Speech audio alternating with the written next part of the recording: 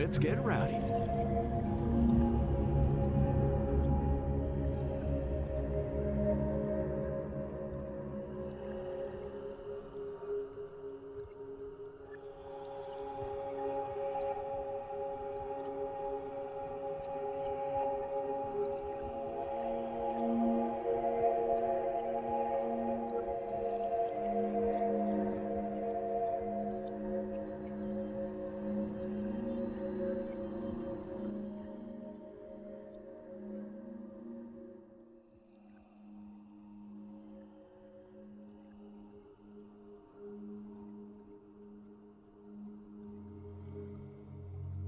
There we go. You should be able to hear me now. Yeah, I don't know why I turned my mic off. Wait, no, because I switched it out earlier. That's why. Because I was using my, There we go, yeah. It defaulted to whatever the default input was, which is nothing. Because I have a weird fucked up setup. But yeah, hello. Hi. Dev stream, yeah. Me. So yeah, I made a couple of changes. As you can see, there's no more computer. Computer's gone. Chat is now above my head at a weird angle because I did it the last minute. But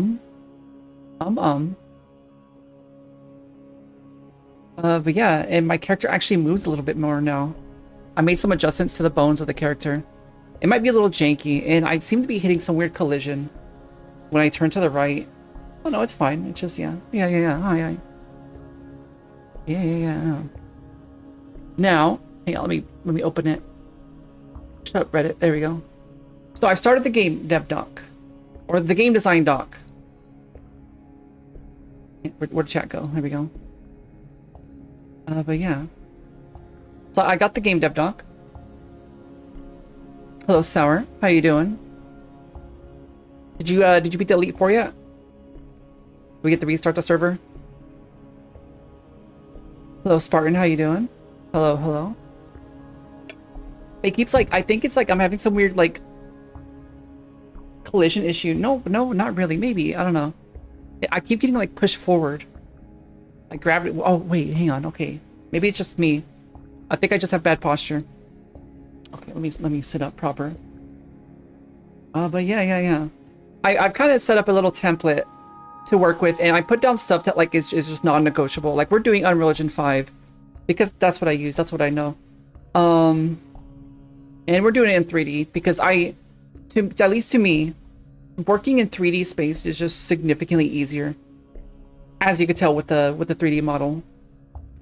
2D is just foreign to me. Working in 2D is almost as difficult as like working in 4D. I don't understand it. No, Giovanni has a fucking Mewtwo. Is legendary. Oh god, wait, what level is this Mewtwo? Yeah, what level is this fuck ass Mewtwo? That's crazy. He didn't have one in like the original game, did he? Maybe he did. No, because he had like Nidoking and like a fucking Kangaskhan. What else did he have? I think he had like a Golem. I don't know. He had a lot of really powerful Pokemon, but I don't remember him having a damn Mewtwo. But yeah. Every time I think of Mewtwo, I think of that meme. Let me find it. Oh wait, I can't even do it. Hang on, can I just look at one here? Yeah, give me a second. I gotta pull up the meme now because it's funny. We do this so I don't leak any info. I don't think I would, but just to be safe. Is it this guy? No.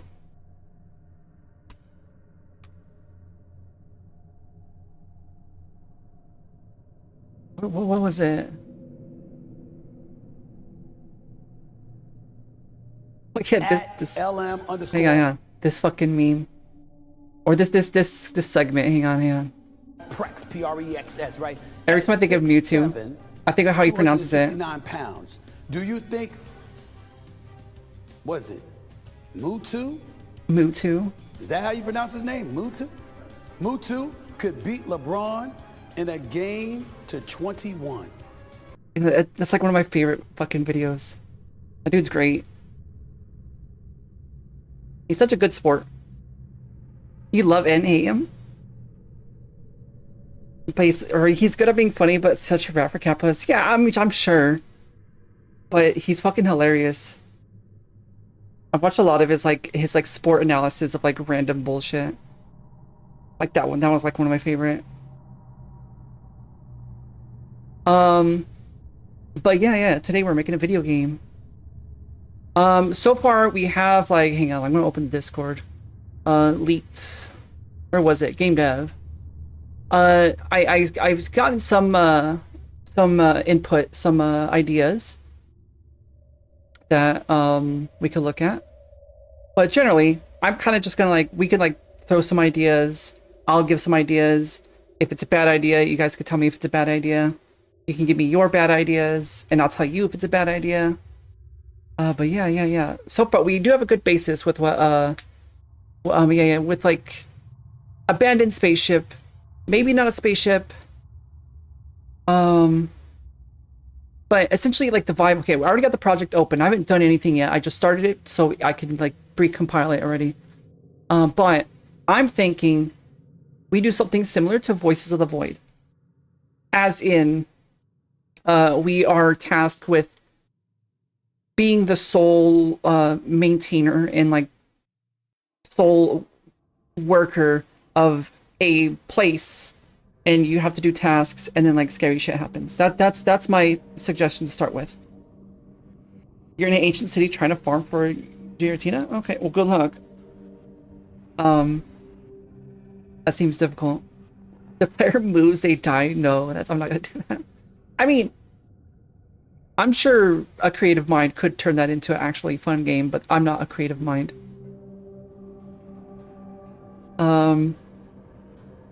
Player presses start game and they lose. Yeah. But yeah, I'm not trying to do like a crazy huge gimmick of a mechanic, because I'm not good with those, because those really require a lot of effort and time to really refine. I'm thinking to just take a known format, a known template or genre that like already exists, and kind of put our own personality spin on it. Because the idea of all your ideas are getting stored to become books eventually. All right, fair enough. Yeah, keep your secrets then.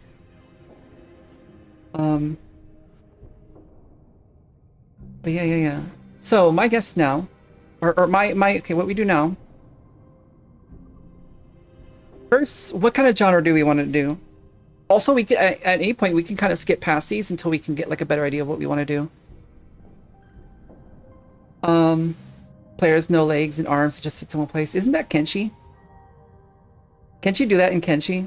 I'm pretty sure I watched some YouTuber do a playthrough where it was a quadruple amputee build, where he just had to like roll around in the dirt until he found prosthetic legs or something. Game Destry, yeah. We're gonna spend the next 2 days. Okay. It's not a 48-hour stream.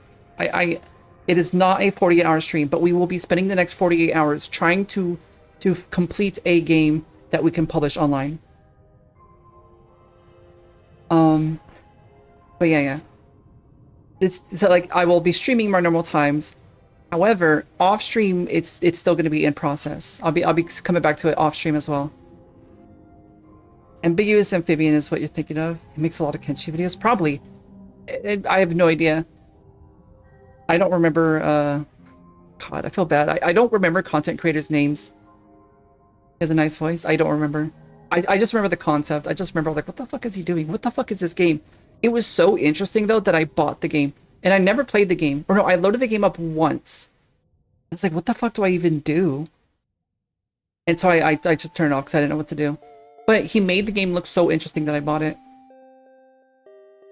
But I wanted to do similar to Voices, so it should be a job sim. Maybe something like a recycling center or something. Yeah. Like, I definitely want to, like, I want to start at Voices of the Void. But I don't want to just make, like, my version of Voices of the Void. I want to take the vibe and the feeling of Voices of the Void and start there. So, like, first things, like, what is the genre of Voices of the Void? Is it job sim? I would consider it like horror job sim. Yes, cool Kenshi videos like start with no money and shell. Yeah, I love those types of videos. I'm a big fan of like challenge videos. Hang on, I gotta adjust. Oh my god, now you're gonna see every time I move in my chair. Oh god. You can see how fucked up I move around. But yeah. So I would consider it a horror job sim. I think that's what I would consider it. The job seems simply a loop to have a loop to use for narrative role-changing purposes. Yeah. Job could be replaced in my mind with any other loop opportunity. True. Okay, maybe not job sim. Task sim. You just do gambling instead of work. Clover Pit too, hell yeah. You're studying creatures in a SCP like Field City and have to catalog them to get a point. Alright, so there's something that I gotta talk about real quick. It's called scope creep. And scope in general. We have 48 hours to make this game. So we have to, we gotta keep in mind scope. 48 hours. For the 48 hours really is gonna be like 24 hours at most. But what I mean by that is that like midnight tomorrow, or not like tonight tomorrow, but like in about like 36 hours from now, so less than 40 hours, so like 36 hours is like the deadline. That is our deadline. We can keep going all the way until midnight on Monday morning. So about 36 hours. So if it involves like look at Voice of the Void. This is one thing I really like about Voice of the Void. Think of the creatures, the critters on average that you're going to experience. It's a cutout fucking, or it's just a mannequin that is reused like 100 times, you know, or El Duende, which, you know, it's just a paper alien that's reused, you know. But having to like do anything SCP related, it could work, but we're gonna have to, one, we have to do research SCP to find something that is within scope. Two, we're gonna have to implement it, and it's just be easier to just have it where it's sort of just vibes based. Where like you get scared by something, like I said, whoa, oh my mic like fell onto the arrow keys. I thought, geez, okay, I thought I was haunted already. But no, so like something like a sound scares you, or something happens that like, oh my god, what's happening? Like very similar to Voice of the Void. Even though Voice of the Void technically does have some pretty complex models and creatures, it doesn't rely on those. It'd be like set one room and it's like a conveyor belt and you have to, I don't know, find like 500 things about the Takala. Okay. Yeah, like an observation game. Yeah, I like that. When I compress the time, we can make the area a simple oil rig. A simple oil rig. Wait, how do you know what an oil rig looks like? What does an oil rig look like? I'm thinking, I did like that initial idea that I believe Spartan posted in the Discord, which was the abandoned spaceship. The abandoned spaceship idea I liked. It doesn't have to be a spaceship, it could be a space station. Wait, is that what you said? Space station? Abandoned spaceship. It could be an abandoned space station. Because I feel like with a space station you have a little bit more flexibility. Because if you're on a spaceship, like, I think there's an implication that you should be able to fly the spaceship, or the spaceship should be moving, or it'll be a much smaller space. But with a space station, I could just build a base and just like put a space skybox behind it, and okay, yeah, we're in space, you know. But it doesn't necessarily have to be. Okay, that's one thing too. Oh fuck, what is it called? Not genre. Because genre is like how it plays. Was it not category? What is it like when it's like sci-fi, or if it's like sci-fi fantasy? I guess we just picked. Do we want it to be sci-fi, or do we want it to be fantasy? Because I did also throw in an idea of similar to Voice of the Voids, but you're like a wizard in a tower, and you're tasked with like just studying tomes and like spooky creatures. Wait, are we feeling sci-fi or are we feeling fantasy? That's I think where we should start. I'm kind of feeling sci-fi. I'm fucking with sci-fi, especially we got the FCL soundtrack playing in the background, which would be perfect.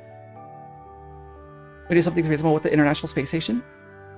Ooh, yeah. I mean, I'm sure I could find like a reference model for the space station, the International Space Station. they have a lot of their assets online.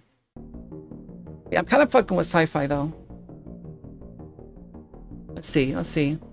Horror, task, sim, sci-fi. Yeah, let's do sci-fi. Now, I put this in here not really thinking about it, because I always kind of put it in here. But I'm gonna do single player.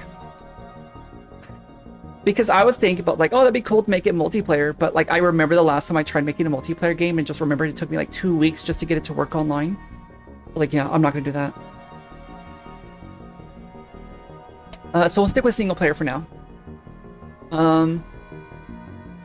Now, core gameplay. Sci-fi could be fun with this, because it opens more to. Yeah. I like the idea. I like the idea because I feel like with fantasy, if you start going too far fantastical with like some of the creatures, it just becomes paranormal, and it kind of loses the fantasy vibe. But with sci-fi, it could be fucking anything, you know. Sci-fi, it has a much broader spectrum of scary shit. Well, like Home Safety Hotline, like a monster activity, you get random people calling you, you get to guess which monster it is. I still haven't played that. I watched I think I watched Jacksepticeye play it. But yeah, that game was really cool. It looked really cool. Fantasy idea folklore strike. Yeah, that, well, I mean, what I like about that is it kind of adds like a fantasy folklore cryptid mixed with like analog horror. And I like that concept. Also, damn, my character moves a lot. Do I just move a lot like IRL? I think maybe no, it's definitely jerky. Yeah, it likes certain axes better. Let me see if I can reduce the. It's like this is me just like bobbing my head back and forth. Let me see if I can adjust that real quick. I'm not constantly fucking flopping it back and forth. Where is it? Where is it? Is it the Z axis? No, it's not the Z axis. Is it the Y axis? God, Warudo is so fucked up. No, it's not the Y axis either. What the hell?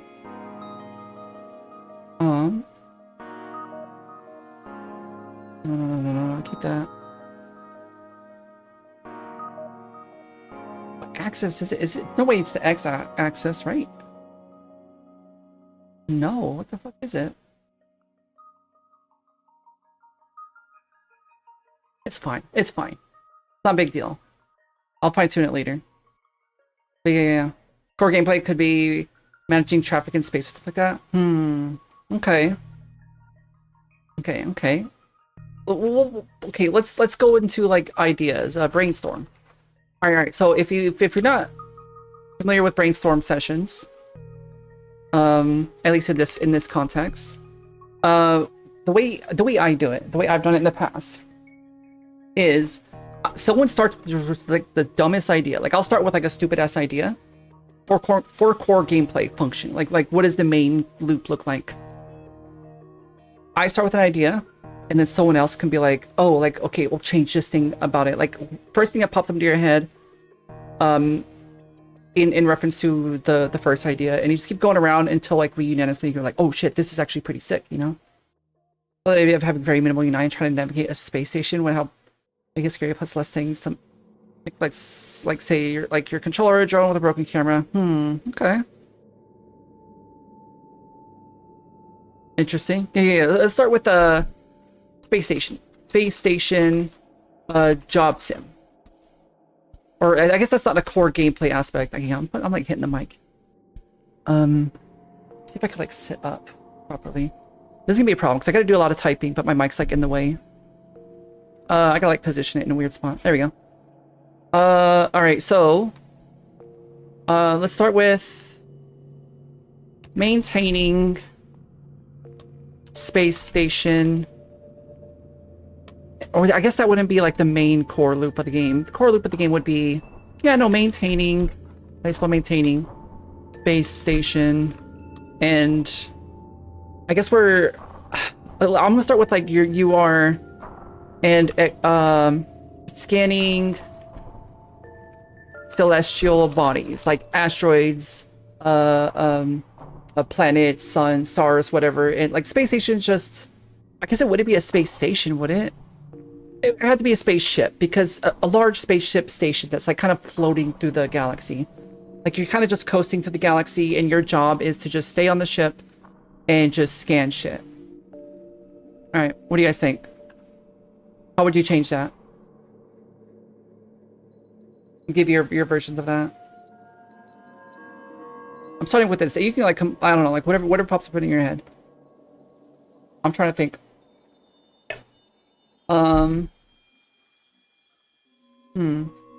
Wait, I do want to add the controlling a drone busted cam.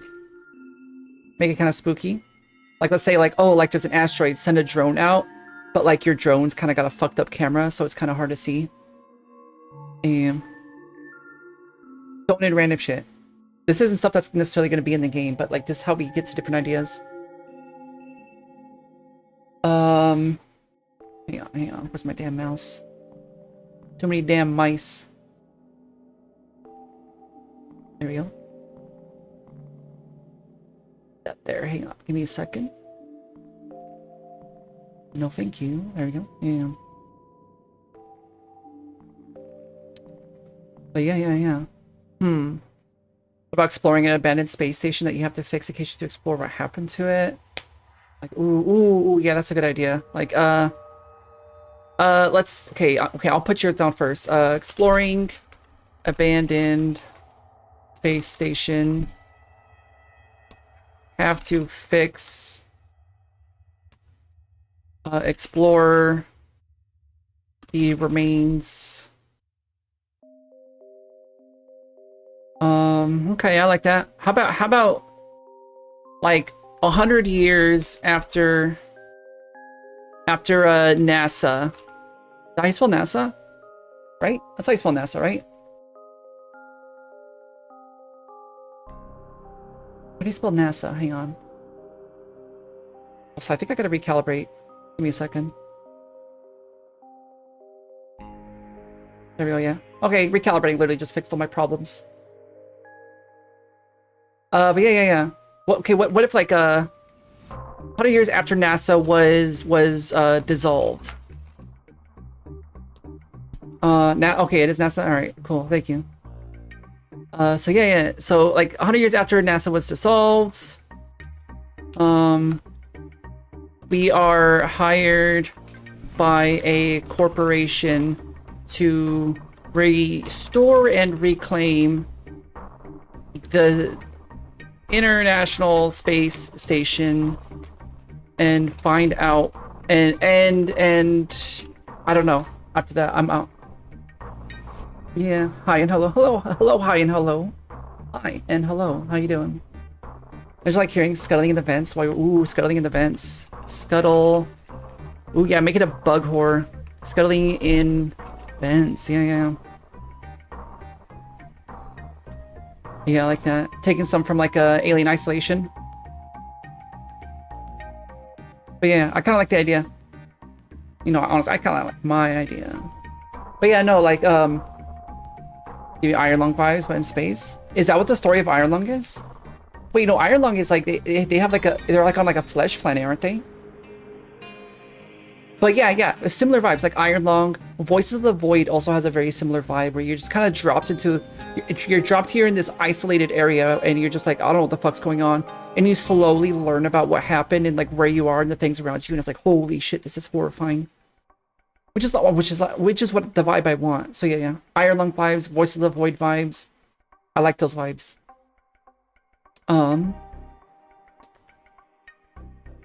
Yeah, I'm gonna, yeah. Scaling events. We'll get to the story eventually. We have a story node later on that we gotta fill out. This is just like kind of brainstorm ideas that we can grab from later on when we're doing stuff. I want to do like mini games to fix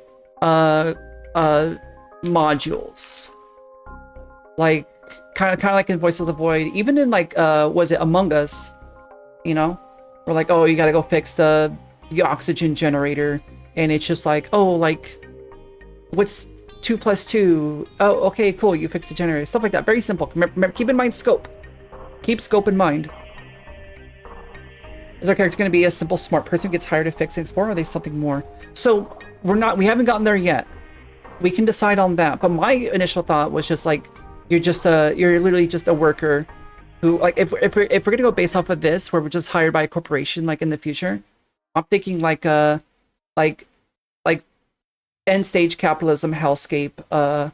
Like we are just hired like to do like we were just hired because like we need money to survive, and we're like living off fucking rations or some shit. Hired by like Amazon or some shit to restore the space station, or like I don't know, engineer. I mean, I don't want the character to be like an expert anyway. I would like. I mean, we'll get to the once we get to the. We have the player. Where's the player at? Player definition. Yeah. We have the whole player definition here to get to figure it out.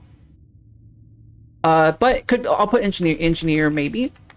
Maybe just some guy. Or girl. Or something else. Yeah. It's a spaceship game like Iron Lung where you explore space and you like learn how you're studying is alive and it tries you. Ooh, that's pretty cool. I don't want to copy them. That's a cool idea. But remember, scope. The more shit the more complexity out of the game, the longer it's gonna take. It's genuinely like exponential. The mini games get harder depending on how bad the damage is. Yeah. What would that be called? Incremental difficulty based on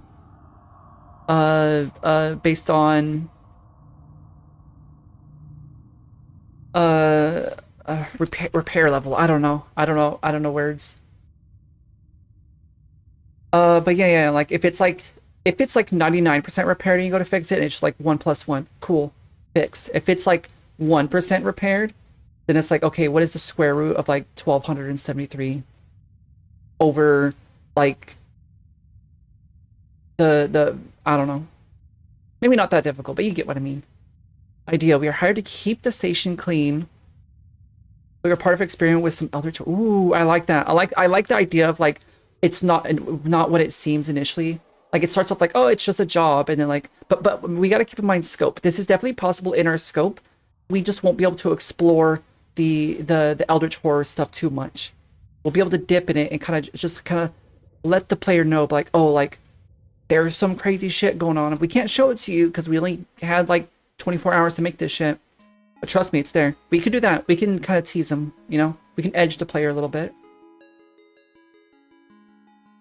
But yeah, let me add that. Start. Oh, okay. Sorry if I keep hitting the mic. Like, it's on top of my keyboard. There's nothing I can do about it. I can move it forward a little bit. Okay, start with just being a guy who is hired to restore a space station. Then later on find out you're part of some grand experiment involving what's his name? Fucking Azathoth. No, involving eldritch beings, horrors, gods, whatever. Yeah. I like the idea. What about you're like a scientist working in a lab? Like it's a random samples that suddenly starts turning into alien like artifacts, and one of the last is like a living and it breaks out. Okay, we can use some of that, but that's already out of our scope. Like that whole concept is already out of our scope. We can use that idea though. Samples that end up causing trouble and breaking out. Yeah, we can possibly use that idea. You want to do what we can do? What? Voice of the Void. Fuck it. Every time I see VOT, I always think of Vault of the, because World of Warcraft has like 20 dungeons called Vault of the, and it's always abbreviated VOT. Voices of the Void. Does with Forbidden Entity, since we don't have time to do complex models. Yeah. That's what I really liked about Voice of the Void and why I'm using it as kind of like an anchor point. Is because it's literally just it's just a sensor bar, or it's literally just like a black box or a mannequin. It's like very simple, but it's still scary. Yeah, yeah, yeah. To find the celestial bodies, you want to do a 360 radar to check for anything near you. Now, okay, so okay. Doing a 360-degree scan. I'm trying to think. If we could do that, I would be able to implement that. That's not too hard. I can rig something up to make that work. However, but that also just reminded me. Okay, let's do 360 scan. Not sans. Scan for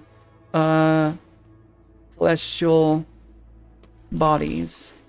But however, that made me think like this game definitely can't be infinite. I mean, it definitely could be infinite. We could do procedurally generated. I'm not experienced enough with procedural generation to do that though. That's a little bit outside of our scope. However, we could do a contained map similar to Iron Lung, where it's just like a basic terrain map that like that we move throughout. And we can like make some fuckery to make it look like we are going vast distances, but in reality we're like moving like at a snail's pace, you know? Yeah, we could do, but it would definitely have to be a persistent map, like a singular map, no procedural generation. But we'll get to that later on once we start deciding on the levels and maps. Broken camera controlling, you're controlling, so it's like your imagination takes control because you can't know what the creatures look like. Yeah. I'm trying to think of like maybe we do like a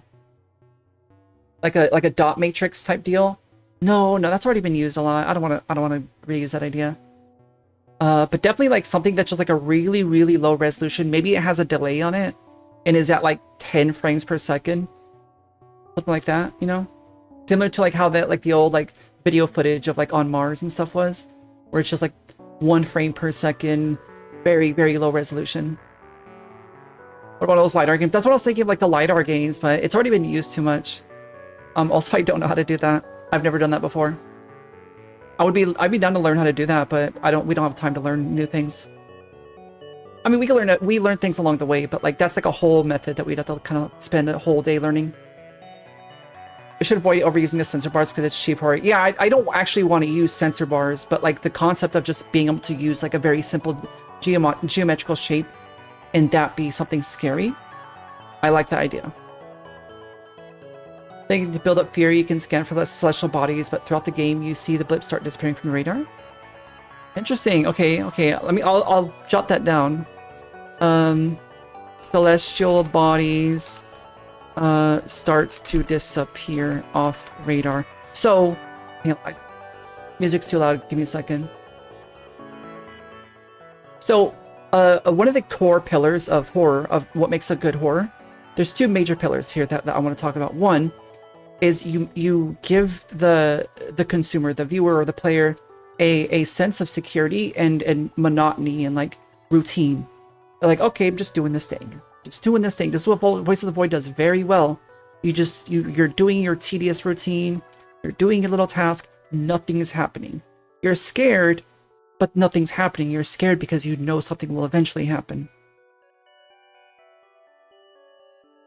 So we can start where it's literally just like a job sim, where you're just restoring, you're cleaning a station, you're repairing modules, and you're just scanning things and everything's normal. And then another pillar of horror is you let the player or the viewer kind of learn a something that is reliable, like such as like, okay, I know if I scan this will be this. Like they start building patterns in their head. And then you break that pattern where it's like, okay, well, I know every time I scan a red planet, it's going to have this and it's going to do this and then this is going to happen. Like you just kind of get used to it. It's like, yeah, I already know what's going to happen. You switch it up. All of a sudden, this is completely different. This is not what it used to be.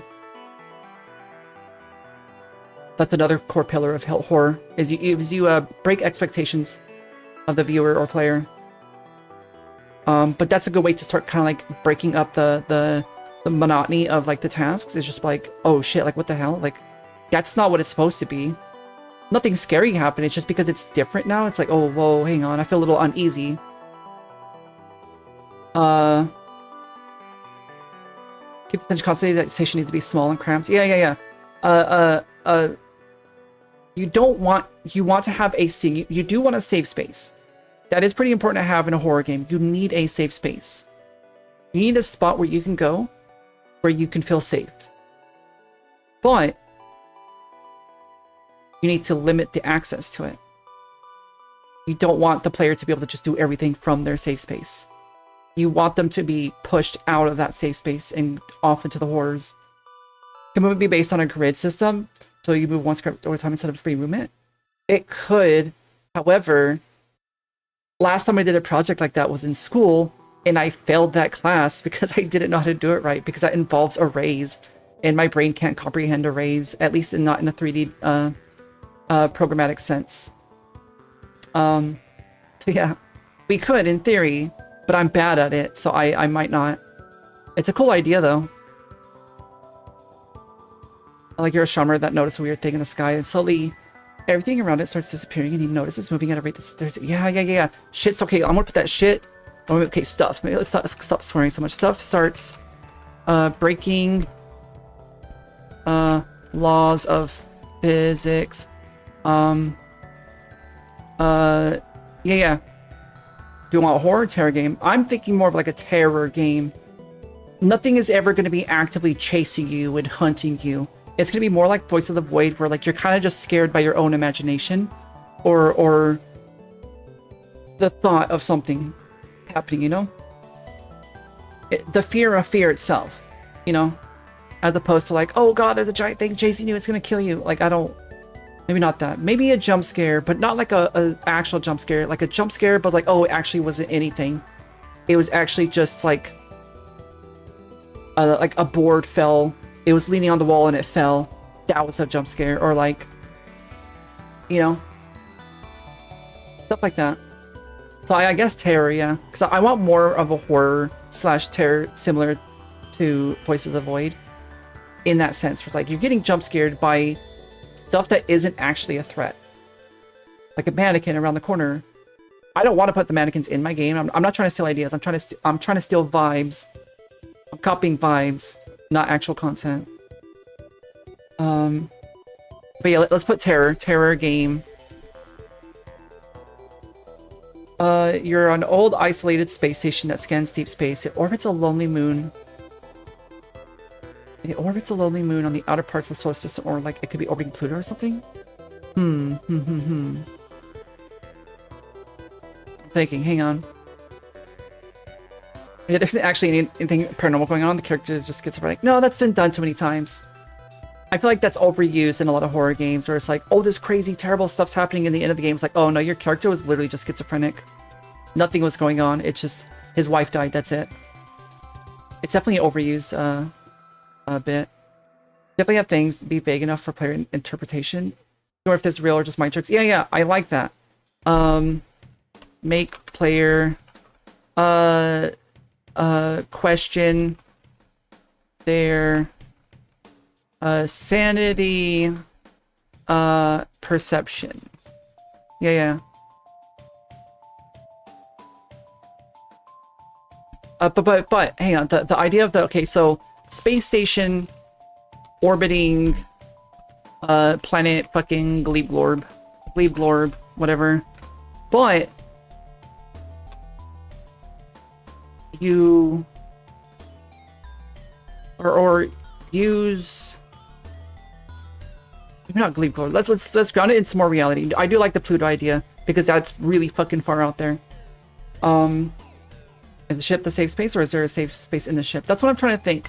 Because I'm thinking space station orbiting around Pluto, and then we can send out either a ship, a ship, or drone. We send it out to get like a closer look. So like from the space station, we can get glimpses on the radar of like, oh, there's a celestial body passing like 10 light years this direction. And we can kind of get a feel like, oh, okay, it's like this type of thing. And if we like, okay, well, this requires further inspection. So we can either send a spaceship or a drone out to it. We shoot it out to that direction. And then we do a more detailed scan.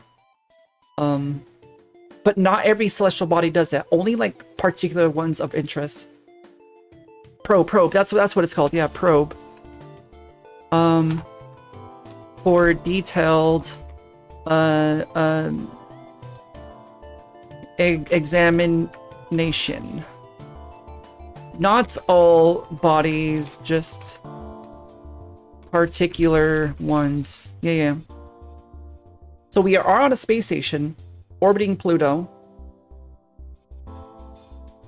And like oh wait, okay, so like we'll scan asteroids to kind of like, okay, this asteroid has this just for data. Record it, whatever. This is a star that we caught. Okay, cool, star, not really important. It's like, okay, no, we found a planet. We're looking for a planet. I think we're looking, let's look for planets. And then we shoot a probe out where it just like goes over to it almost instantly. Or takes like, it happens within seconds or possibly even like a few minutes. The probe gets there. You get on the cam to get a closer look at it and to examine it, and like you can see what it looks like. If for horror event, we send the probe and it gets snatched midway. Ooh, that's a good way. Probe gets intercepted, hijacked, or just fucking lost, stolen. Yeah. Which means we'll have to have a way of replenishing, replenishing probes. Thank you, Google, for doing that. But yeah. That means we would have to have a way to get more drones. It doesn't mean it has to be easy, but if something happens to our drone, maybe it dies or something, or we leave it out there, or we crashed into a star, whatever.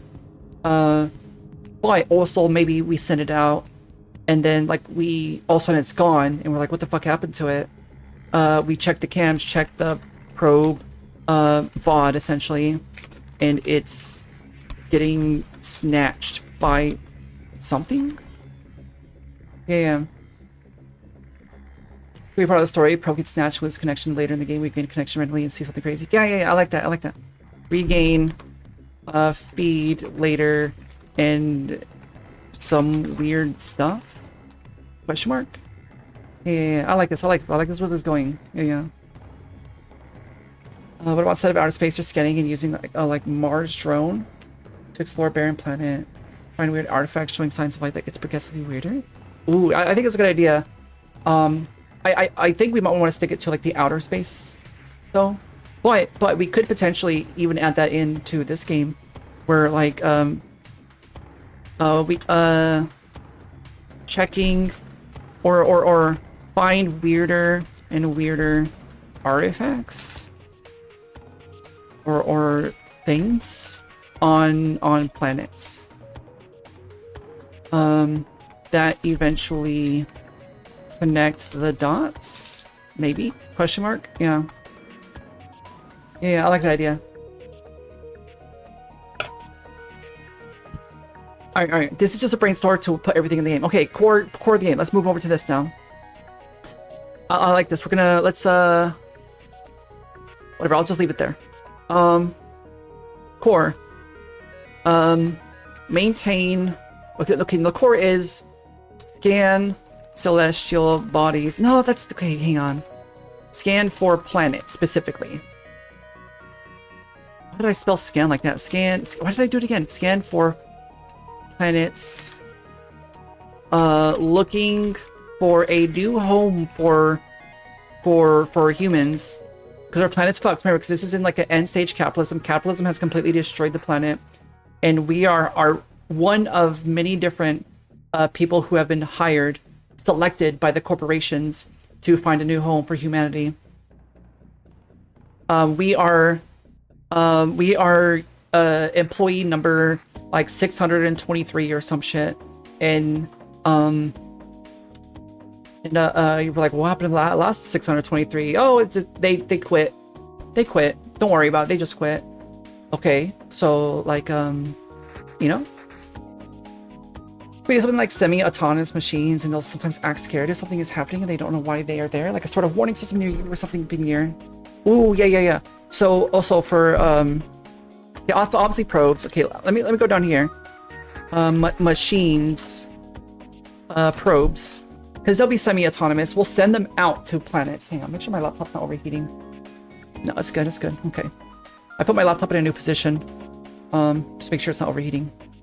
But yeah, probes, because they'll be semi-autonomous. Because we will send them to a shit on me. We'll send them out to a locate or to a coordinate, and then it'll just fly on its own. It'll like autopilot its way there. So it's semi-autonomous. But you know, machines will sometimes appear afraid and stop stop working. Also, yeah, machines will be like probes. What else could we have? We could have like a whatever kind of, because this is pretty simple. Probes are going to be easy because it's you just give it a coordinate and it'll move to the location on its own. Small tweak, not looking for a new home. We are looking for a planet that the megacorp can own to make a resort or something. So we aren't risking our life for something that's actually worth it. Ooh, okay. That adds a little bit more of like a satirical flair to it, which I like. However, I think more sinister is that initially the corporation tells us we're looking for a new home for humanity, but then we find out through leaked emails that the corporation's not actually looking for a new home. They're looking for a new home for the rich people to go on vacation and leave behind all the poor people. What do you think of that?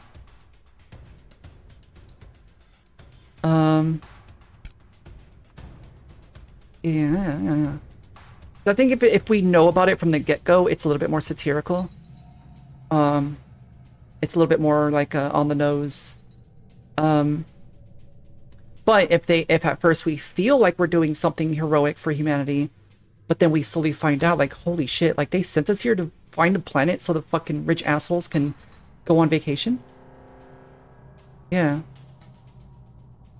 I think that would be a little bit more like, holy shit, like this is a lot worse than we thought it was. Yeah, I like that. That's a good spin. That's a good spin. There's a flashing circle at the top of the screen. What is that? What is that? It's like attached to my model. Hang on. What the hell is that? Am I haunted? Hang on. Is it this? Yeah, it does have to do with that. Why is it doing that though? Oh, I know why. I know what it is. Hang on. It's this, which should be turned off, which I thought was turned off. Right? Yes, okay. No, yeah. It was in this software. Oh, okay, my shit got fuck. In the software, there's this thing called pendulum physics, which I'm not sure what it's for really. I guess it's to make like your model kind of like, if you don't have tracking, it just makes your character kind of like dangle. It was turned on, but it wasn't tied to anything. So that was like the pendulum anchor that it was showing. Yeah. I don't know why that was on. I never use pendulum physics. The enemy is capitalism, as always. Yeah, exactly. Capitalism, evil. Corporate tells you you're looking for new home for humanity. Find out later on over time they are actually looking for a new spot for a interplanetary resorts for what's after trillion? I guess trillionaires, right? Trillionaires. Yeah. Getting haunted by Glurpo. Yeah. Already getting haunted and we haven't even started yet. What about a sphere you can find has mathematically impossible smoothness you can find, or that once you find it, it instantly takes direct. Ooh, okay. So we can like I could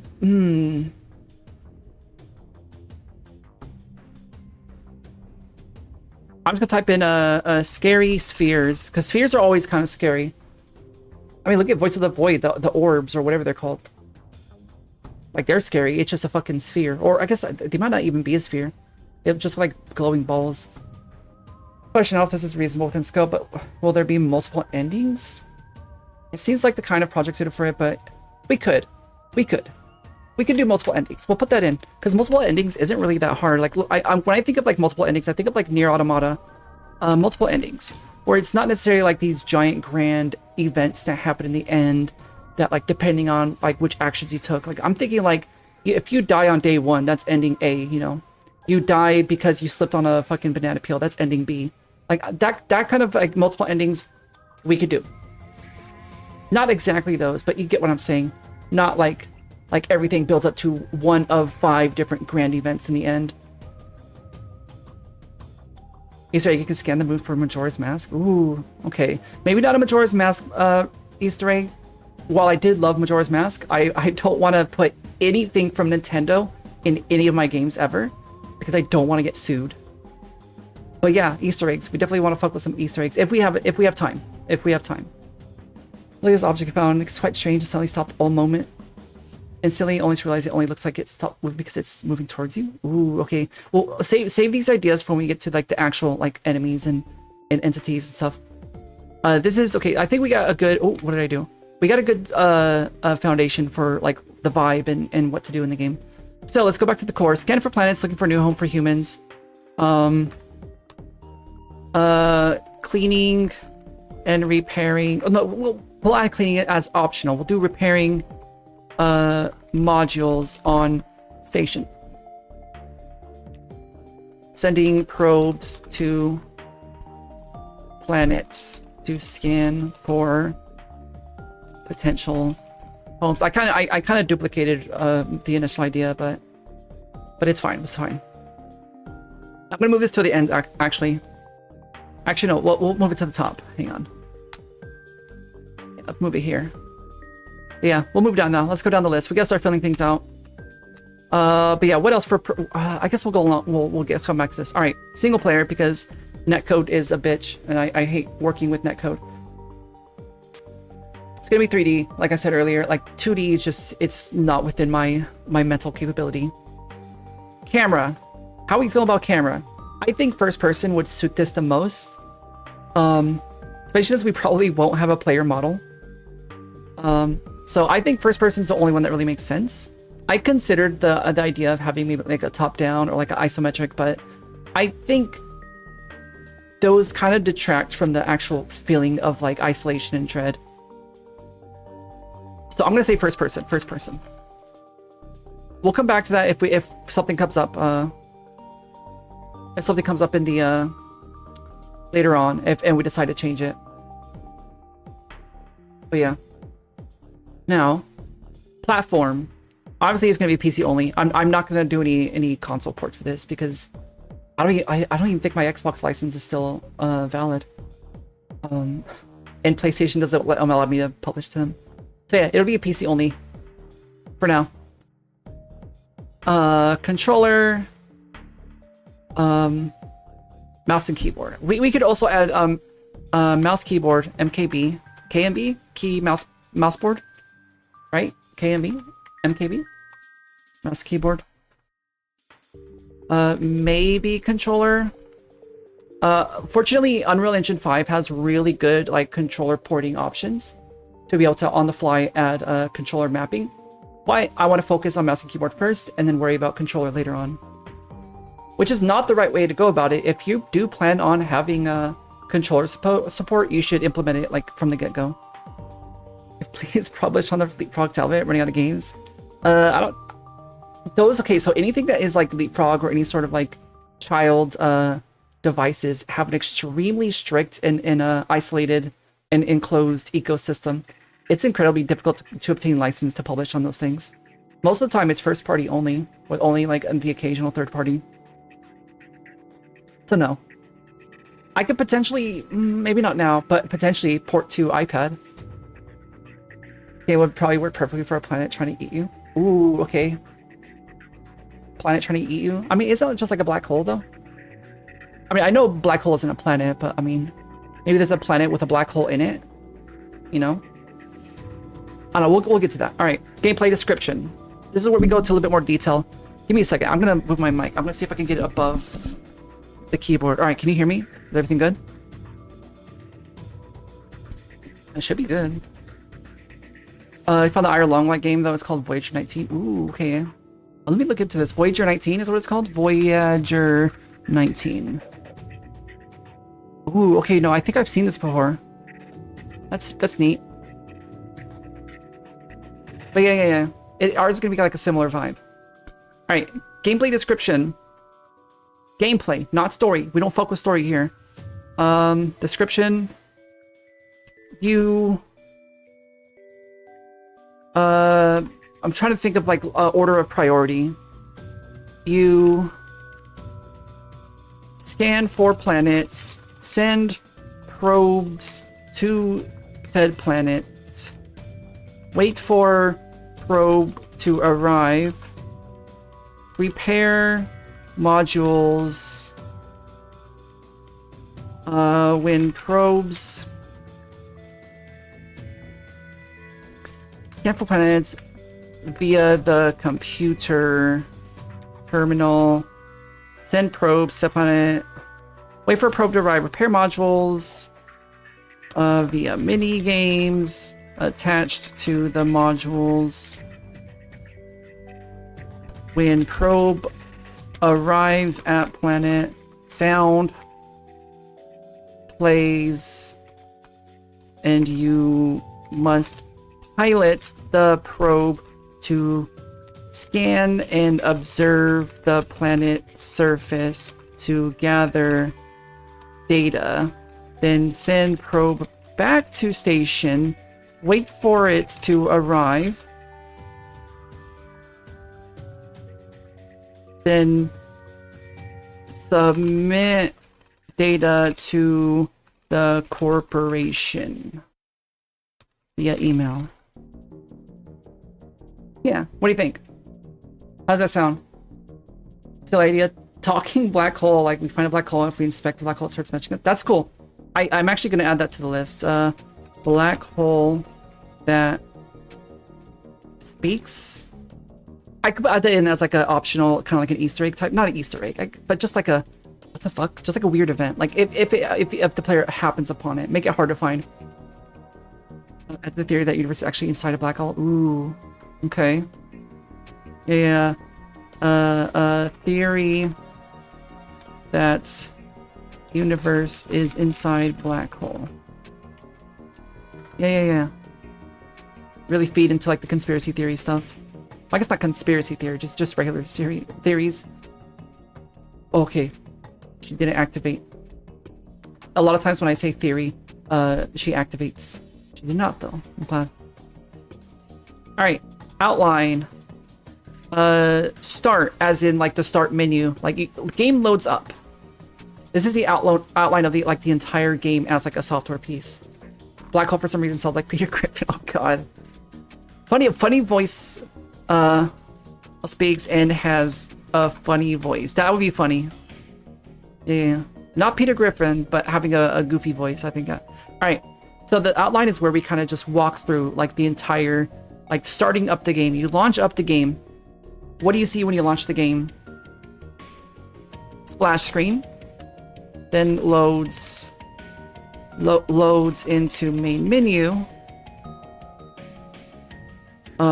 With starts new game. Oh, hang on, I don't know how to use the keyboard. Options. Exits game. This sounds kind of, this seems kind of like ridiculous to have to type out, but when you're in like the middle of like making a game, having this shit on paper just to refer to is just so much better. Can we make the start menu the cockpit of this ship and we pilot to get to the space station? Okay, hang on, wait, because we're not in a ship. Remember, we're using a probe. We are on a space station and we're sending out probes. Hello, Axel. How you doing? Welcome on in. How you doing? How's your day going? Wait, okay, I'm a huge fan of diegetic UI though. So I do like the idea of the start menu being like you're in a cockpit. I don't want it too diegetic though, where it kind of breaks immersion. But yeah, I'm open to the idea of the maybe something a little bit more immersive, as in like the main menu is you clocking in to your shift at the space station. Where you are like, it's actually in like your what is it called? Your domicile, your room on the space station. And then like you click on like the door to start game. Start menu could be the pod that's connected to the station. Maybe. We'll get to that in a second. We'll get to that in a moment. But for now, what do we want to see on the main menu in terms of like actual functionality? Of course, we want a start game button. We want options, and we want the ability to exit the game. I think that's it for now. What kind of options do we need? First thing is volume. We need to be able to adjust volume. Maybe not resolution. We should, but yeah, resolution. Volume, resolution. And that's it for now. Story. Okay, this is where we get to the story. This is going to be the long part. What if we make the black hole, like, really unserious? Like, he talks with the vocabulary of an English gentleman of the Industrial Revolution. Because of time dilation, for him, that's how all humans talk and act. Interesting. That's actually pretty cool. A black hole knowledge of humanity is outdated because of time dilation, and it has only ever seen or observed humans from like 1,000 years ago. Whatever, I don't know. This isn't okay. This isn't going to be like super like scientifically accurate.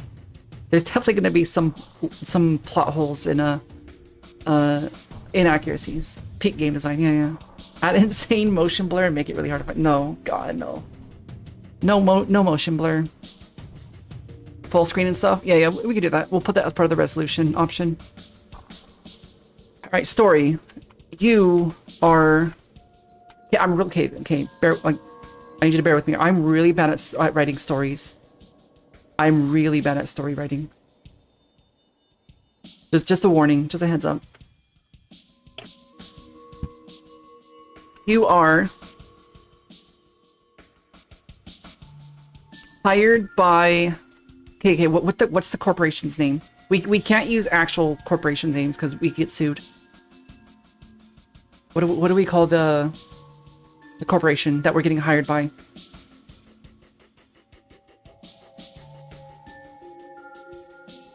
It could be like, maybe like a parody of SpaceX. We can call it like Space Y. What do you think? Can't wait for a guy on Reddit to show us up because we got the calculation on the time wrong. That's just gonna happen anyways. Just part of game development is just getting used to the fact that someone is going to tell you to kill yourself because you got something wrong in the video game, or because they didn't like something. That's just the nature of it.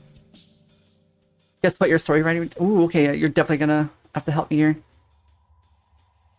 Hey, everyone that helps me out is going in the credits of this game as well.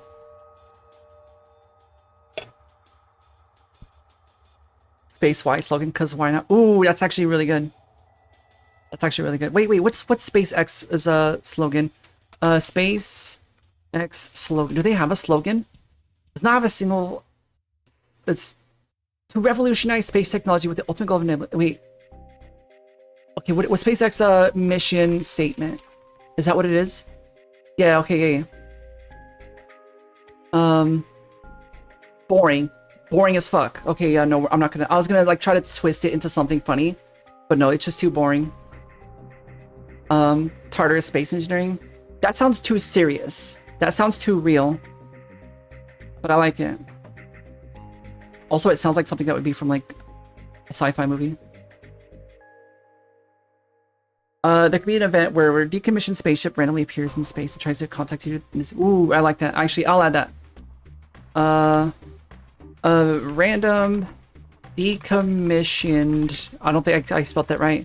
Spaceship randomly appears and tries to contact you, but then disappears. Yeah. TARDIS doesn't make sense. We aren't prisoners. Space Y is very much a good name. I like Space Y. I like the idea of we're kind of wait. Oh, an interplanetary. Okay, I'm stupid. But yeah. I like the idea of you're hired by Space Y.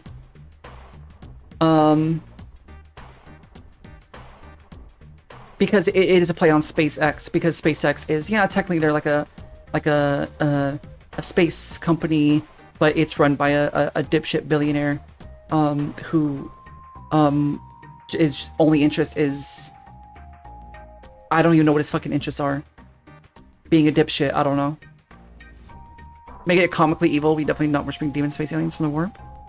Okay. Try to parody SpaceX. You know, it's kind of crappy about people. True. But it would be funny. We would be kind of painting ourselves a target, but it would be funny. Especially if we make like if we have like a cameo of like the CEO of Space Y, and it's just a fucking caricature of fucking man baby Elon. Name him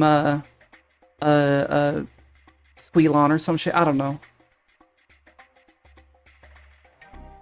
Yeah. Random event manhole I can't mock 100 destroys one of the probes we sent. That'd be interesting. That'd be funny. What if your character loves to eat, so his name is first name, the black hole last name? Now, okay, so hunger is something I don't know if I want to implement into the game. I'm open to the idea, but we'll get to that a little bit more when we get more in detail of the actual mechanics.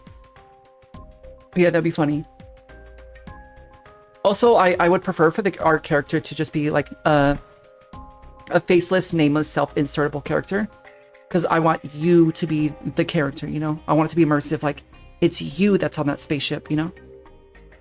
As much as I love characters like Dr. Kell and stuff like that, I think being able to self-insert yourself into the situation is a little bit more scary.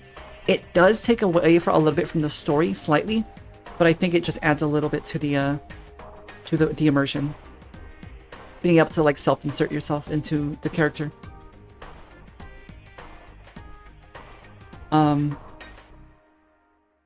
But yeah, we'll discuss more of that once we get to the more detailed stuff. But yeah, story. You're hired by Space Y to restore an old... Oh my goodness. Why is that so loud? Oh my goodness. Oh, it's cut off. I can't see it. Yeah, Mori. Hello. Hello, Raiders. Hi. Hello. How was Left 4 Dead? Or oh god, my head's broken. Hello, how was Left 4 Dead? I tuned in for a little bit to see.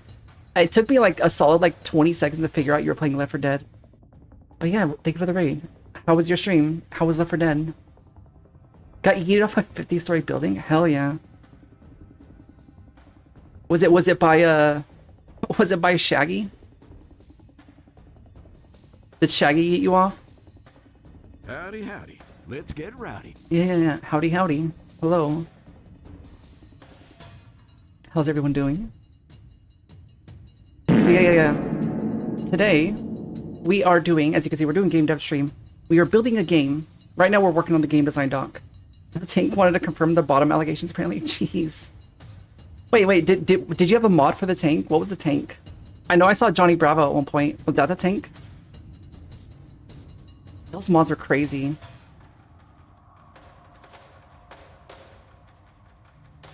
Yeah, Johnny was... Hell yeah. Yeah, I caught a glimpse of that. Johnny Bravo, your goat. Yeah, Johnny Bravo's great. I've had him as Eggman. Oh my god. Honestly, okay, Eggman's on... I think that's a little bit better. Eggman tank is crazy. But yeah. You got any plans for the rest of the evening? Or afternoon? I don't know. It's afternoon. But yeah. Oop, hang on. My mic's drooping. Oh, my head. I keep breaking my head. So. I miss my wife's tails. Yeah, oh my god. Why is my head broken? It keeps getting caught on something. Let me recalibrate. But yeah, you're just in time to help us build the game. Being caught on this event. As of right now, you're going to devour a meal, but want to hear what you're working on first. Ooh, okay. Yeah. So right now, so far what we have, we are working on a game. We're using Unreal Engine 5. It is a okay. What was it? What did we get? We scanned for planets. It is a horror task sim sci-fi. We are okay. Let me just read this story. You are hired by a company called Space Y to restore an old space station that is orbiting Pluto, and you scan for planets. You send probes out to the planet, and like sometimes your things will break down. Yeah. It's Voices of the Void vibe. We're going for the vibe of Voices of the Void. We send probes out to different planets because the corporation wants us to find a new home for humanity. But as time goes on, we get leaked emails or we find old notes from previous employees. They're actually not trying to find a home for humanity. They're trying to find a new home for all the trillionaires to set up their new resort. Yeah, and very, very much inspired by Voice of the Void. And like Iron Lung and whatnot. But yeah. Oh.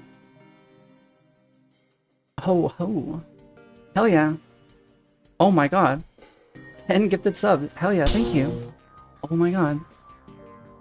Appreciate it. Thank you. Welcome everyone to the swarm. This is you, by the way. I'm looking at you. Oh, my head's breaking again. I think I'm getting caught in my hoodie. Yeah, I think the collision of my hoodie is like snapping my neck. My neck is silver, yeah. But yeah, I appreciate it. But yeah. Welcome to the swarm. You're not allowed to leave. Hell yeah. What if space state has a brutalist Soviet-esque industrial design spaceships? That's a little bit too much like Voices of the Void. But possibly. But that's a little bit too close to Voices of the Void. I wanna borrow vibes from Voices of the Void. I don't want to borrow aesthetic and actual like content from them. You've been bounded now. Yeah, you're stuck here now. You're legally not allowed to leave.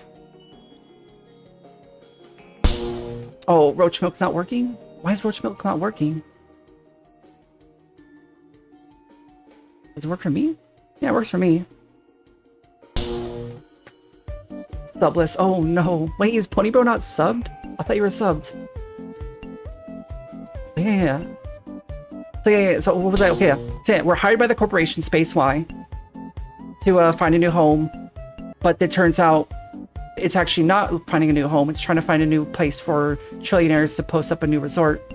And in the meantime, stuff's happening. Like our probes are disappearing. We have to build new ones, and then we find the feeds later on of like, oh, actually, some weird spaceship abducted our probe. What the fuck is going on? And there's a black hole that sounds like Peter Griffin. What else do we have on here? Artifacts on planets, scary spheres. We find a random decommissioned spaceship that randomly appears and tries to contact us, but then it disappears when we try to answer. But yeah. That's kind of the vibe we're going for right now. Right now we're writing the story.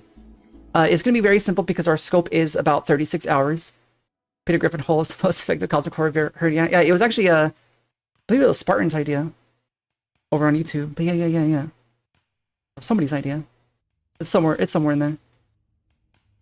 We're not actually landed on Peter Griffin, but it's going to be a black hole with a goopy voice. Peter Griffin was suggested. Sounds funny.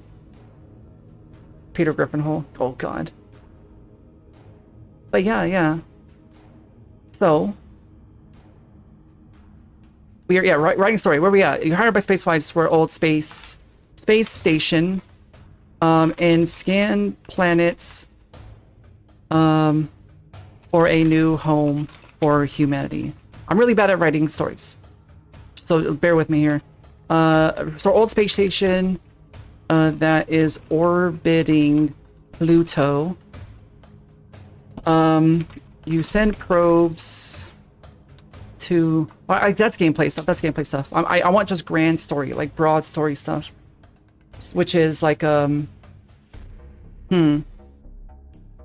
by Space Y, Sorrel Space Station.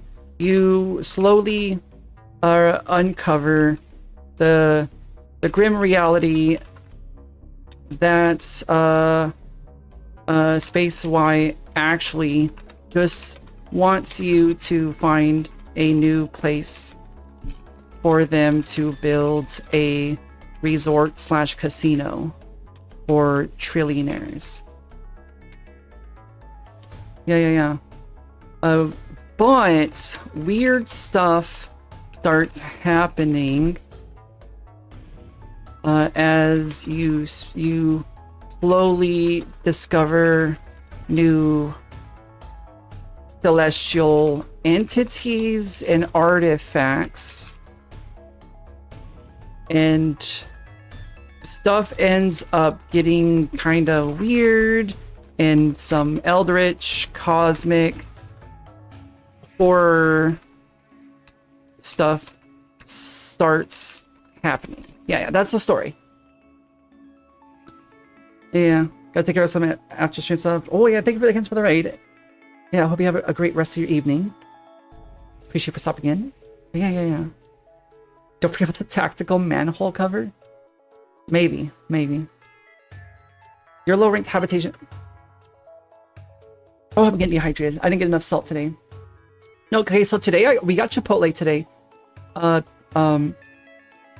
Yeah, we got Chipotle today, and we both got burritos. And when we got them, my burrito was like half the size of a fucking burrito, but it was kind of thick. It was like smushed down. It was a chode. Yeah, it was a Chipotle chode. I felt kind of scammed, but I mean, regardless, it filled me up regardless. Yeah, that chode. Yeah, they gave me a chode, but it was still good. It still filled me up. The filling chode. Yeah. Oh god. Yeah. Yeah. I felt scammed, but I don't know. But it did the job though, right? It did the job. Casino dem, you want to work for free? Yeah. I mean, you essentially do, because like your pay is that like they give you rations and they set aside like a fund for you for when you return to Earth, and they promise that you're going to be like a millionaire when you get back to Earth after you do your job. But like the twist is that you're never going to return to Earth because you're sent out there to die. But yeah. Habitable plans to help humanity escape. Oh wait, you're a low-ranked habitation survey technician stationed on outpost Kepler 9. Oh my god, I have to breathe. A lonely half-abandoned research station orbiting Pluto. Officially, your mission is to scan deep space for potentially habitable planets to help humanity escape ecological collapse. Unofficially and unknowingly to you, the first corporation that hired you is actually searching for a private sanctuary. Yeah. That's the vibe. Yeah. I mean, everyone else behind Ondai. Yeah. Exactly. Yeah. That's what we're going for. Yeah. Now. What the heck is this? Hang on. Go away. Wait, Twitch. So our story. How's the story look? That's it for now. Like, that's the outline of the story. That's not like the full story written down. That's just the outline of like the vibe. Modes, there's just gonna be the story mode. It's just gonna be story mode.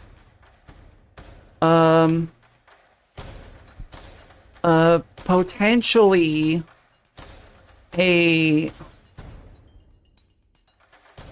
arcade / like survival mode later on, but we're gonna prioritize just the story mode. Elements of the game. Scanning.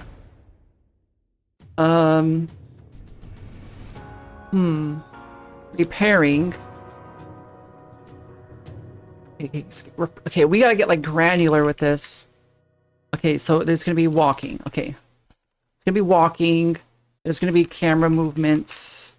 Obviously. But we really gotta be granular with this. What are your motivation is to give extra rations to your family back on Earth? Ooh, yeah, that could be good. That would purely be in story. That wouldn't really have any gameplay implications, really. I don't think it would. Also help find a new planet for humanity. Yeah, yeah, yeah. So like the idea is like we don't give a fuck. We're just there to like make our paychecks. Like we just need to pay our bills and feed ourselves and our family. But the idea is that like, oh, like it's like that, like the whole like be a hero, like find a new home for humanity, be a beacon of hope for humanity. And you're just like, dude, I'm just trying to feed my kids. I'm just trying to like get paid. I just need to pay my bills. I'm in debt. You know, that's the vibe I'm going for. But yeah. Yeah, walking, camera movement, scanning, scanning, repairing, dialogue. We could do dialogue. In my experience, doing dialogue definitely adds like an entire extra day of work just to get started. But so I put a question mark next to dialogue because I'm unsure. I would like to add dialogue though, because for instance, if we do implement the black hole stuff, or even just like talking to yourself, like we could do talking to yourself, like something happens and your character's like, what the fuck was that? You know? We'll see. Dialogue question mark, because I'm not fully sure how I want to implement it. What else? Dialogue. What other elements are in the game? I want some form of survival aspect, but I don't want food. We could do food, but only have food. What do you think? Food? What would be better? Food, sleep, or something else? I only want one survival aspect, or survival, like, mechanic. What do you think?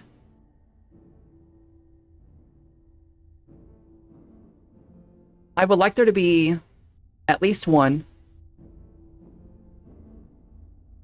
What other survival aspects are there? Because there's like eating, there's sleeping, there's hydration, there's bladder. I've used bladder mechanics in the past. What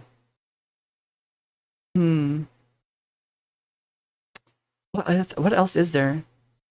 You love piss, do you? Really? Is that real? It's in games is good. Yeah, yeah. I made a game. I never finished it, but it was a game about waiting for the bus, and your bladder would fill up, and you would have to run to the you had to run to the porta potty, but you might miss your bus. I think we're gonna just stick with what makes the most sense. What's the most like immersive, like in-world?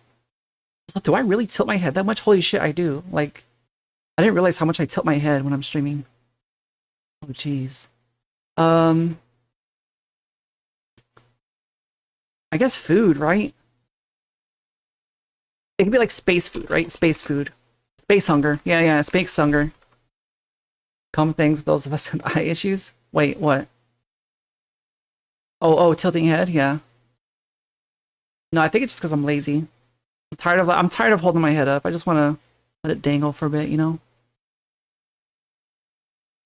Yeah, space hunger. Like, okay, just hunger. Like, hunger, food, mechanic, space slop. Yeah, I'm thinking like a tube.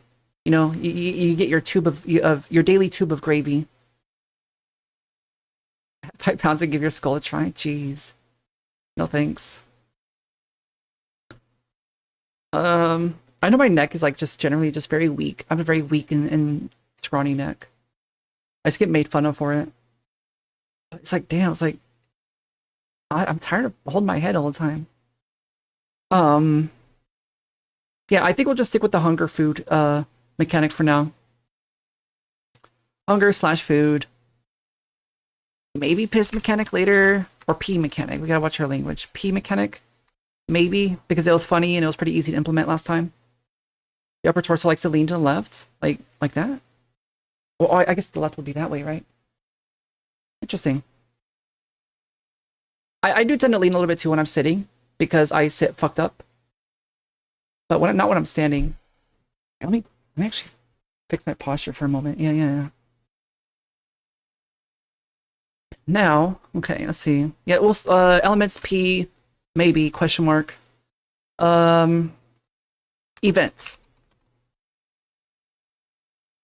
I like the idea of there being events. We'll do events. Story. Oh, wrong bracket. story, and random. Separate types of events. It's fine to be doing a C. Really? Do you have scoliosis, or are you more like, or are you more shrimpish? I'm a bit shrimply myself. When I was a kid, they used to think I had scoliosis because I was like really skinny, and I used to always like slouch really bad. So I got checked for scoliosis, and they're like, "No, you're just fucked up." I don't know. Nothing wrong with you. You're just fucked up.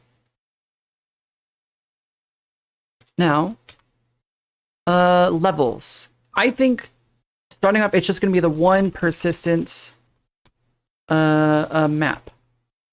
Pre-rendered? What's the word for it? It's like when it's like a pre-generated map. Not everything wrong, you just like to sit weird. Same. Yeah. Yeah. Just a one persistent pre-generated map. Just a one map. The map, you know? Which is just going to be the void. It's just literally just going to be black void of nothingness and like some random stars throughout, you know? Or planets and stuff.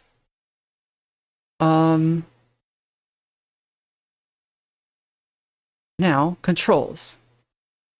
You know, as being bipedal and our next changes for our heads in a vertical manner is why we were able to grow big brain. There's a lot of like our entire bodies and like everything in our body and as like just like creatures in general have evolved specifically to accommodate bigger brains. Like what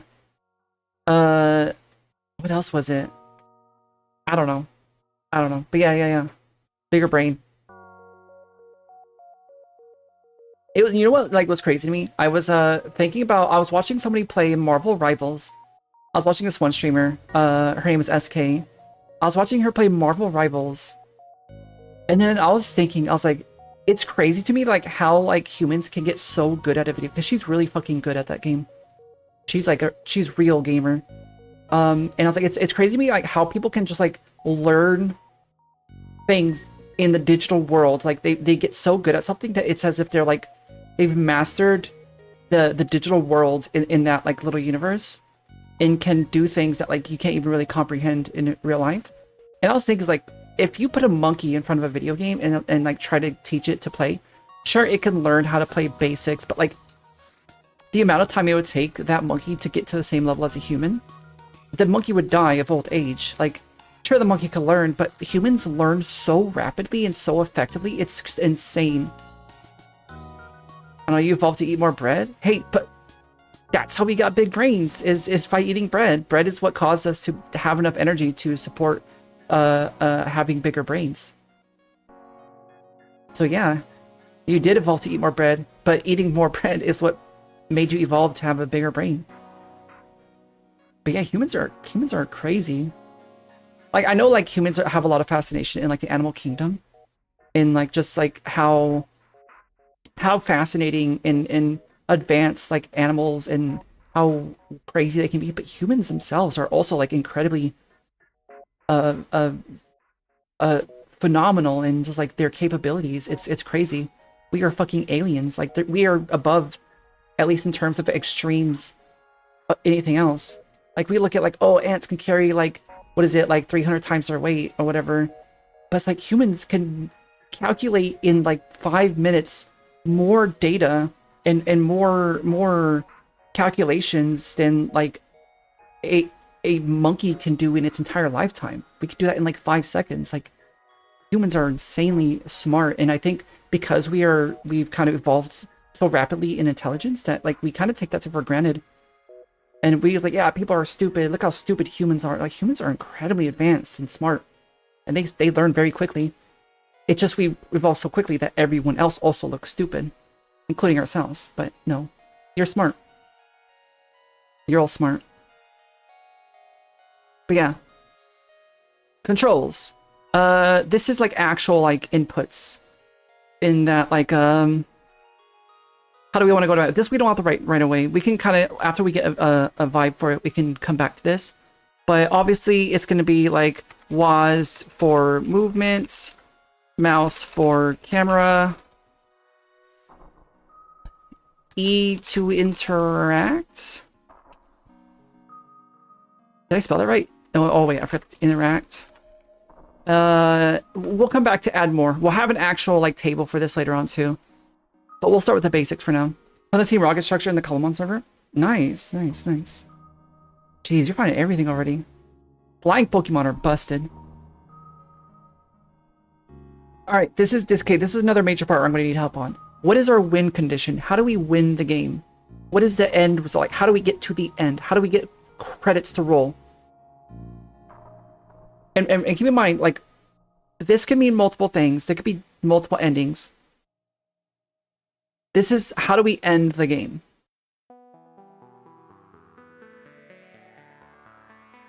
Do we win by... I guess we can do multiple endings.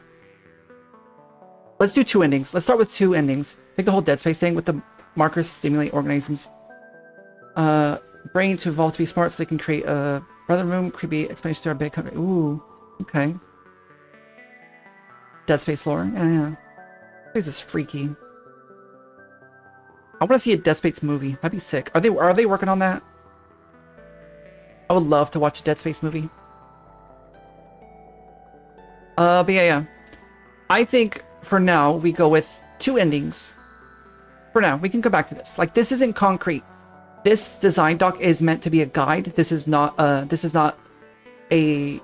holy Bible to follow, or this is not like... This is just like kind of like a guide. So when we start getting an engine, we have something to reference. Like, okay, do this, you know? We went by either finding the planet. Every ending you just died. We could do that, yeah. We could do a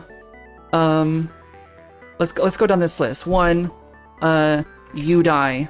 That's ending 1. You die. No, no, because that's the lose con. There's also a lose con, which is you just die. That's the lose con, which is a ending, ending. I feel like this is an universe. There's no good endings. Well, okay, we'll see. I want to start with 2 endings. Ending 1, you expose the corporation and blow up the station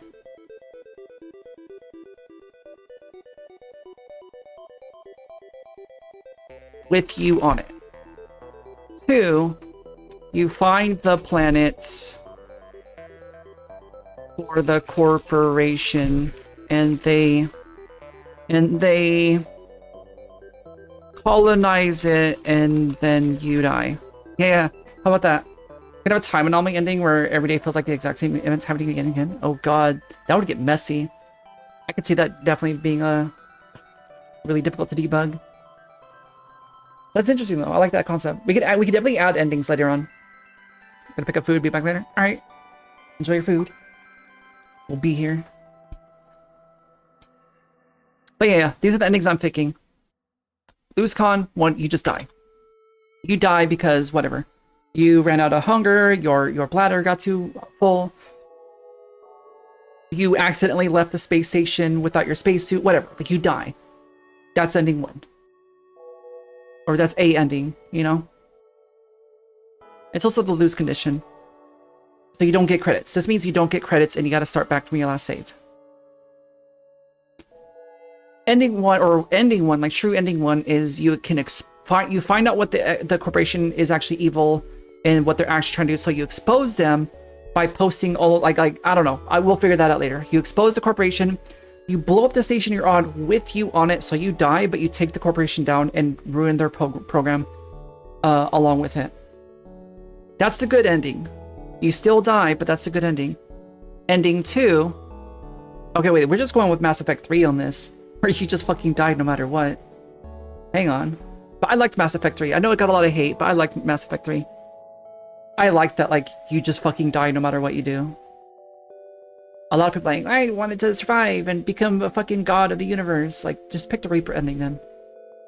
Like, yeah, technically you die, but like, you become a Reaper. I don't know. But yeah, second one is you do what the corporation tells you to do, and that's bad ending. And then they colonize it, and then they just like eject you from the space station, or they blow up the space station, whatever, because they got what they needed, and they want to make sure that you don't tell anyone about the bad stuff that they did, you know. So yeah, regardless, you die. Maybe there's like a special secret ending, you don't die. I don't know what that looks like, but we'll put that for later. Best ending, we date the black hole. That could be a secret ending, yeah. I'm down for adding secret endings later on. But yeah, secret ending 1 is just somehow you don't die. We'll figure that out later. But secret ending, you don't die. It's going to be very difficult to achieve, but secret ending, you don't die. Ending... Oh, I guess we don't really need that because we have WinCon. Why is it fun? I don't know. It's a fucking video game. Video game fun. I don't know. We'll figure this out later. We should define this now. Why is it fun? It's not. Okay. Moving on. Alright, so now with this, hang on. I gotta pull up Figma. Give me a second. I don't want to like... Give me a second. Let me turn that off real quick. I gotta pull open Figma. Log in. Okay, yeah. Yeah. Give me a second. I'm Figma-ing.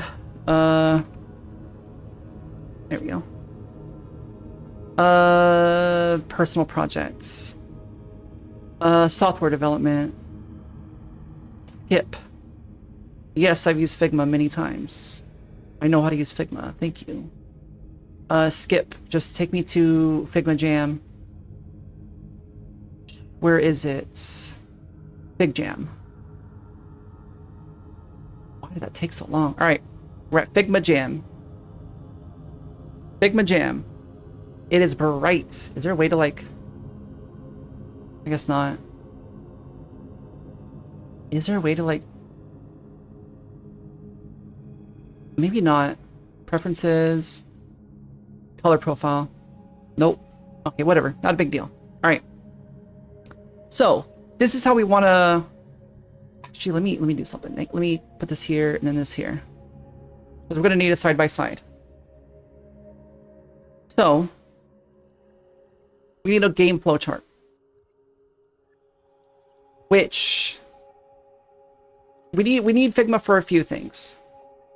Let's start with this. This is going to be a start menu. Well, okay, we don't really got to worry about UI right now. We'll worry about UI like tomorrow or something. For now, we'll just go with the gameplay loop. Gameplay loop. Let me get this. Alright. Player.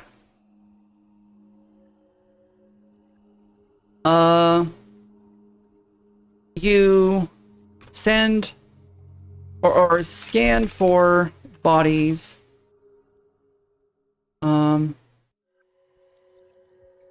Scan for bodies. Right? I guess you don't need player. I guess you can put player like here. You start here. You scan for bodies.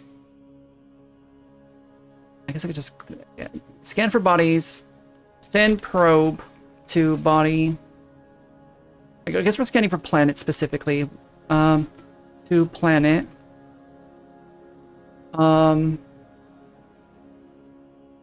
We'll organize this later, but we just gotta get it written down first. Where did my chat go? I lost my chat. Oh my god. Big balls. Yeah. Learning. On-screen chat needs to refresh automatically. Hyphen box. I had chat hidden. I don't know if that was I don't know if that was why it was causing issues. Yeah. It doesn't load new 7TV emotes, you mean? I don't know. I need to find. I still need to find a new. Oh, it does work. I need to figure out a new chat solution. I need to look into different solutions. But yeah. Okay, so yeah, we scan the planets, send the probe to the planet, and while we were waiting for that to happen, this is the main loop. This is the main loop. We send probe to planet. And then inside it, there's going to be let me do this. A side loop. And then we download the data.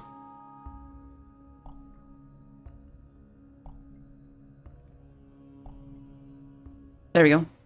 And then after we download the data, we submit data to Corp.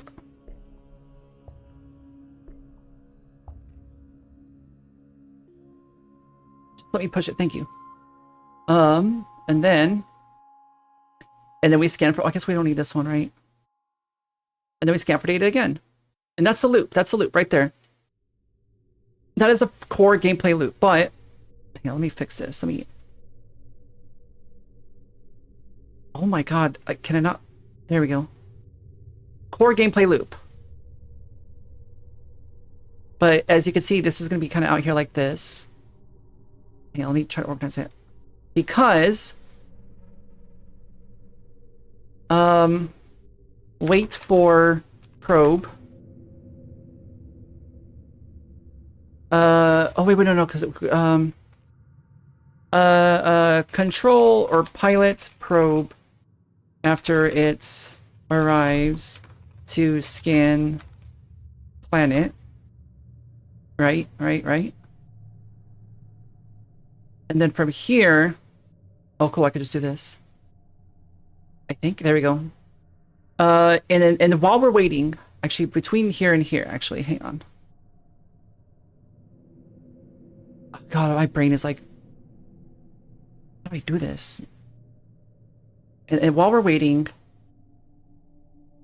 we repair modules.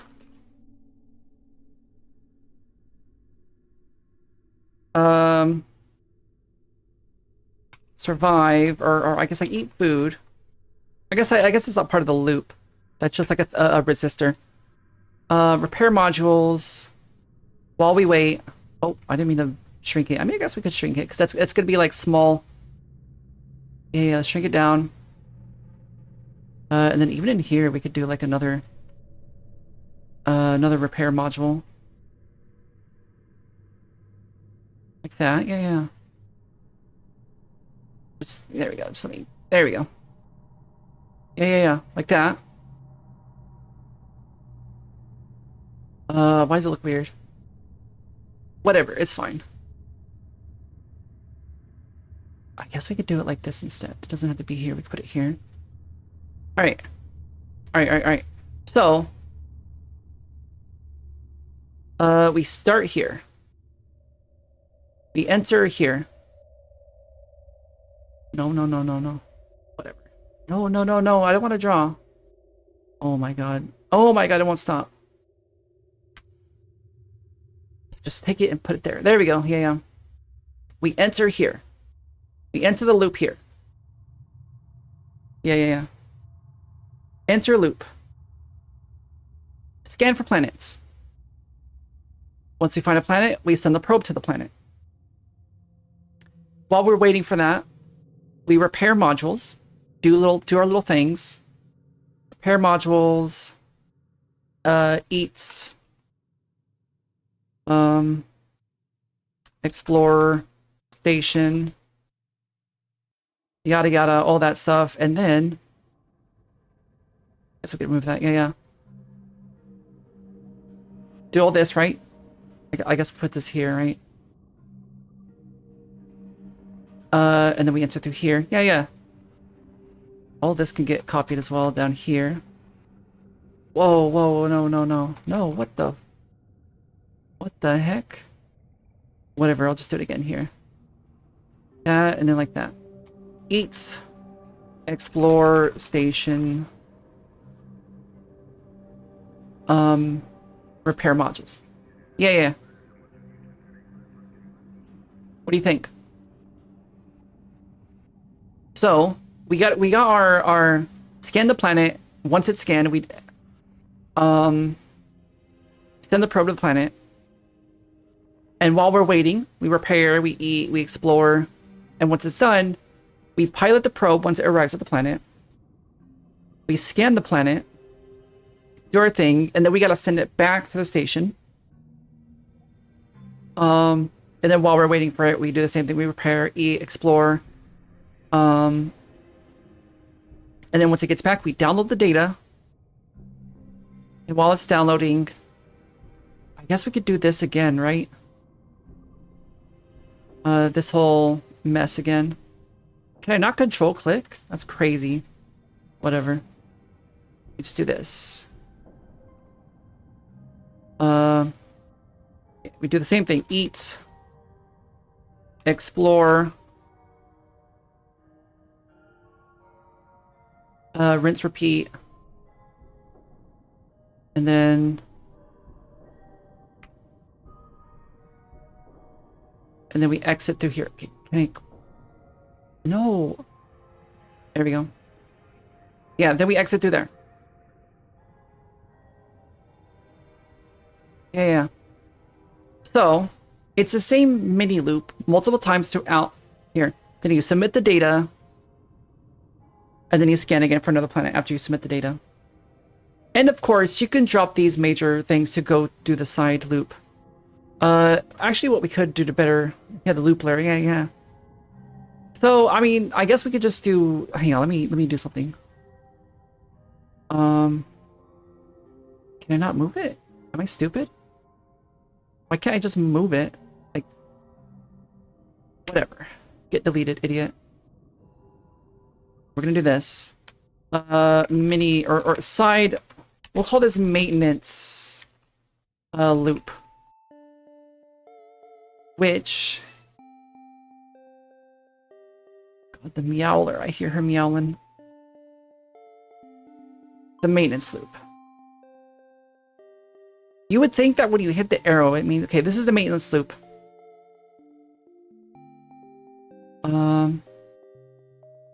Cool. It's semi-smart. Maintenance loop. We'll just do that for the sake of organization. I'll just copy paste it. Maintenance loop, maintenance loop. Add another maintenance loop. Maintenance loop, maintenance loop. Yeah. See? So. Yeah. Thanks, Ryan. Thanks. Yeah. So, major, like primary loop is square. Side loop is circular. Which is demonstrated here. So yeah, scan for planets. You enter here. You scan for planets. It's the first thing you do. Send the probe to a planet. You could do a maintenance loop, optional maintenance loop while you're waiting. Then you pilot the probe, scan the planet, maintenance loop while you wait for it to come back. Download the data, maintenance loop while you download the data. You submit it, scan for the next planet. Simple. Two loop, but multiple loop. That's our flow chart. Let me I can share this somehow. Oh, the fucking share button. I'm stupid. Anyone can view. Yeah. Copy link. Game flow chart. I'm gonna put here. We could also get an image of it somehow. I guess we literally just screenshot it. There we go. Yeah. Now. No. We got the flow chart. We got the loop. We know what the loop's gonna look like. Now. Need some water.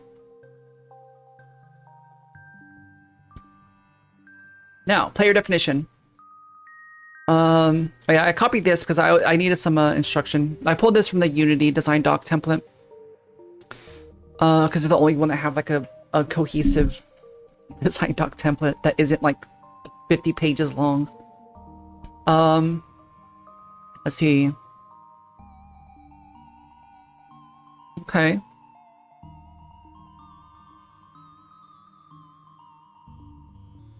Use this section for a quick description of find the player. Okay, player is nameless, faceless, self-insertable, guy dude.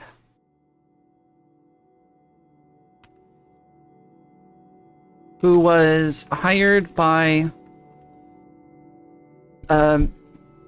Mega Corpo to do job, doesn't really care, or do job, doesn't really care, just wants to pay bills and debt. Yeah, that's the player. The player is like, dude, I'm just trying to, I just needed a job. I just need to pay my debt, you know? Kind of just, doesn't really care, you know? Apathetic. Use the player property section to find out the player, to find the properties for each player.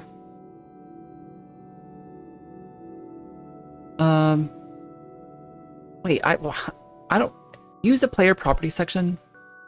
Find the, oh, okay, I see, yeah. We don't need this part.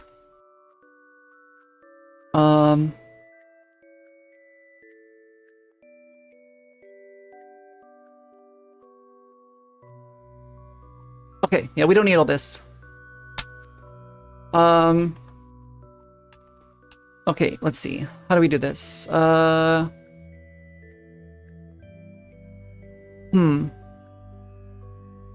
Mechanics. I guess I don't need a bubble for that.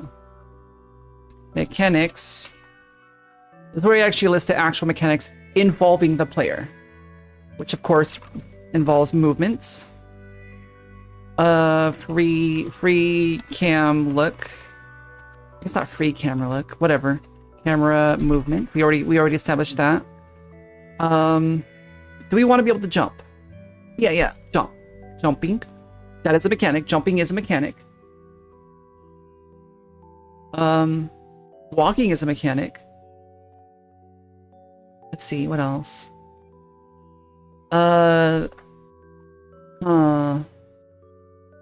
Interacting with modules. That's a mechanic. Mini games. That will be another mechanic. Eating or food / hunger / eating as a mechanic. We'll have to eat food. Space food, but food. What else? We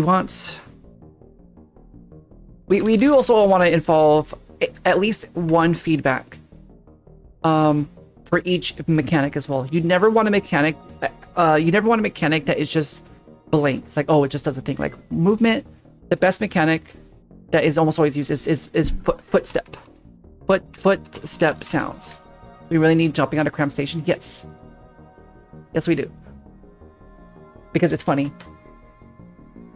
Also, like anytime I play a game where you're not able to jump, it just always feels bad. Unless it's like a game that it really thrives and is trying to give the feeling of lack of control and like despair and like helplessness. Like a lot of like survival horror games. But even just like a small little hop, at least, please. Because like, for the people that have ADHD like me, who just want to be able to hop. Very important. But we want our feedback for each mechanic. Audio is one of my favorite types of feedback. So for movement, you want to have a sound that plays when you're stepping, so you know that you're moving, that you know you're stepping. Camera movement. Oh god, there's not really a feedback for camera movement. There is, but like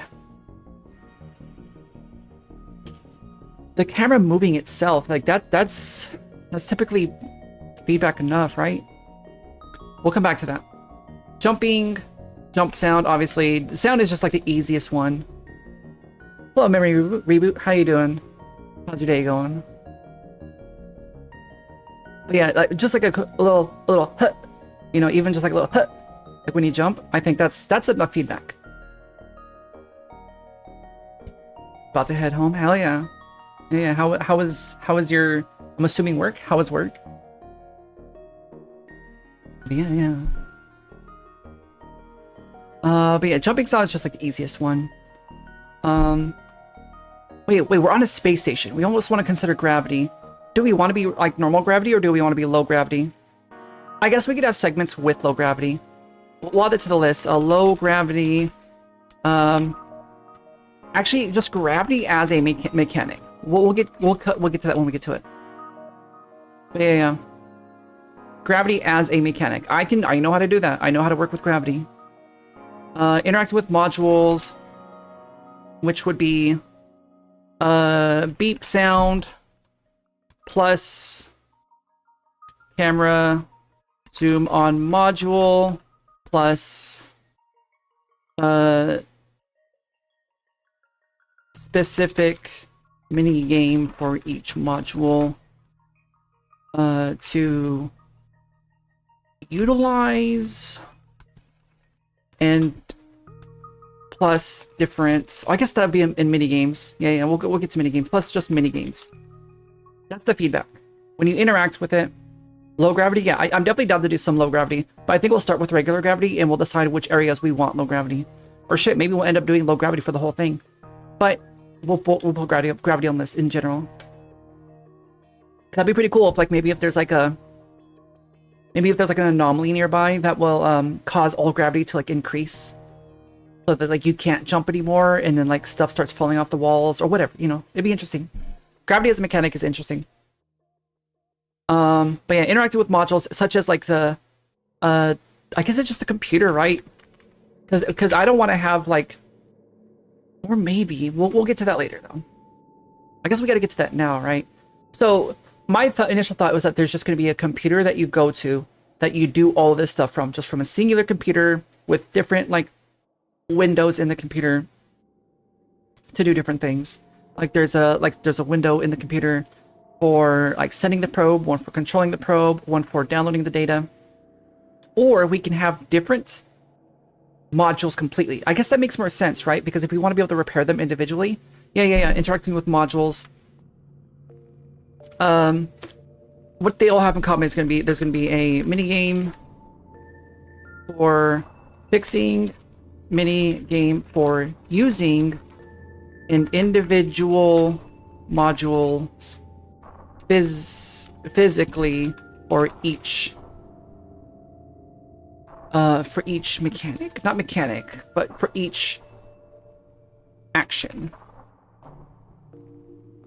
Mini games. Feedback is going to be,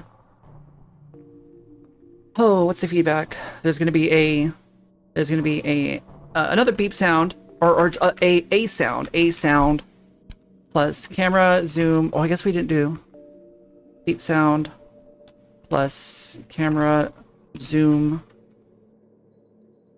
plus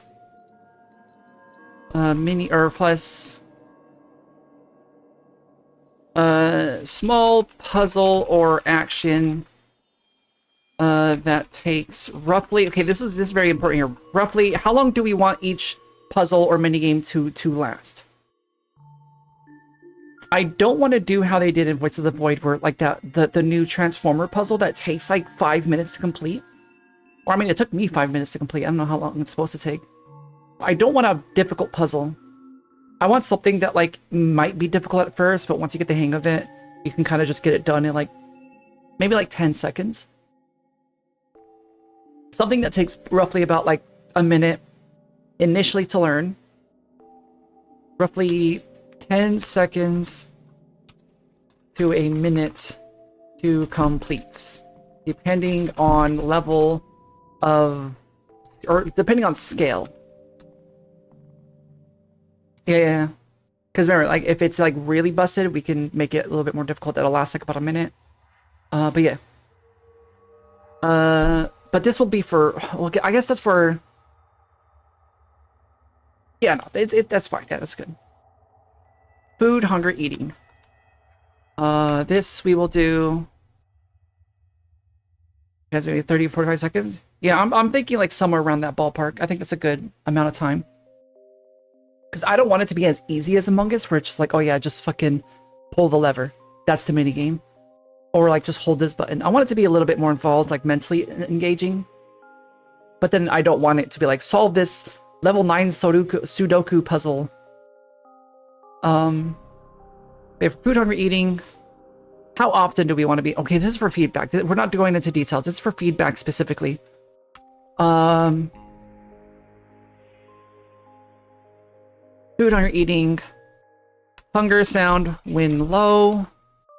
Plus die when 0. Hunger. Plus can't jump below threshold. Plus Okay, how are we gonna obtain food? We'll get to that more in the details, but like, how are we gonna get more food? I guess it could be in like a. Oh god, there's two different ways I'm thinking. One is that like we can gather like biomaterial from planets, or like maybe we have like a. Ooh, hang on. Maybe we have like an algae farm on the space station, and we use the algae from the algae farm to like 3D print food. Yeah. I think that's a good idea because the algae will just be passively building. And that could be one of the modules that we have to maintain, is that we got to keep the algae healthy, or else we'll run low on food. We'll never run out of food because I don't ever want to soft lock. But the food will become more scarce. And you'll have to, I don't know, we'll hammer out details later. Well, 5 minutes for hunger to go halfway down. Here, so before he desperately needs to eat. I feel like that's too often. We need hunger to only be an issue like maybe every like 30 minutes to an hour. Because having to eat every 5 minutes, or like more or less, even every 10 minutes, that would get annoying in my opinion. So I'm thinking like it's only something to really kind of break up the monotony. Like maybe like you're playing for like about an hour and you're like, oh shit, I haven't eaten yet. I'm about to pass out. 15 is a good time for hunger. Starving in 15 minutes, really? I mean, we can play around with that number, but I still think 15 is too low. 15 to go down to 25. I feel like that's still way too low, or like way too fast of a hunger. Yeah, I still think that's too low. But like I said, we'll mess around with the actual number and see what feels good once we get to it. But yeah, we'll figure that out once we get to the more details. That's something we can definitely tweak easily. It's literally just a variable that we tweak. Depends on how long. Yeah, it depends on the loops as well. Yeah, we can tweak it for sure. Like I said, it'll literally just be a single variable that we tweak. So yeah, it'll be easy to adjust later on. So we don't gotta get hung up on specific numbers right now. Right now we're still on mechanics and feedback. Mechanics is something that a player does, and feedback is something that the game does in response to the player doing something, which is very important. Movement. Player hits the button, footstep sounds, and character fucking moves around. That's it. Camera movement. Camera moves around. That's what happens. Jumping, jump sound plus player jumps slightly. Sometimes. Interacting with modules, beep sound, camera zooms in. There's a minigame for fixing and a separate minigame for using. And individual modules physically for each action. I guess that's more of a detail as opposed to a... Whoa, okay, no, I don't want to do all that. Almost deleted everything. Yeah, this will be for more of the details. Wait. What the heck? Whatever, I'll leave it.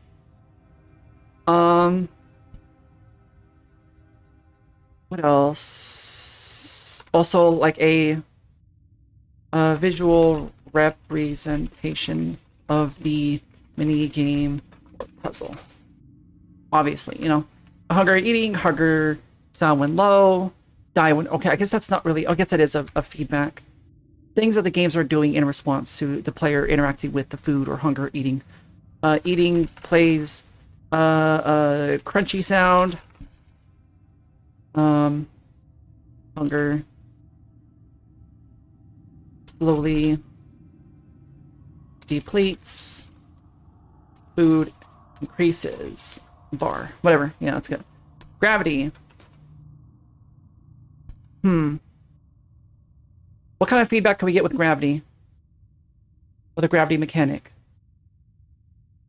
Now, this isn't details for the gravity. How will the game tell the player how gravity is being affected? For example, in active matter, if you were here for that stream when we did active matter, if the gravity was going to shift, I don't plan on having gravity shifting completely like weird like active matter did, but the way they indicated that gravity was going to be different in an area was with these weird little crystals that were attached to a surface. Same if you look at like I think like Ratchet and Clank did a similar, like a lot of platformers have done it in the past where certain surfaces, you look at it and like, oh, okay, that is how I know the gravity is different is because this wall has a certain model or texture on it. How can we convey that in the game? How can we tell the player, hey, the gravity's low over here? It could be something as simple as like a beep will play when you start approaching an area of low gravity. I think we'll go with that. Alarm some indicator when the gravity. Yeah. I think that's it's perfect. I think like suit, or some device on player will beep to alert change in gravity. That's how the game will tell the player, hey, gravity is different here. I was like floating or on a fall sideways. Oh, we could also say that like props affected by gravity. That might be a little bit hard to implement, but it's not impossible. We could do that somehow. But yeah, like if we walk into a room and like all the stuff is just like smashed into the ground, like the trash can has been like collapsed or something. Like, oh shit, gravity's kind of higher in here, you know? Or if it's just like zero gravity, you walk in and there's like a coffee mug just floating in the air. Yeah, that's feedback. That's the game telling the player something. But yeah. What other mechanics do we have here? Repairing. Yeah, repairing.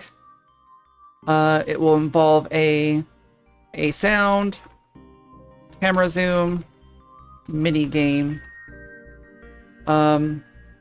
With difficulty scaling with level of repair. Yeah.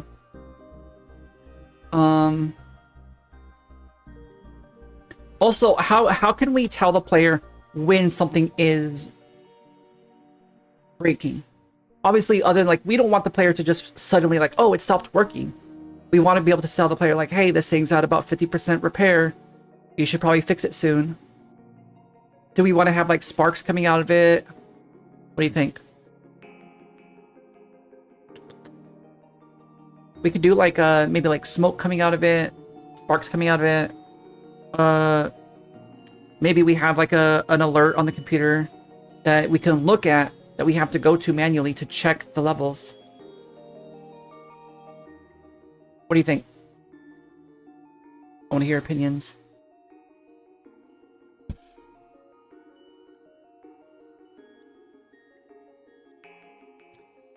I'm thinking we could go one of two ways. One where it's just obvious that you just look at it from a distance and like the thing's sparking or something's happening to it or it looks busted, or something that we have to manually check. So it's on us to check the levels, which is more tedious. But I mean, maybe that's what we want. Sparky little guy, yeah. I think we could do that, yeah. Yeah, let's do sparks when repair level is low. Specific levels we'll figure out later. We don't gotta decide that now. Okay. What else? What other mechanics have we got here? Submitting data. So submitting data is gonna be another mechanic, which is gonna be done on the PC. Via email. So we sound, obviously, we always need sound. I'm a big fan of sound feedback. Sound plays, you sit at the computer, you click on the computer. I think we can use the computer just to submit the data. Oh yeah, posture check. Hang on, let me. There we go. Oh my goodness. There we go. Oh my god. Thank you for the hydrate and the posture. Oh yeah. So, sound. The PC is going to be just for submitting the data. Of course, camera zoom. So, like, you know, you sit down and the camera zooms in on the PC. Then you hit button to submit a particular, or hit button, or click what data you wish to submit, and that's it. Feedback, and then plus another sound when submitted. Yeah, and then it automatically zooms you out. Or maybe not. Maybe it doesn't automatically zoom me out. We'll figure that out later. Now, let's look at the loop. Let's look at the loop. What are the mechanics are we missing? A scanner for the planets, which would be the interacting with module. Minigame. Probe piloting. Sound plus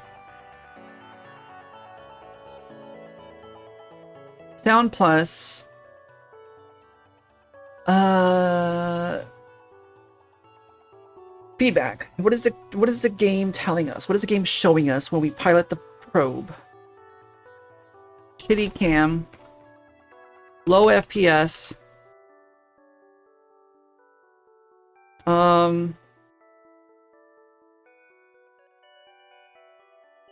indicator of where data exists on planet. So the whole thing is that we just gotta go to the indicator. That's the feedback. When arriving at indicator, probe does a thing, then you exit probe. And yeah, I think that's what we're gonna do. It's just a simple, you go into it and it's like, okay, now you just gotta pilot the shitty cam probe to the indicator, and once you arrive to it, it just completes the task and it exits out and it starts making its way back to the station. Okay, what else is there? Arrives, you scan it, then it goes back. Then you download the data, which is going to be another mini game similar to the scan for planets. Submit the data, which we already got. Okay, repairing modules we got, eating we already got, and exploring. Okay, exploration of station. That's more of a feature than a mechanic, but I'm gonna throw it in there anyways, just so we can cover it. Now, random events plus random events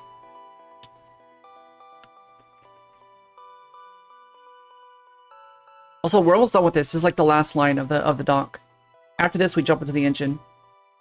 Actually, after this I gotta go pee and get more water, and then we jump into engine, which we have right here. Engine's already ready to go. But yeah. So exploration of station, random events, ambient noise, Easter eggs. Okay, I remember one time when I was in school for design or game design, I put an Easter egg in one of my levels that we were supposed to be working on, and my professor chewed me out for doing that, and he said that's such a waste of time. And that if I get caught doing that in like a AAA studio, that I would get fired. Like, what the shit? That's just boring. Like, yeah. He got mad at me for putting an Easter egg in the game. I'm a fan of Easter eggs, so I'm gonna put it in. Random events, ambient noise, Easter eggs that you could find in exploration. Also, we didn't really think about this. To get more food. How are we gonna get more food? Easter eggs are what make games have a human touch. Exactly, yeah. Not just some fucking corporal stuff. Yeah, I think that's the problem, is that like a lot of the professors that I worked with, they had only worked in like AAA, like big AAA studios. So they were definitely very like corpofied. Not all of them. Some were pretty cool. But yeah. We also gotta add how to obtain more food via is it via or via? I thought it was via, but I keep hearing people say via. Obtain more food via algae farm.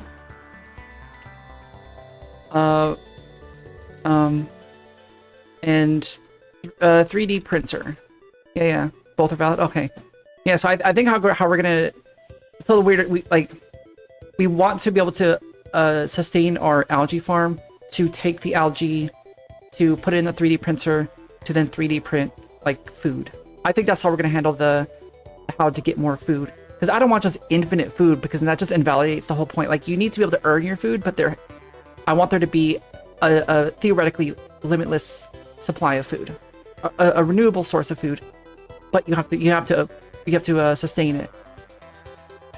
So I think that's how I'm going to do it. So yeah. Which also means that we got to add algae farm into the mechanics, which give it a sound. Why not? Everything else has a sound. Mini game to clean it. Harvest for food. Materials.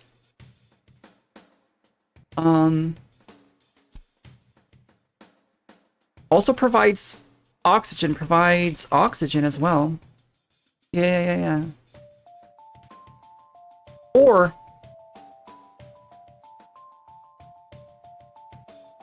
we make a bug farm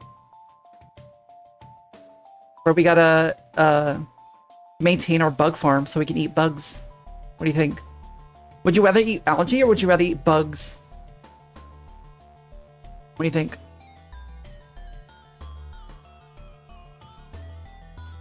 I think for the sake of simplicity and scope, I think we go with algae. I like the bug idea, but I think I'll stick with algae for now. Also, we gotta clean it too, because it will also provide oxygen levels. Like, if we let our algae just rot and die, we'll run out of food, and we'll run out of oxygen. Algae is bugs too. Algae's not a bug.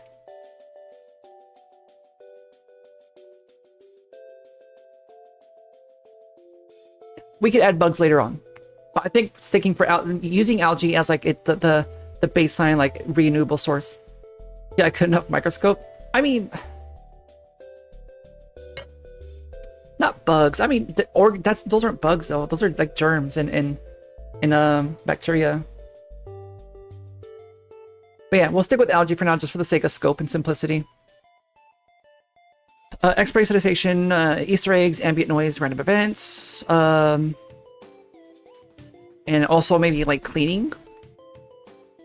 But yeah, I think we're good here. We have our dock now. We are done with our dock. Now we go into engine. Yeah. Now we're in engine.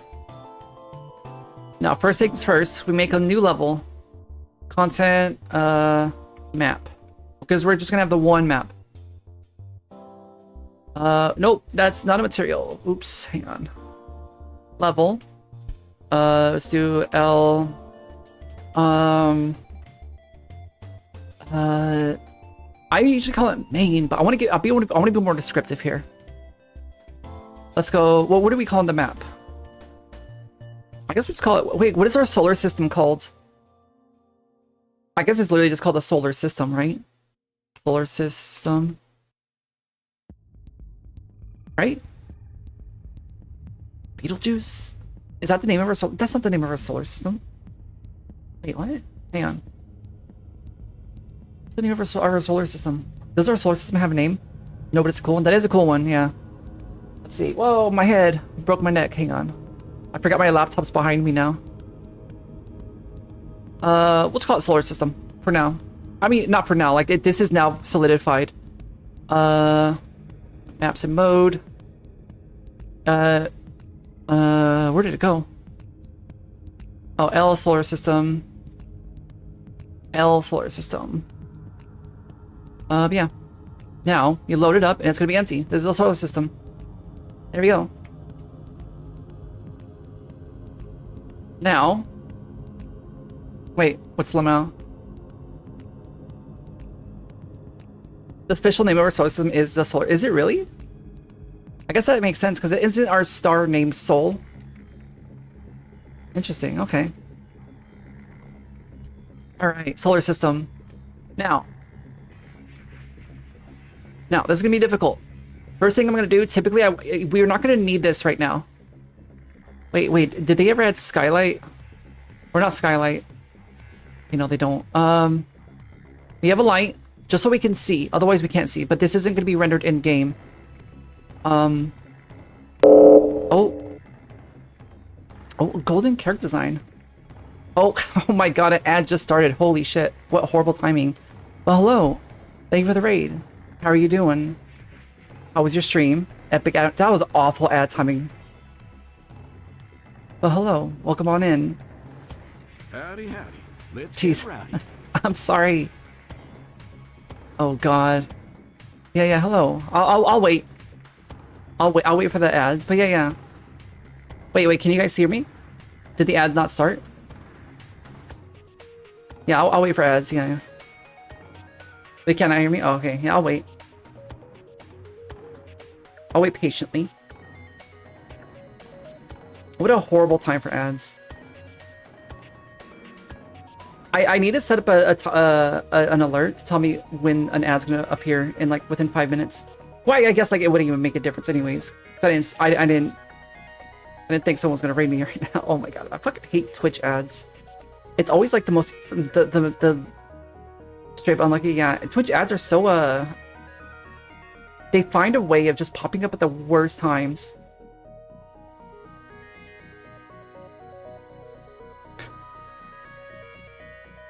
God. Yeah, honestly, I think if I raided somebody and I immediately got an ad, I would just fucking leave. Just unfortunate. I just hate ads. I'm a hater of ads. But I don't have a special contract. Okay. Auto before you're ready. Yeah. It just oh, I'll wait. How long is the ad? Another minute of ad. Oh my god. My hope is to eventually get to a position one day to be able to oh hello. I'd like to get to a position. Oh, yeah, hello, welcome. Wait, is the ad over? It says the ad's still going. Can you hear me? Hello, are you there? No, it says it's not over yet.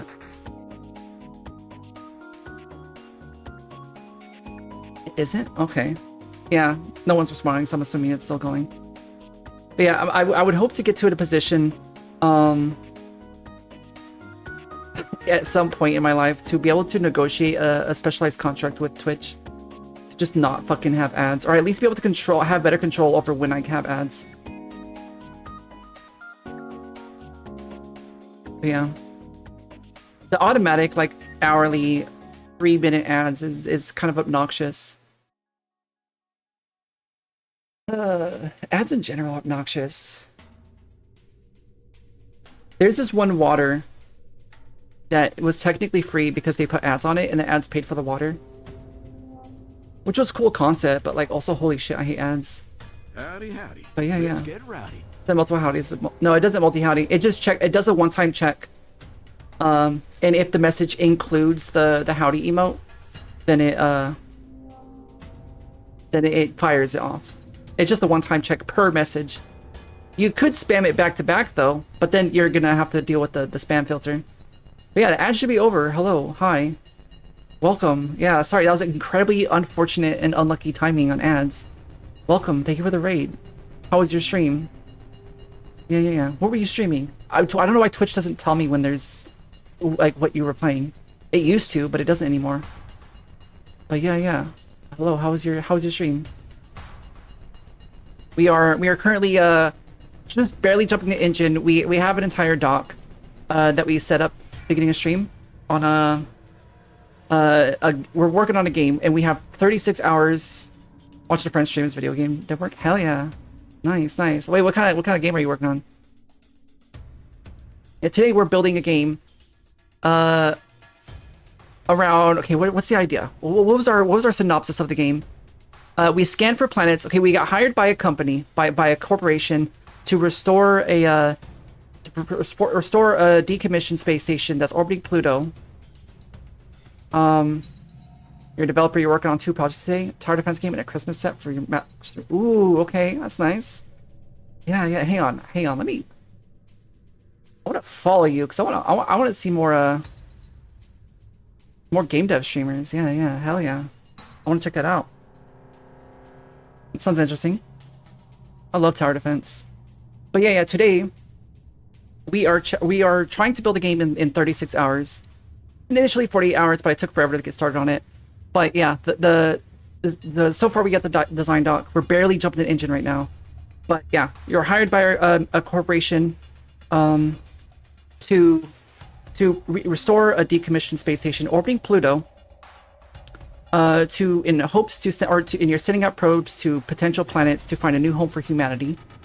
And you just kind of do silly little tasks and repairing your the space station and setting up probes, and then just scary stuff starts to happen. And you start uncovering the truth of the corporation is actually trying to do, and it just goes from there. Yeah, think like Voices of the Void, but in space and a little bit of Iron Lung.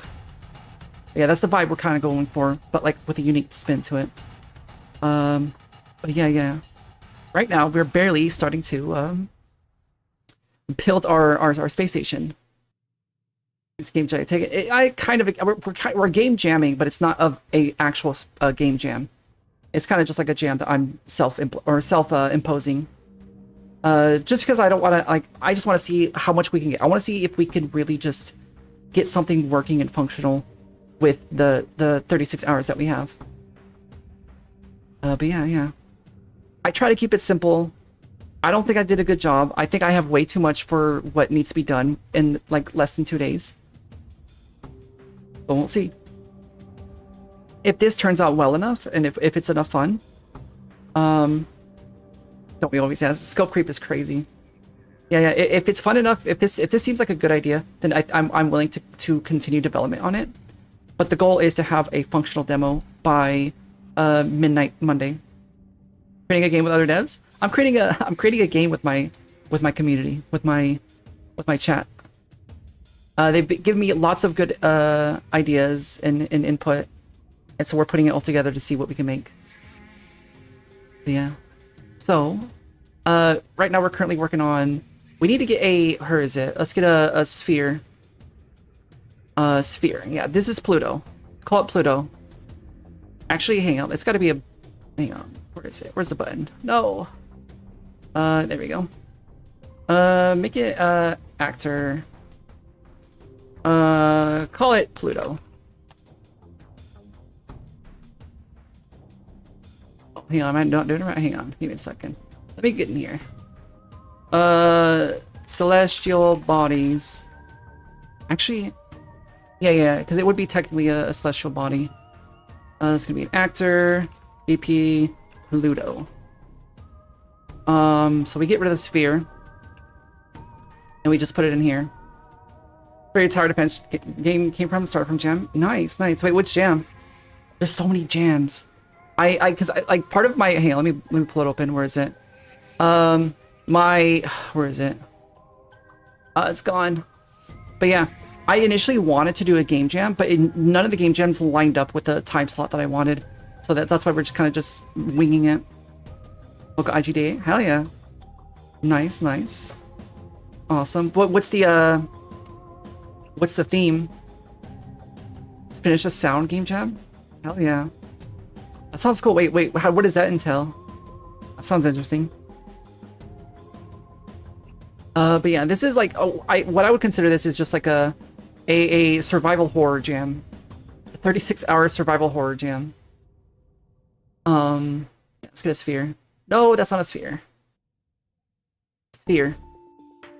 And then this is Pluto. Oh, that's right. Unreal Engine does this stupid shit. Also, I need a save on compile on success. Do that. Save all. Now we got Pluto. That is Pluto. What color is Pluto? We add a new folder for materials. Materials. M.Pluto. Pop that on there. Give it like a bluish. Isn't Pluto kind of like an icy blue, right? Right. Get a little bit more blue. Give it a little bit of purple. 'Cause purple's nice. Pros have 2 days to make music, and devs have about a week to create a game based on. Ooh, that sounds cool. I like the sort of cooperative type jams. That's cool. Oh, the music from FTL? Hell yeah. So fun. Yeah. FTL soundtrack is amazing. I love it. It is great. There's a lot of red and beige. Is it really? Hang on. Hang on. Pluto. Not Pluto TV. Don't even... Wait, is it? No, it's like... It's got bluish to it. It's bluish. It looks like a rusty blue ball. We'll start with the blue. We'll add some decal to it later. But also like... metallic level, it's like 0.5, and then like roughness to like 1, right? What do you think? You apply and save.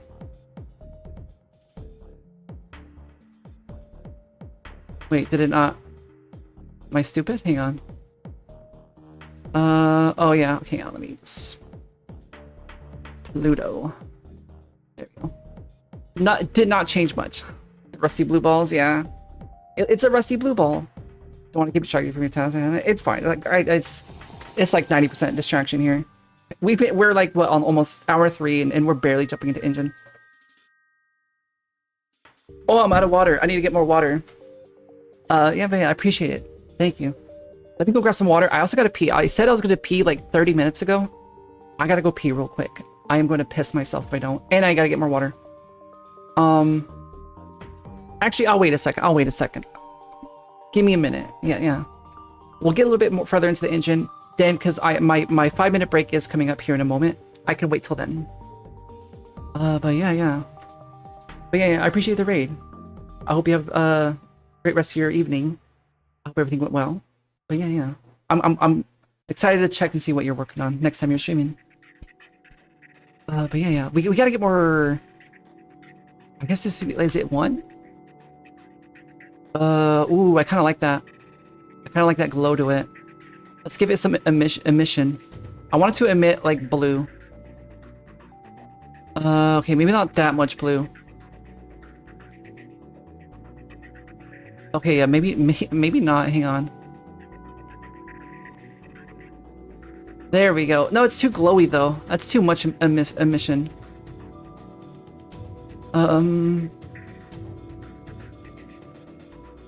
Let's turn it down to like here.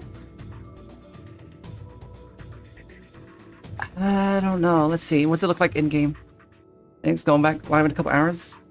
Nice. I'll check it out probably after I end stream. But yeah. Appreciate it. On self-imposed jam. Yeah, thanks. Yeah, it's a lot of fun. All right, we got Pluto. What do you think? How's Pluto look? We'll make texture for it later. But for now, it's just Pluto. Now.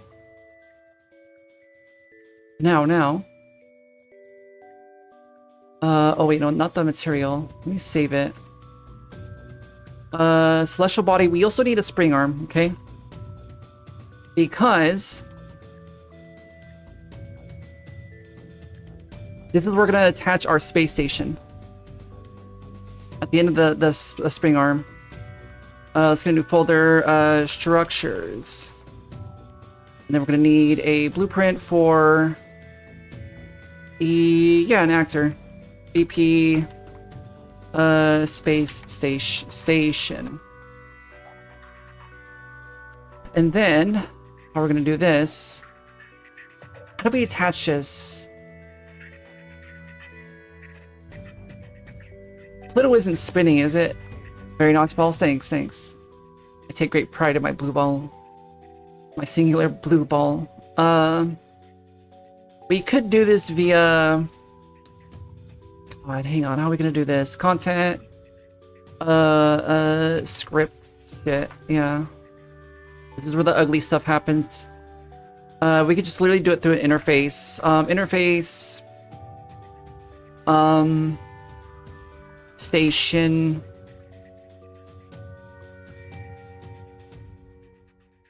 Call it station socket.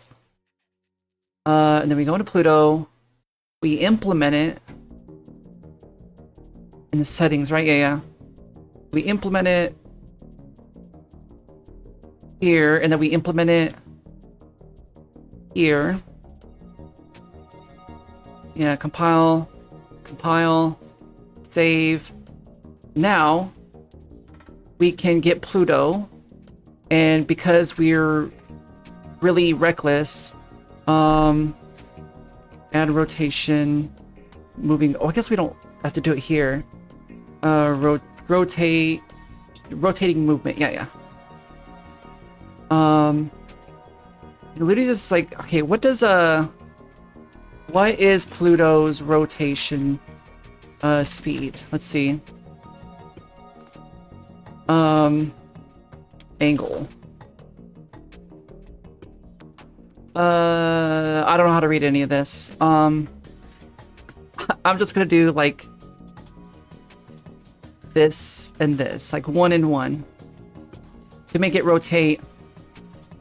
And then the space station on play,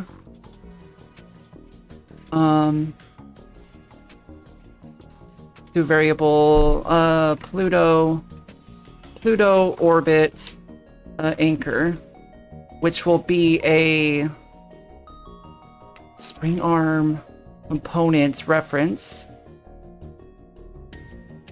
which needs to be exposed on spawn, and I think that's it, right? Yeah, okay, it also needs to be, okay, it needs to be both. Now, get all actors. It's not there, right? Because we want to... Where is it? Where is it? Where is it? Where is it? Am I stupid? Wouldn't it be here? Oh, because there's no functions in it. Yeah, I'm stupid. Hang on. Connect station to orbit. Yeah. Next station orbit, and that's it. And then an input will be spring arm ref. I think this is how you do it. Spring arm component object reference. Now we can implement it. Attach to actor to component parent.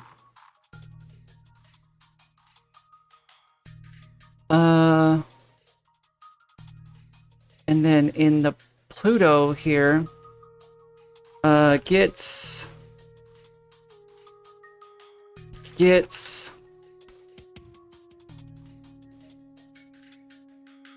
what would it be under? Get, does it have sockets on it? I don't think it has sockets on it, does it? I guess just get actor location. Or get location. Get socket location. There we go. I guess it would be socket. Does it not have a socket? No, it doesn't have a socket. Can you add a socket? You can't just add a socket. Yeah, that's not a thing. So what I do is not really something that you should do. Is I'll get a sphere as a socket anchor. Not a socket nacho, anchor. And then I just don't render it. Visible. And then you get the spring arm. Get socket anchor. Anchor. Let's get this. Give me this. Socket anchor. Sets. Location. How do I do this? Connect station to orbit. We want to call the function. No, because it's got to be on. Begin, because we got to connect them. Begin play. Get all actors of class, which would be the station class. Get a ref or get a copy. 0 sets or connection to or connect station orbit, and then No, it doesn't really work. Because we gotta change this to a... what is it under? Socket anchor. Is it just... Okay, it's just a static mesh. Static mesh. Static mesh static mesh component. So that should work now. Wait, doesn't... Oh, do I gotta reset it? Connect to station. Wait, connect station to orbit. There we go, yeah. I just had to reset it. And then we connect it to the anchor point. What do you mean error? Spring arm ref of type so reference doesn't match property spring arm ref of the spring arm. It's not a spring arm component. Oh, okay, because okay, hang on. Let's see. Attach actor to component. Does this not work now? There we go. I just had to reset it. It really likes to hold on to old references. Nacho socket, yeah. I want some nacho socket in your gullet. God, we need some Chipotle nachos. All right, now in theory. Wait, we don't even have the space station yet. There's like nothing here. Just for visual purposes, let's... Nope, not another sphere. We want a cube. And then we pop it in here. In theory... Oh, that's right, we're just... Okay. Well, we saw it though, we saw it. Hang on. I gotta change this real quick. So we can float around. Where is it? Game mode override. Select the game mode. None. It shouldn't... nothing should be spawning. Is there a... Game mode override.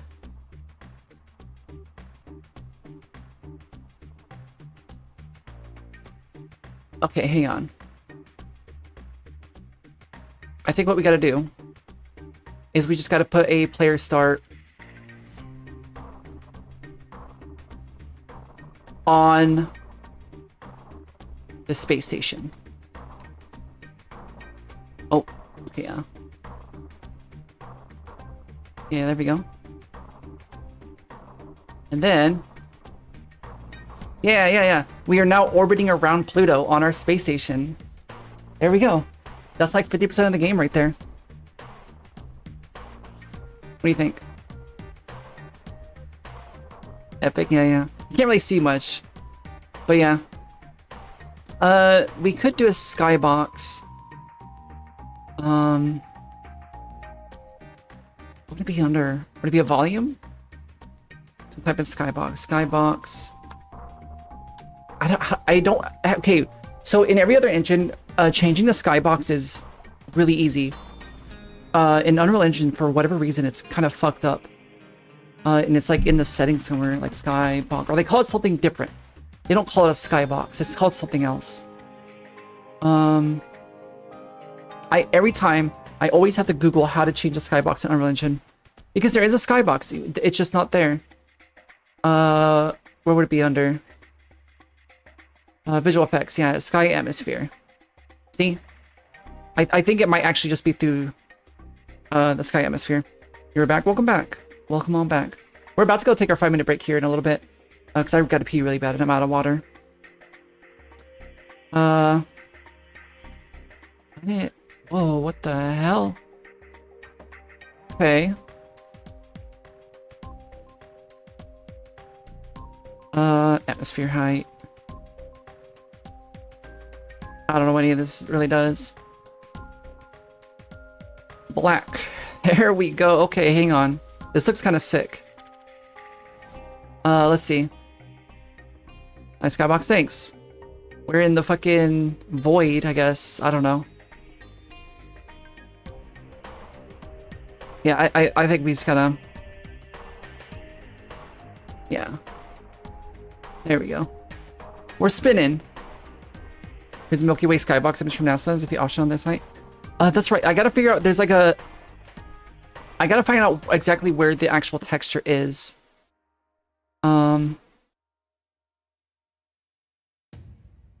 Because there's an actual...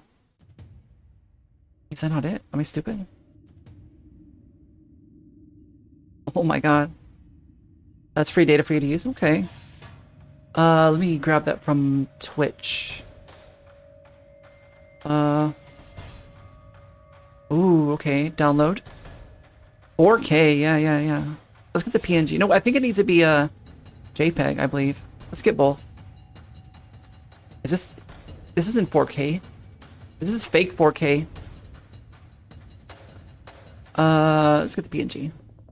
This shit is not 4K. You're a damn liar.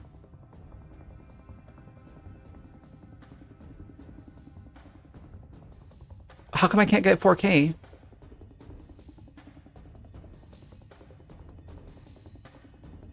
Yeah, see, that's not 4K. That's 1024 512. It's a damn lie. Yeah. HMS thumbnail? Search web is for search engine. Oh, okay. Wait, so print. This is print. This is the first one we downloaded, right? Whatever, just download it again. Okay, no, we already got it. Alright. Now, can we just like... Oh, I didn't mean to close Firefox. Oops. I guess we still have it open. Let me open Twitch again. Yeah, there we go. EXR is normal Skywalk stuff, you recall? I mean, I'll grab it. Where was it? Download. God, 3 gigabytes. I want to keep it small. Let's do the 8K. Alright, we'll let it download. Now.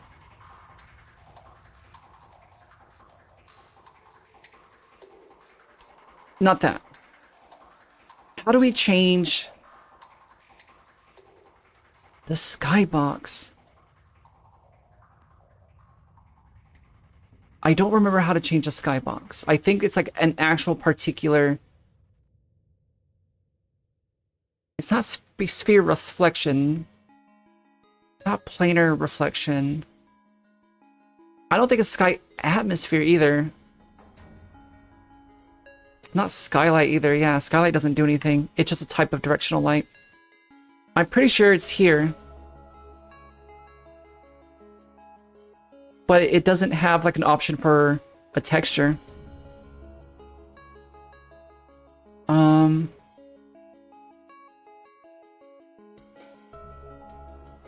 I don't remember how to do it. Hang on, give me a second.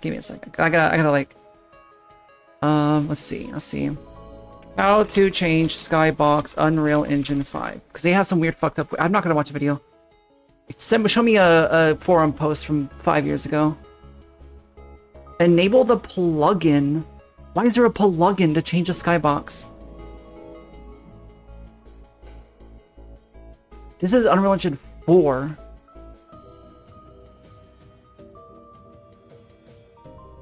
Show me a Reddit post, sure.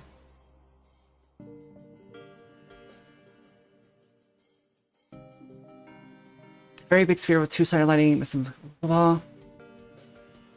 Skybox editor. There's not a skybox. Is there? Am I stupid? Skybox. No, there's no skybox object. This is Unreal Engine 4. Show me. There's like no documentation. There's just like no documentation on Unreal Engine 5. Here we go. Welcome to my YouTube tutorial. Don't forget to like and subscribe. I appreciate people doing tutorials, but I don't want to watch a video. How do you apply it though? That's what I'm saying. Like the default skybox doesn't even have a material. That's what I'm saying. Like there's no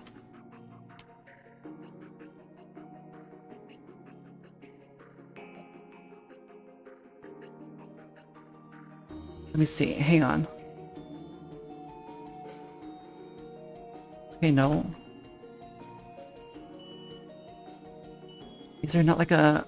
What would it be under?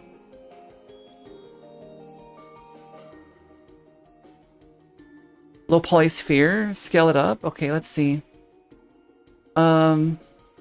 Blueprint, actor, BP, skybox. Throw it in there. Center the location.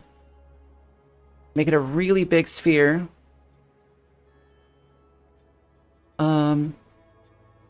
Scale 1000. Oh wait, it's not locked. Hang on. Oh my god, it's a wide. It's wide, boy. Hang on. Revert. Lock. There we go. But how do I, what do you mean? What do you mean I can't make two-sided lighting? Oh my god.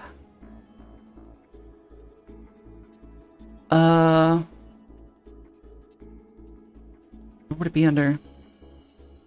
Flip normals? Flip. Nope. We'll put the, hang on, let's go to materials. Oh, Hyper Bagel. Thank you for the follow. Hello, welcome on in. But yeah, let's, hang on, I don't want to expose my fucking download folder. I have so much shit in my downloads. But yeah, let's get the star map. Can we pop it in here? Oh, we can. Or it appears we can. But yeah, what was that? Trav NB, thank you for the follow. I appreciate it. Yeah, welcome. Okay, yeah, it convert it. Now we can create a material with it. Yeah, there we go. But there should be two-sided. Yep. Where's our skybox? Now. Oh god, where is it? Content. Celestial bodies. In here. There we go. There we go. Hang on. I think we solved it. Oh my god. Did we? Oh my god. Okay, hang on. I think we did. However, we gotta do something. Shadows. We gotta turn shadows off. Otherwise, everything's invisible. There we go. Hang on. I think we got it. That's actually, yeah. Yeah. Where are we? Now, the direction of light needs to get turned down a little bit. Let's see. Oh, we're falling. Why did we fall? Oh, did it? Okay, I think I need to turn down the damn. How did we fall? Oh, I don't think we're. Let's just make the. Let's make the space station bigger. Let's bump it up to like 50. Yeah, make it a little bit bigger. Is it two-sided though?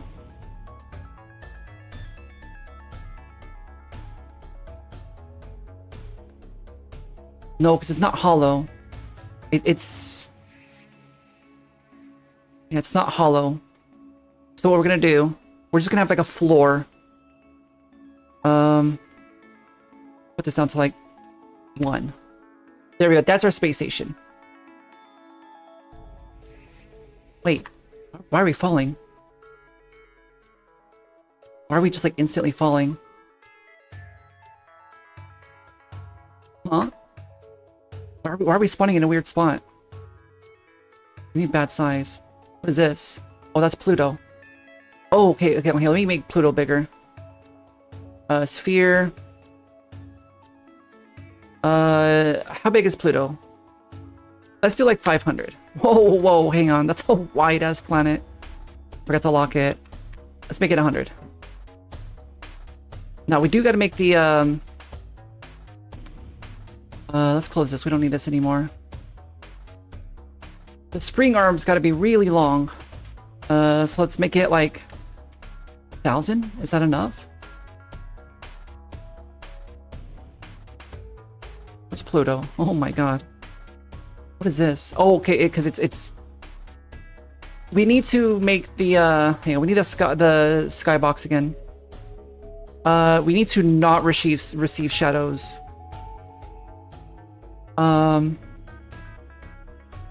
Yeah. I think that should be... No. How do we turn off? I don't want it to receive shadows. I guess we could do this. Hang on. In the directional light, we can make it just not cast shadows. Yeah, there we go. For now, yeah. Where's my chat? Lost my chat. No collision. Maybe. I'm pretty sure it has collision though. Let me check collision. Yeah, no, it has collision. I think it was literally I'm getting pushed out by the I think spring arm's gotta be a lot longer, no? Right? What's a sphere? Yeah, spring arm's gotta be like way longer. Like yeah, there we go. Now. Oh my goodness. Okay, hang on. I think it's gotta be... Whoa, okay, no, I don't want to go that far out. Also, I think Skybox does need to be bigger. It needs to be like 10,000. And I think, yeah, the spring arm still needs to be longer. What's it at right now? Is that 50,000? Let's do 100,000. And this should be good. Hey, no, we're getting bad size still. Hang on. Oh my god. What do you mean bad size? Buddy, like... Oh, is it... Because am I still in Pluto? Yeah. I'm still in Pluto. Pluto. But player start here. Space station, like, here. Okay, where's player start? This should be good. Being pushed... Oh, that's right. Is there collision on it? Collision. I should turn off collision. No collision at all. Yeah, good call, good call. Oh.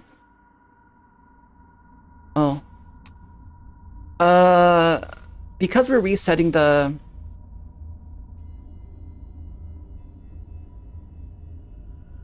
Give me a second. I gotta like calculate this. Can I not see? Okay, I can see it. I can see it. There's a better way to go about this.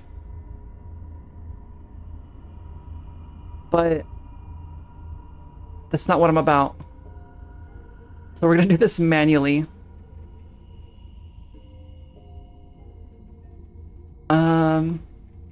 Honestly, it doesn't even need to be oh my god, I don't know how to speak English. Let's go back down to 50,000. Like there, right?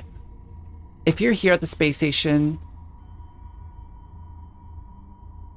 I think, you know what, you're going to be orbiting a little bit closer to Pluto, right? Let's see. Let's go back down to Pluto. Let's go down to like 10,000. No, okay, 25,000. I think that'll be good. Yeah. We're not too far off. There we go. Yeah. Now, player start.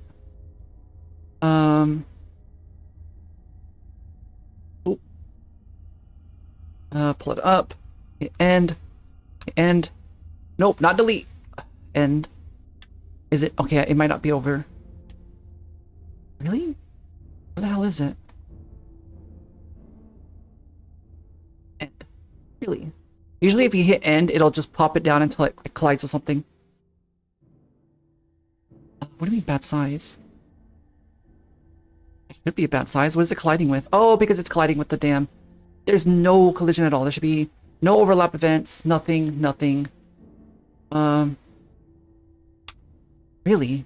What is it colliding with now? No. I guess yes. No collision at all. Absolutely no collision. Do custom. Just ignore everything. That should be good now? No, okay. It really just does not like... Okay, we're running to our first major issue here. Like, what is the problem here? Let's, for testing purposes, let's turn off the rotation.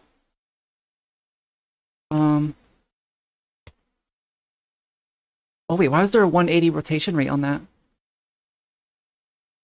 Where are we falling? Why is our space station not spawning? Oh, I know why.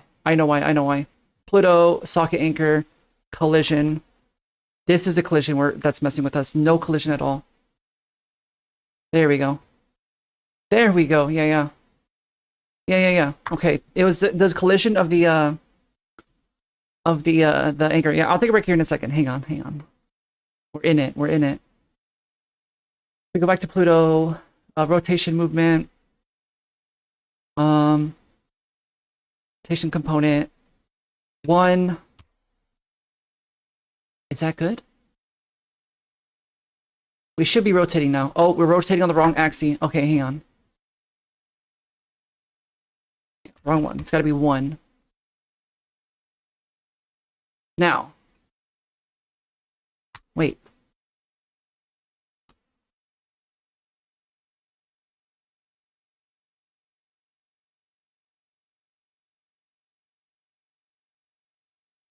Wait, it's rotating on the wrong...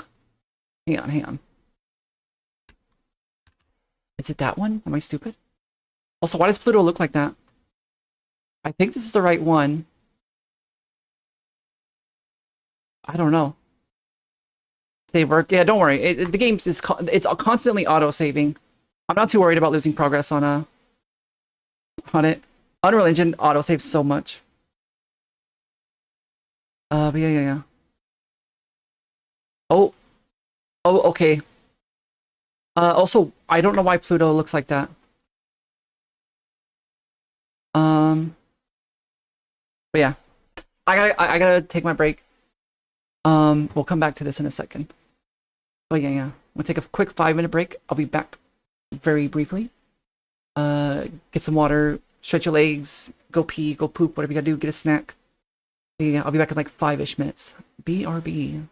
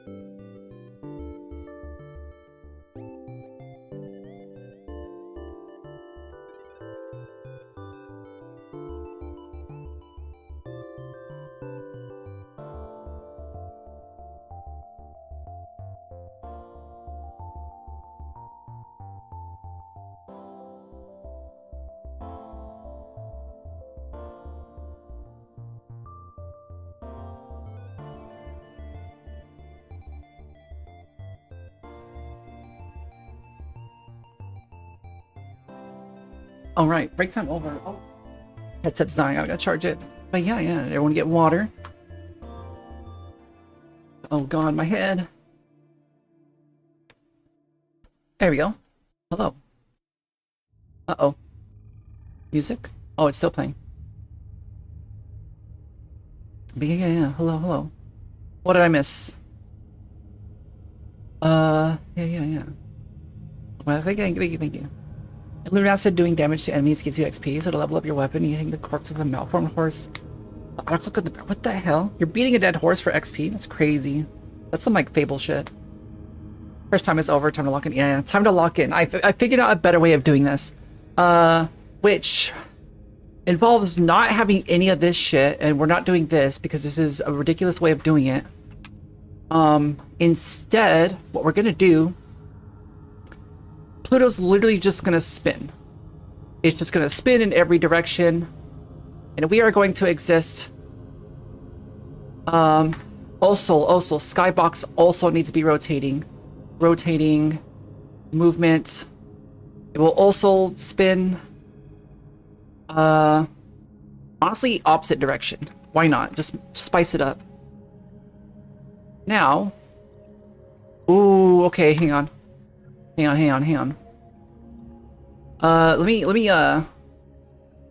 Great ideas come from Twilight Thoughts. Exactly. Yeah. Now, see. Look. You can't really tell because Pluto doesn't really have any texture. But for testing purposes, just to make sure it is working, let's put a cube. Like a giant, yeah, let's put a pole on it, just for visual purposes. So we can see that it is, in fact, spinning.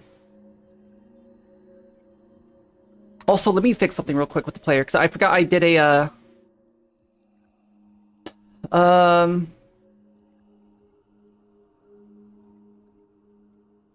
Let me make a new character.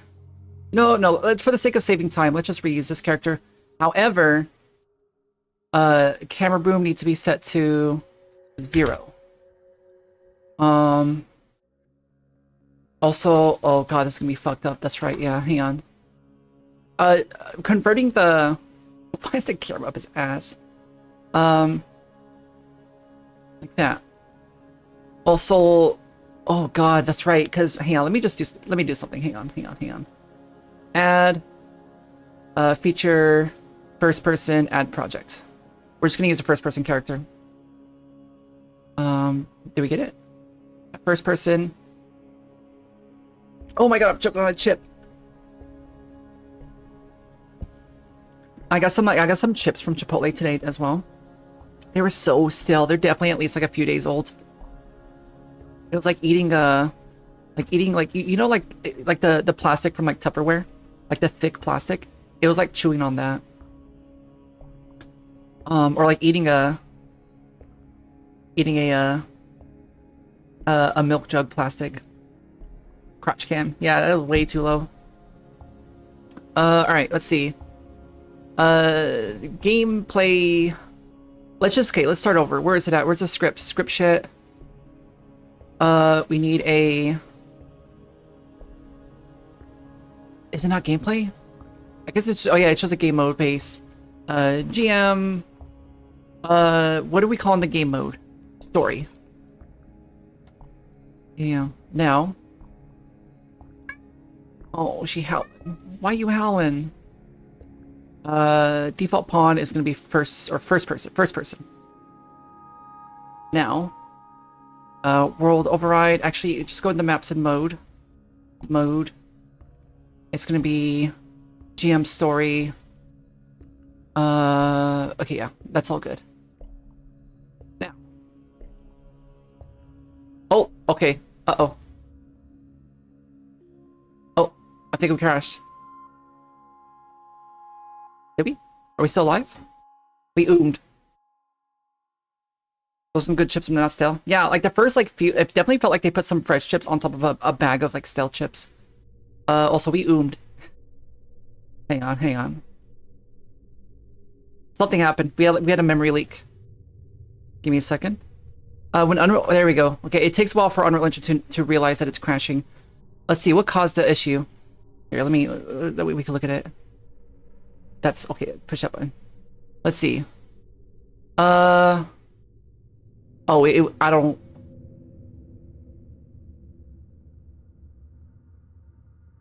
It literally just oomed. Like simple as that. It just oomed. All right, give me a second. Let me restart it. Luckily we just saved, so we didn't really lose too much progress.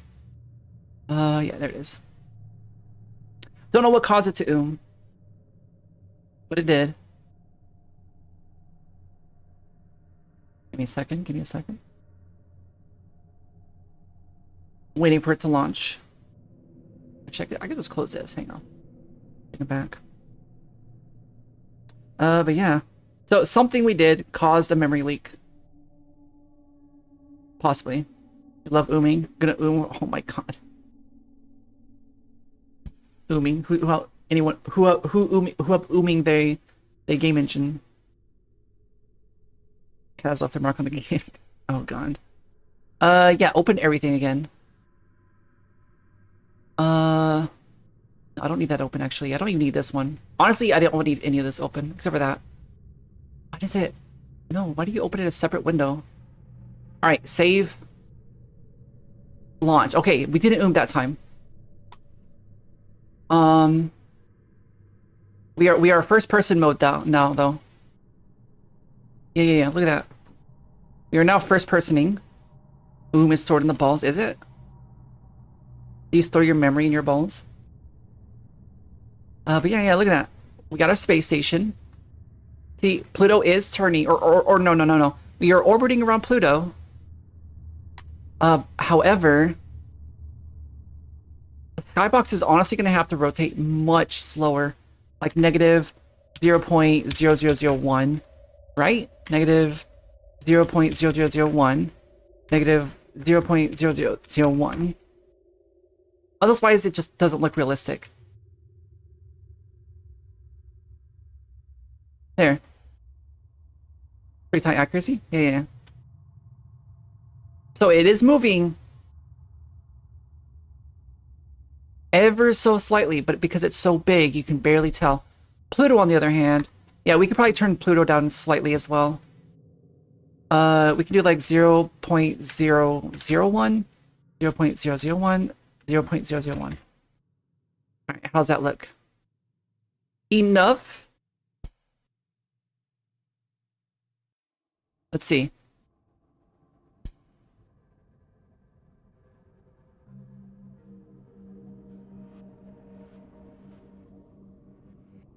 I think it's moving. No, I'm not. I'm in Pi, which is play in editor. I don't know if you can't see the stop button up top. Yeah, it's play in editor. That'd be funny as fuck though. Sat here for like 5 minutes waiting for it to move, and I'm still in editor.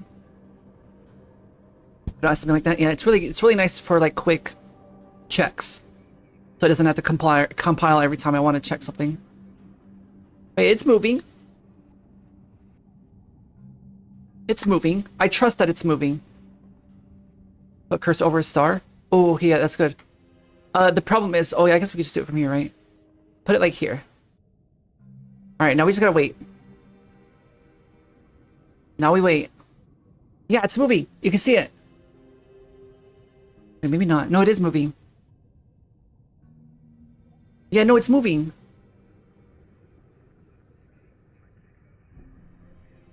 It's definitely moving. Yeah. Great. Am I delusional? Am I coping? It's moving. Yeah, I think it's moving to the to like the upper left. It's gotta be moving. Come on. Okay, maybe we speed it up a little bit. Let's take out A0. All right, let's try that. Let's try it again. Think I can keep that accurate? Yeah, it might be rounding down to 0. No. No, it's moving. Hang on. Hang on. I think it's moving.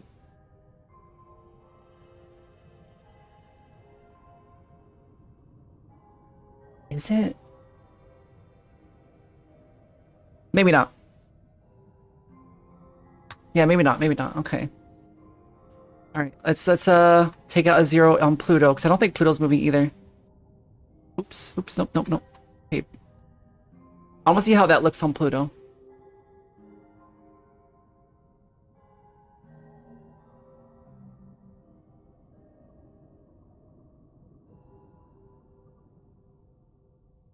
Is 0.01. Is it moving?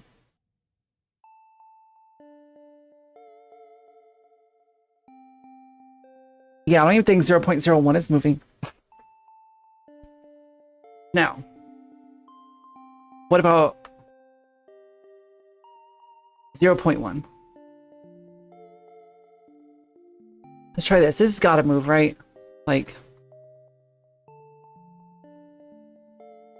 yeah, no, that's moving. I can see it. I can see it. Yeah, yeah. 0.1 is enough. So now we just gotta set the skybox to the -0.0. Is it? What was it? 0.1? Yeah. I think that might be the lowest that it's able to calculate before rounding down to 0. Let's see how it looks. Okay, that's not bad. That's not bad. I'm okay with that. It's very, very slight. It's technically faster than how it will look like in actual space, but it's a video game. We got like, we're running out of time. We're down to like 30 hours. So we got movement. We got movement. Now, let's consult the, wait, where is it? Uh-oh, I lost it. Where is it? All right, where we at now?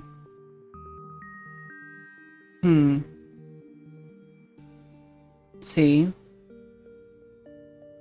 All right, I guess we start with the mechanics. Yeah, the mechanics. We got to implement the mechanics. Could be normal. Depends on how fast you're opening with me. I guess that makes sense. Yeah.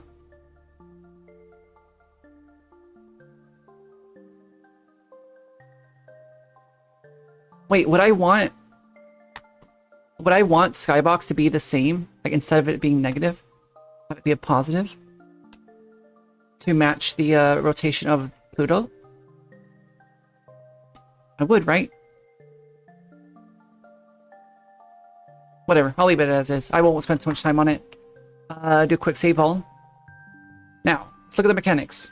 We got movement, we got camera movement. We'll worry about feedback after we implement all the mechanics, then we'll worry about feedback. Jumping, interacting with modules. Okay, oh god, okay, interaction is such a fucking nightmare. We need a interface.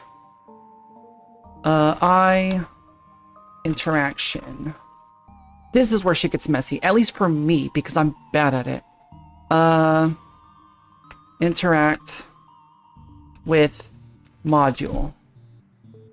Now, look at the first person blueprint. We have to implement the interface into it.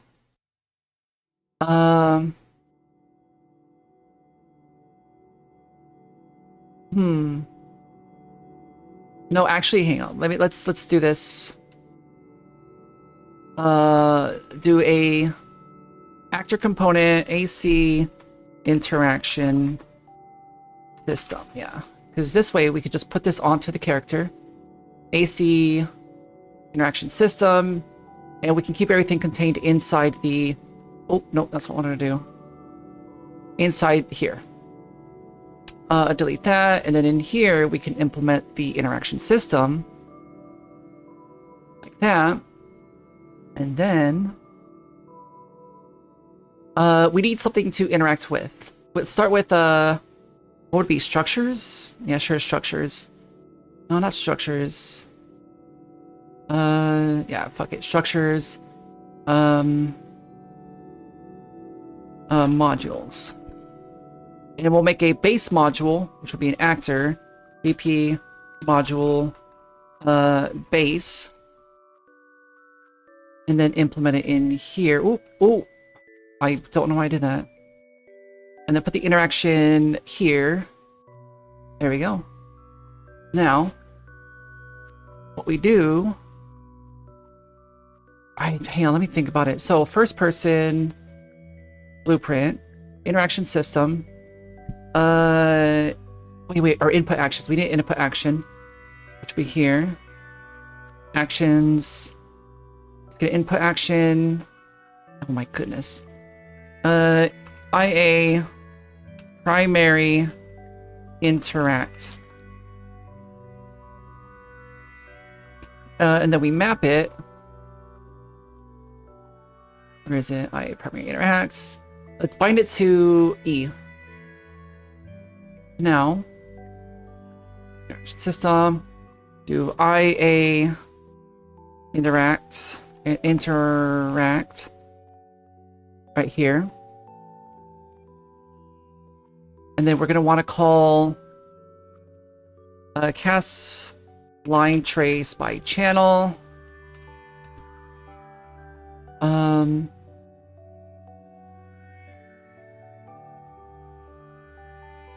I used to forget how to do this. Hang on. Get player camera manager. Get camera player. Wait, look at player. No, not camera manager. Get parent. Not a sequence. No. Get parent. Get owner. Yeah, get owner. Get camera. What, right? Get player. Get parent actor. I guess that's what I want, right? Get camera. Get what player character. No, what? Hang on. Doing this in a component is tricky. Because I literally just want to get parent from component, yeah. Get owner. Camera. Not a variable. It's not a variable. I don't want to cast. Do I want to cast? I don't want to cast every time I do a line trace. I want to do it after it hits, right? Whatever. Get. I think I could just literally grab the get player character, or get player. Yeah, get player character. And then get camera. Can I not? Get.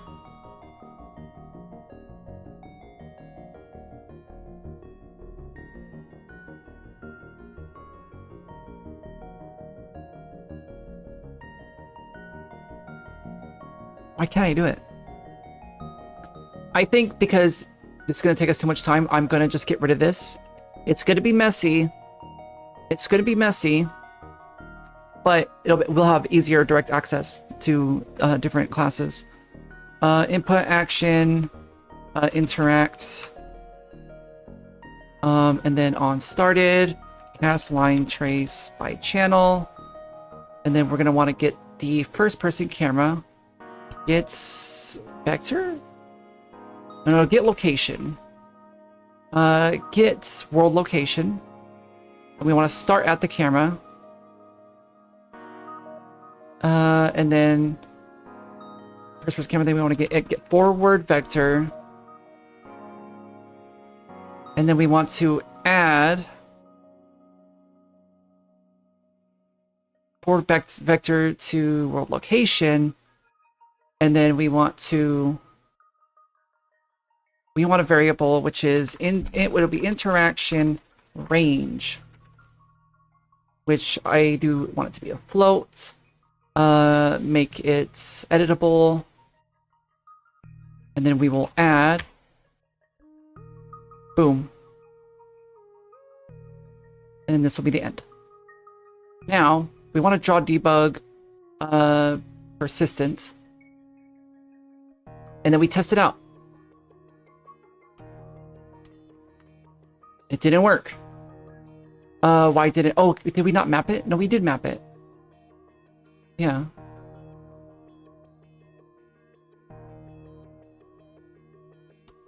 Yeah, we definitely fucked up the math somewhere. Hang on, hang on. I think we want to split this. No, we don't want to split it. I think we want to multiply it first. And then add it to the location. And then put it there. I think that's how you do it. Oh, I'm stupid. Hang on. I didn't set a value. So it's literally doing a 0. Maybe I had it right the first time. Yeah, I think I had it right the first time. Hang on. Disconnect everything. So yeah, no, you do want to take it, add this, and then multiply it.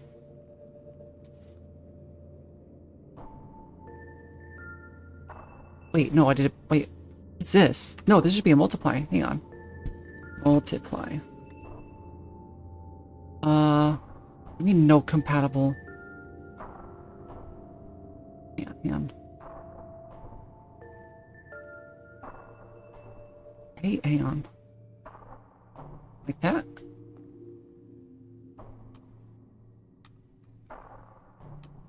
What is going wrong with my math here?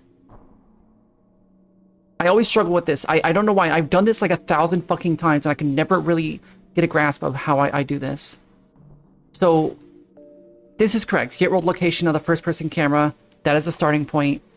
And then we take that, get the forward vector, and then we multiply the forward vector by the interaction range.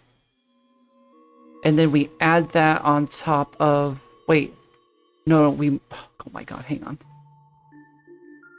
Multiply it.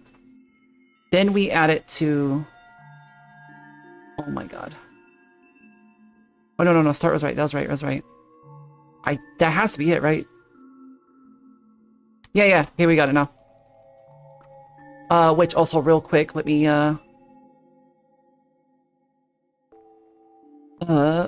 content. I need a UI folder. UI, there we go. And then I need a blueprint. Because for the reticle, WP reticle. We'll make a HUD later on, but for right now, I just need a reticle. Which is literally just going to be a... how do I do this again? It's going to be text. It's literally just going to be a plus sign. Which is going to be anchored to the center at 0, 0.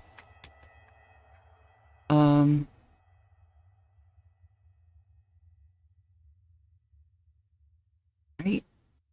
No. It's a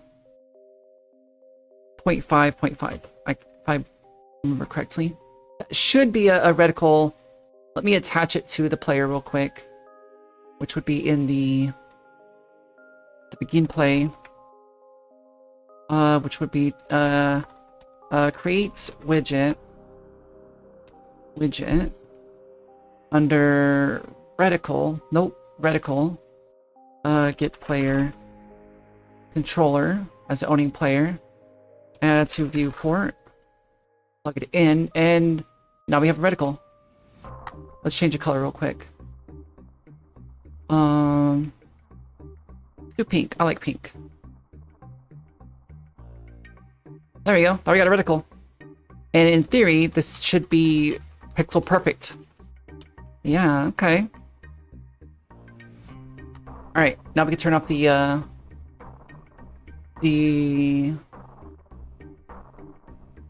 the persistence of the debug or duration. But yeah, what do you think?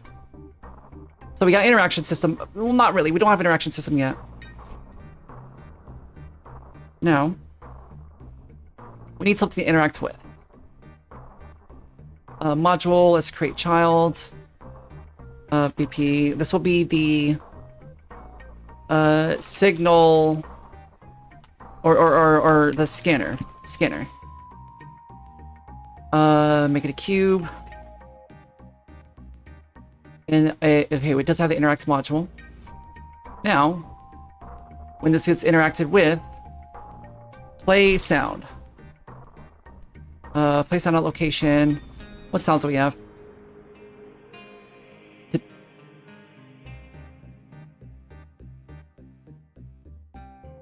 Am I stupid? Wait. Is my audio busted on this PC? How come I can't hear it?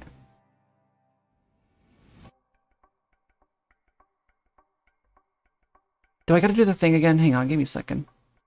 So it was having this issue before where I would have to turn on spatial sound and then turn it off.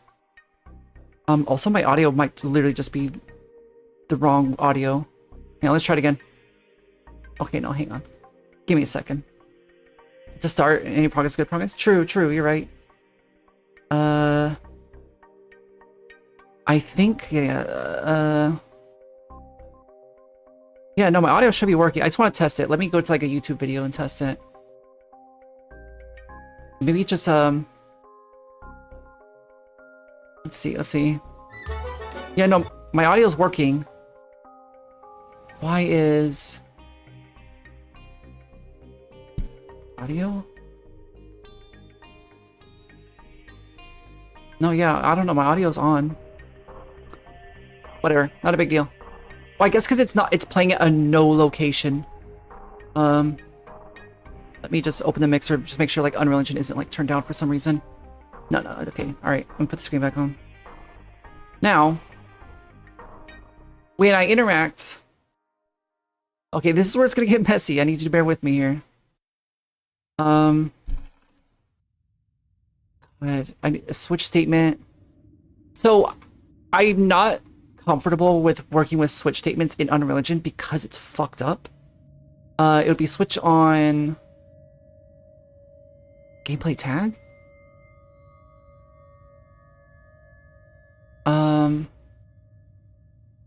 Where did it go? Oh, scanner. Here we go. What would the tag be? Is that a gameplay tag or a regular tag? Scanner as a tag. Let's see. Oh, okay, it just doesn't. Yeah, okay, no, it's not a gameplay tag. I think it's a switch on tag. Can I just do switch on? Switch on. Okay, so I have an idea. Hang on. It's okay, whatever. Variable, which is going to be module. Oh, this is going to be fucked up. Module name, and it's going to be a string. And make it editable and expose it. Now this is going to be scanner. Now we're gonna switch on string.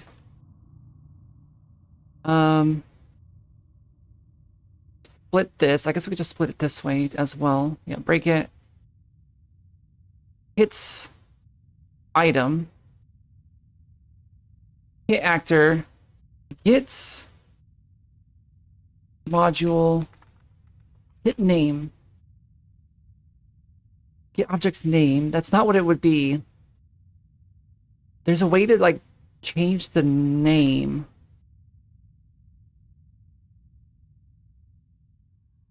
No, because that's no. Oh God, this is where it gets ugly. Because I this is where I start to suck. Hang on. So the way I used to do it was I would just do a if-else statement that cycles through every possibility and stops once it hits the correct one, which got really messy. But I know there's a way to do this without that. You get hit actor, gets components by tag, by component by class, which it wouldn't be string. No, no, no.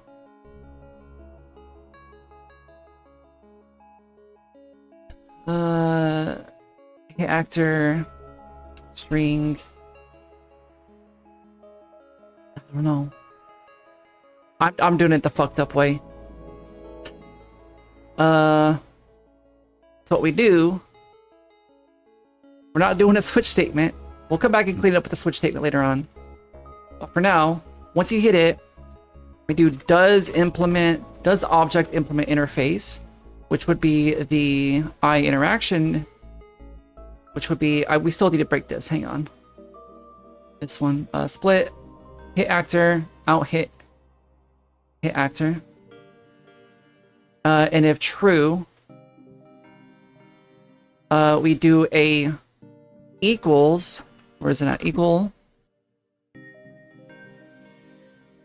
Don't laugh at my my structure. Does it equal scanner?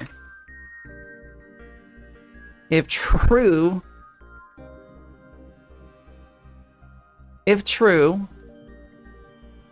then you fire off the, I need to pull this off again as well. Which would be, interact with module. Yes. Now, where's the scanner?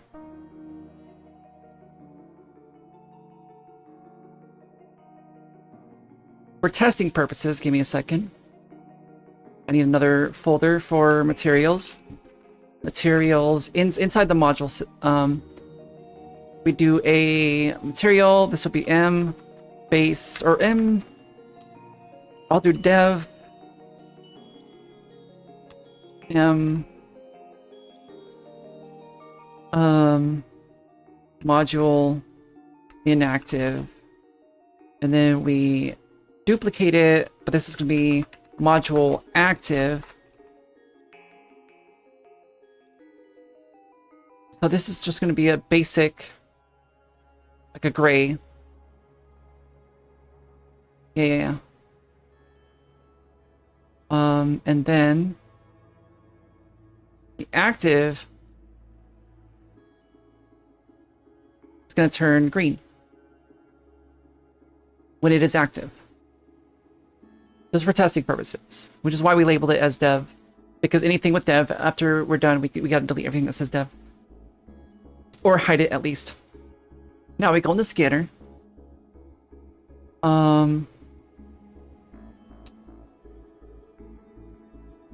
Inactive.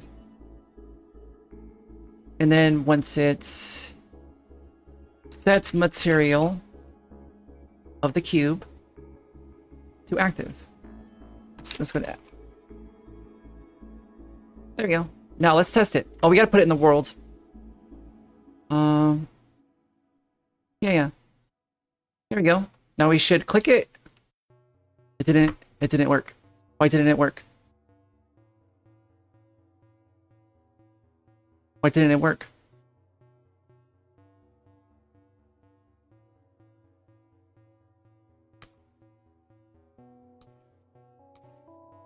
Yes, it's not interacting. Interact with module. It should be interacting. Uh-oh.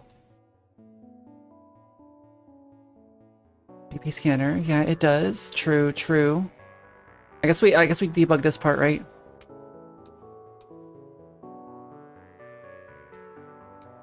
I guess we do let's do a quick print test. Now, if it is detecting that, and it goes into here, and if it falls true, if it is detecting that it is the correct class, then it should say hello again. It's not detecting that it's the correct class. That's what the problem is. Out hit actor. BP scanner. Why is it not? I don't understand. It should be... Maybe just fucked up in, like, the connection. Equals... BP scanner.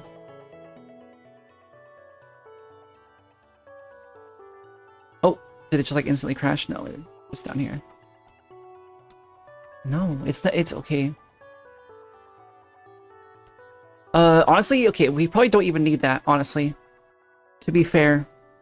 We should just be able to, if it works, just fucking send it to whatever the fuck it is. And just shotgun blast it. If it has this, activate whatever it has on the other end. And this should work. There we go. Okay, yeah. Yeah, we were overthinking it. Now, we have interaction set up. It interacts with things, and they receive. Okay. Now, what else is on the list? We have interacting with modules communication set up. Food and hunger. Let's set up food and hunger. It's God. Shut up. Now, I could set up the food and hunger system directly in here again. Actually, yeah, fuck it. Just put it in the player. We'll put it into functions though. Now,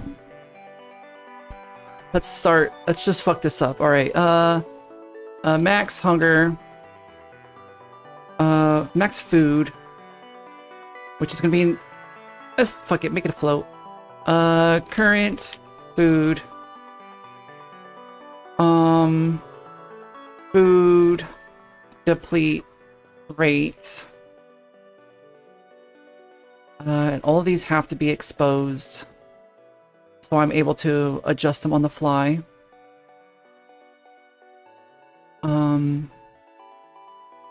Now, how do we do this?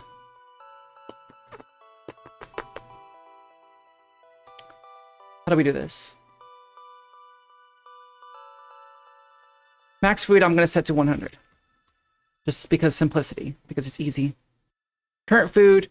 So what we do on begin play, let's make a function. Food food drain. Food drain. No. Okay, well, sets food or food in it. There we go. Food in it. We get max food, and then we set current food to whatever the max is. That's the initialization when you first load into the game. Where do we put our begin? Right here. We can put the food in it here. We can also... We gotta set up another UI module real quick. User interface, widget blueprint. This is gonna be WPP. Let's just start with the HUD. Might as well. An all-encompassing HUD. Canvas. Oop. Can't. What happened? Canvas, and then we need text. How do you spell text? Text. Text. And then another text. And then we need a horizontal box. Canvas, we probably should have done this first. Put that, and then we put that. This could be called status bar. This will be food. And this will be food value. And food value needs to be a variable. Food. And then food value is going to be 0 to start.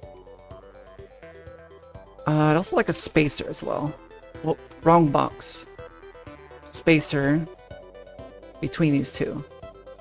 There we go. Can't wait for P mode implementation. Yeah, that's optional. That's a bonus. And then we take the status bar, anchor it to... Oh my god, okay, hang on. My PC okay? Where's a good spot? I'd say like bottom left, right? I think anchor it to bottom left. Boom. And then 0.5, 0.5. Put it there for now. And then we have to bind the food value. Where is it? I'm stupid. Where is it? Text. We bind it. Cast to player character, or cast to first person character. Get player character. We gotta do is valid so we don't break it. Just in case for whatever reason the character is not valid. And then we gets current food. And then we set that to that. And it automatically converts. Now, we go in. Oh, yeah, that's right. We're not implementing the UI yet. Which would be here. I'll just copy this, put it here. Owning player. Let's get another one of these. Alright, now we have a food bar. Oh. There we go. Let me fix the scale up window. But yeah, now we got food bar. Bottom left, yeah. Yeah, see? Look at that. We got a clean food bar. It does not deplete, however. Oh my god. Now we gotta make it deplete. Which would be under food drain. Now, can we get a delta? No, we can't do that in a function. It won't let us. Get a deplete. Don't deplete.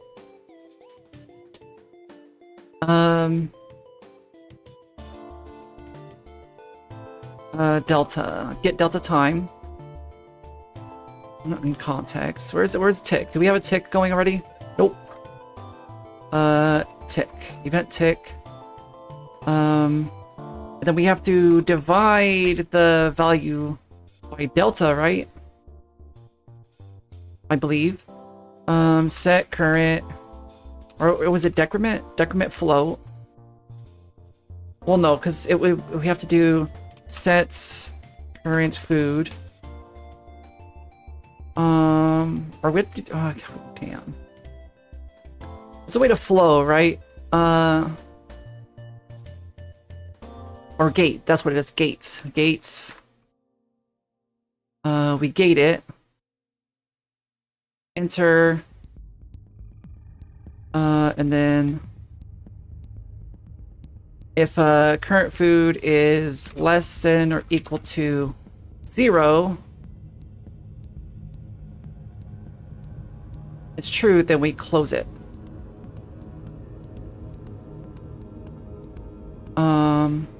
Hey.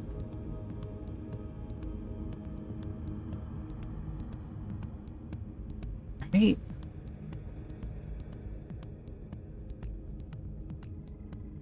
I guess we enter through the exit, right? True, then you close, right? Oh, this is so fucked up. I don't think this is what you're gonna do. I think this is gonna break it. But we enter. And then we open on... We need a custom event at the... Not here. At the begin... custom event. Open... Tick gate. Which... Open... Tick gate. It's on the wrong area. This has got to go this way. So, when the game starts... It opens the gate. And then it should be... ticking, which as it ticks, God, how do I do this? Food deplete rate, minus, subtracts. It's the wrong one. Hang on, I gotta put it here. We gotta get current food. And then set current food. Now we open it on bonfire, and then if I guess this goes over here. Hang on. Yeah, this needs to go over here. Because if we hit 0, we want it to stop. Do we? No, we don't. No, we don't. Because we're gonna die and reset anyways. We don't even need a gate. We just do this. If we die, we reset it anyways. So it doesn't even matter. But wait, do we do want to branch though? If current food less equal 0. Also, the food deplete rate is got to be 1, right? 1 per second. Actually, let's do 0.001. Actually, let's do 1 just for testing purposes. Then we'll fine tune it later. And if that's still little, then there is, I think, literally just a kill player. No, it's a reset. Right? Whoa. Okay, hang on. A load level. No, open level. That's what it is. Open level by name, which would be L solar system. We'll work about save files later on. But for now, if you run out of hunger, it just restarts the game. Okay, yeah. Okay, yeah, 1 is too high. Hang on. We're not multiplying by the delta. We need to take current food right here. Hang on, how do I want to do this? The depletion rate. That, and then we take this. Like, hang on. And then I'm taking the wrong one again. Hang on. Divide by the delta seconds. I'm pretty sure it's divide. Yeah. Oh my god, no. It's not. Huh? Is it multiply? Or maybe I got it backwards. Hang on.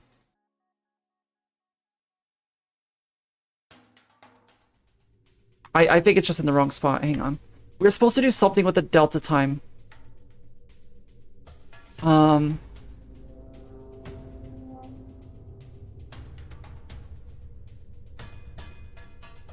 Wait, we're just fucking, hang on. Go back. I think I had it right the first time.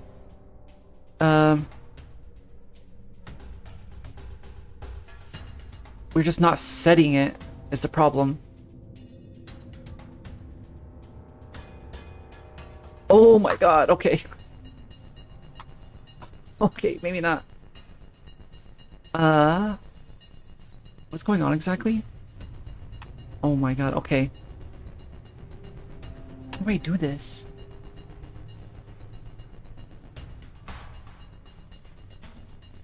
I did this before. Because if I don't do that, then it's gonna be based off of frame rate.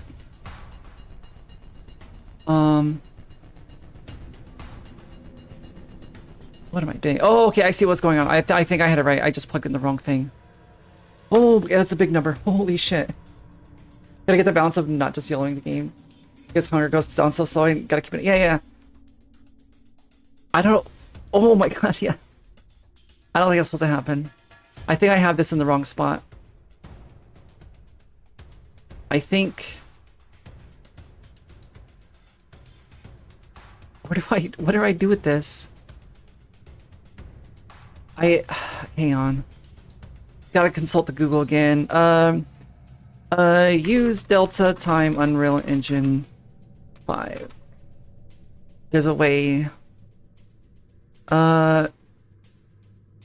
Okay, yeah, I know what it is. Get world Delta. What does it know? The frame Delta. Yeah, I just want the frame Delta time. Multiply.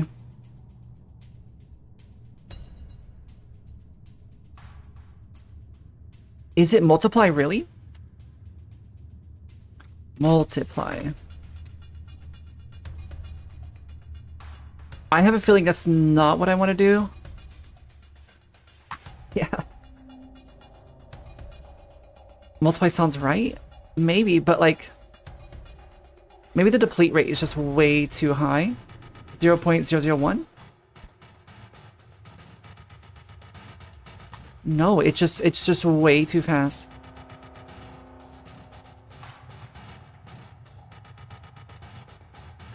Maybe max food we gotta set to like 10,000.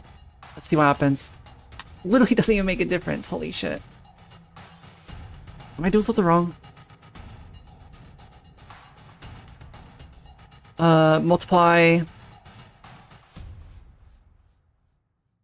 with desired value.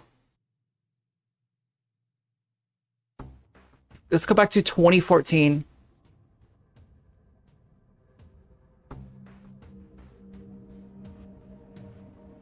Value speed times delta time. Yeah. Hello, the Game Maker official. Hi. Hello. How you doing? Yeah. Aren't you just subtracting the plate rate each frame? I am subtracting. Well, okay, this is what I'm doing here. Every frame, with this, every frame, it is subtracting the depletion rate. Deplete needs to be. Oh, you're right. Yeah, I think I have this too. Hang on. And then it gets subtracted. Hang on. And then that gets converted, right?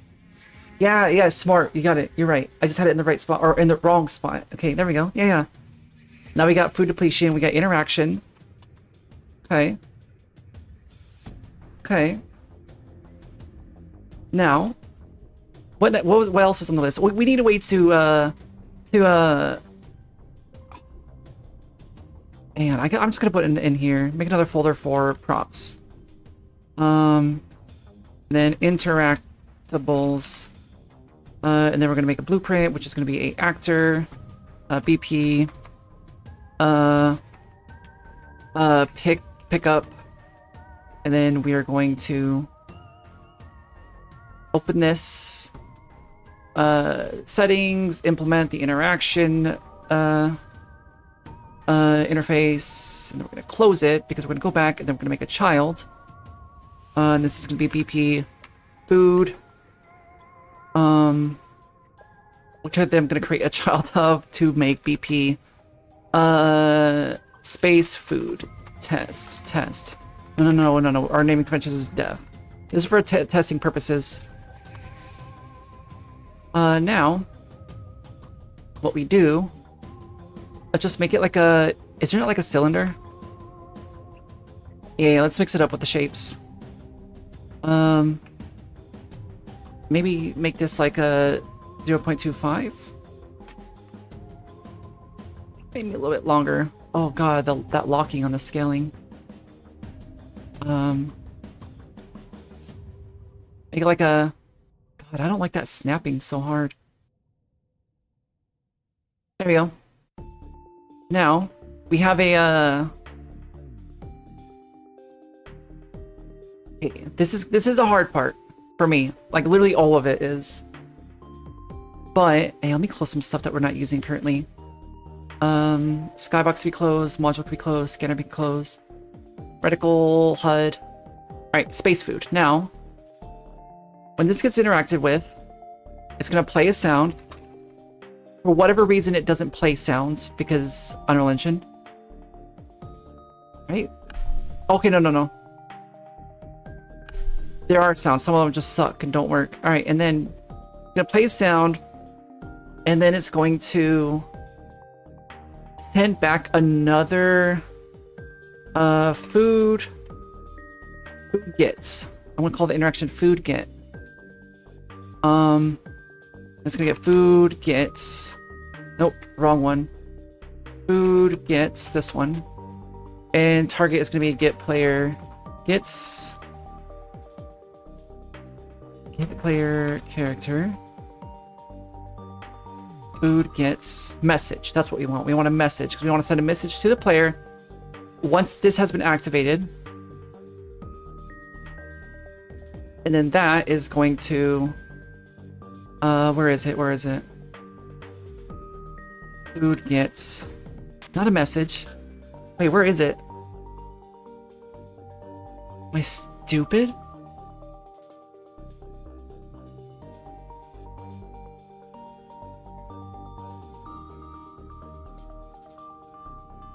Oh, is it just not implemented? Wait, if it's not implemented.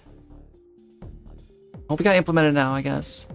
Where is it? Where is it? Interfaces, food gets. So now when this gets fired off, we're going to add... Wait, I do need an input though, hang on. I need an input on this. On the food get, which is the food value, which is going to be a float. Alright, we should be done with that now. Food get, which the space food is going to have... This is why I made the food thing, so I can make a variable for all of them, which is going to be food value. Make it a float. Make it editable. What's that? Now space food is going to have a... Or at least it should. Show inherited variables. Let's give this a value of 25. Which we should be able to update it on the fly. Now food value is just going to get plugged in here. And then food value is going to set current food, which is going to be current food plus food value. There we go.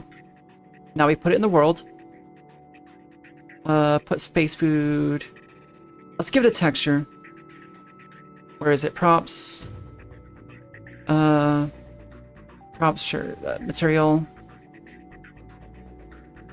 Honestly, we already have a material folder. Let's not make too many folders.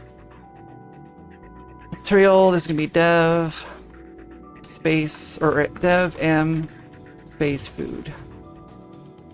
Which, space food, cylinder, space food. Oh, space. There we go. And then we go here. Give it a nice color, like... What color is space food? Blue. Right? There we go. Also, we gotta make sure it disappears. Space food, food get, and then destroy actor. Now, ooh, okay. Now we gotta clamp it. I just realized because we're going above 100. We do want to clamp this. Clamp float. Clamp float.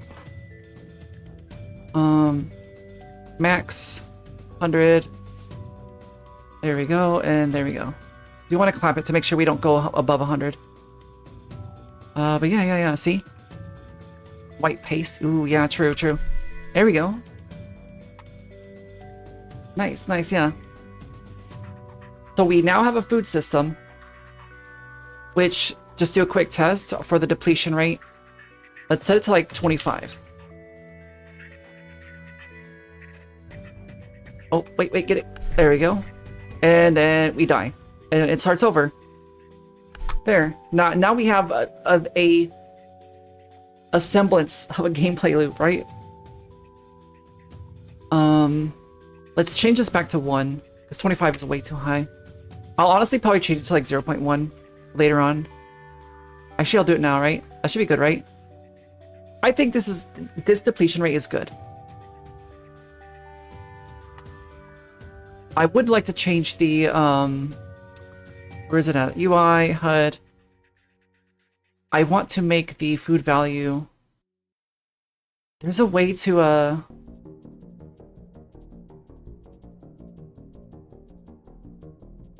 make it, maybe it's in the graph.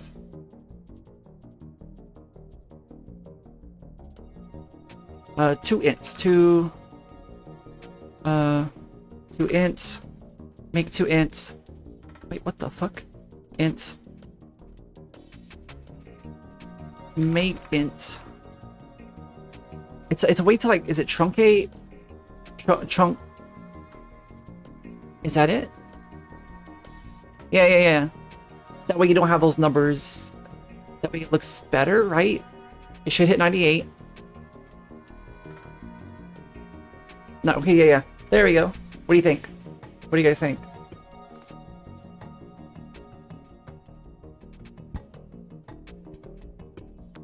I could also turn it into a bar later, but I kind of like the text for right now. Let's save it. Looks good. Nice, nice, nice, nice. All right. Now, we got interaction, mini games. Okay, and we'll have to do that for each individual bar. Be a nice extra. Yeah, yeah. That's for later on. We got to make everything work first. Gravity. We could implement gravity zones. Now, this is how I have. Let's go to structures.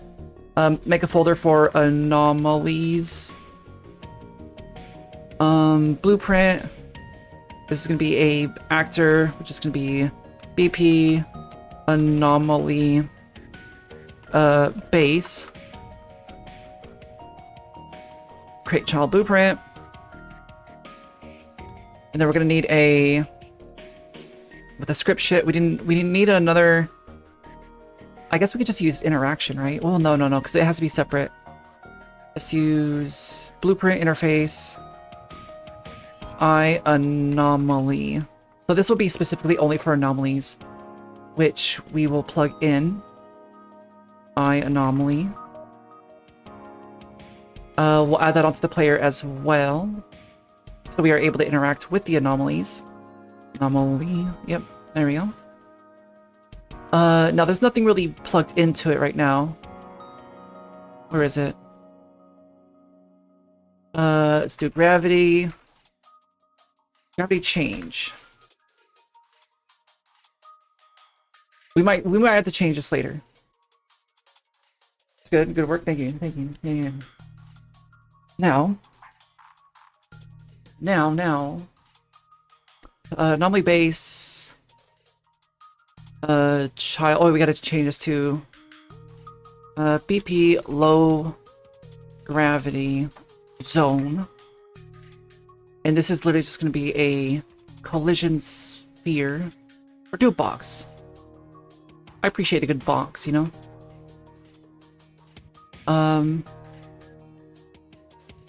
And then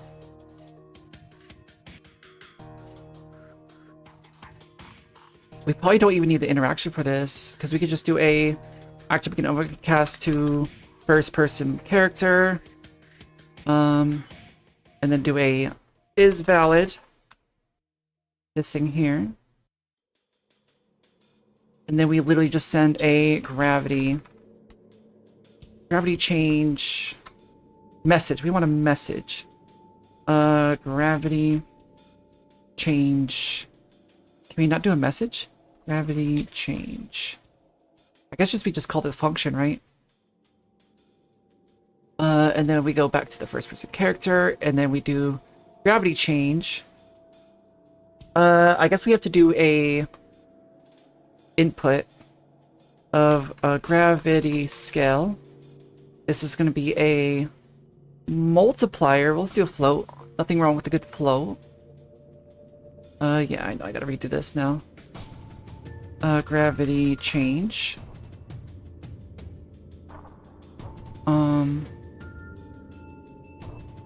Clean up the little node. Now we need a variable, which is going to be gravity scale, which is a float, which will be exposed and editable.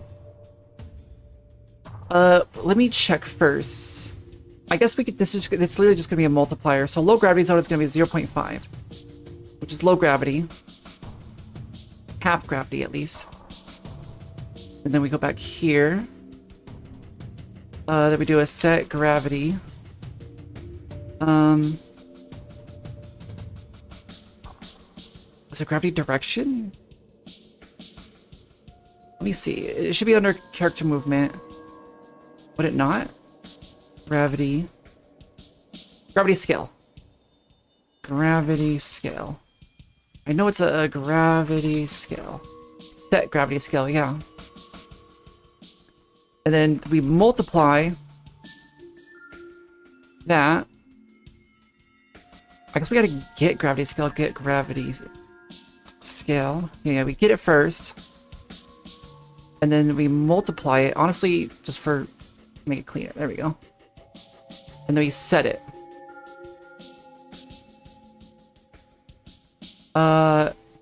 There we go. Ooh. Now, when we leave and overlap, we do the same thing. We check to make sure it's valid. I guess we don't have to check if it's valid, right? Because it's leaving. And then we do another gravity change. And just set this to 1. Just to reset it. Wait, no. Wait, what the heck? Wait, no, that's right. Alright, now we plop it down. Let's make it a little bit bigger, though. And we test it out, see if it works. I can't really see it, though. Hang on.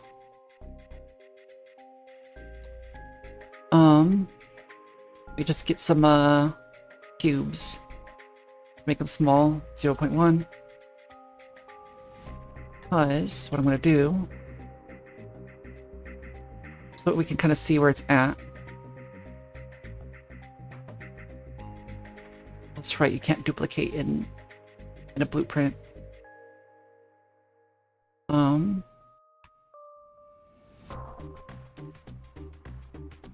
Do a quick rotation. 90. Oh, I guess not that one. 90. Nope. Okay, just manually move it. Just gotta add some bounds. Wait. Oh, okay, I see.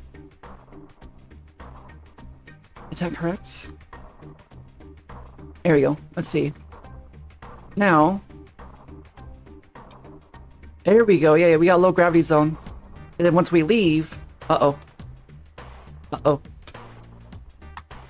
Hang on. I think I did something wrong. Oh, we're literally just not doing it. We're setting it to 0. Alright, let's try it again. Normal gravity. We enter here. Low gravity. And then we enter. Or we leave, but... Oh, it doesn't reset. Hang on. How are we gonna do this?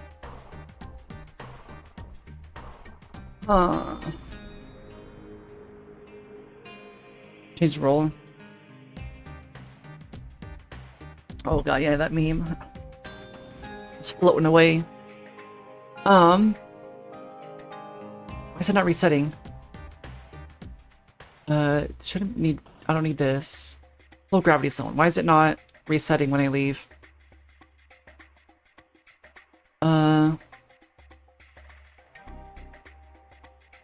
Oh, okay, I see. I need a separate... Hang on, not interaction. Yeah, I see what I did wrong. I see the error of my ways. We need a reset gravity function. Reset gravity. There. Because...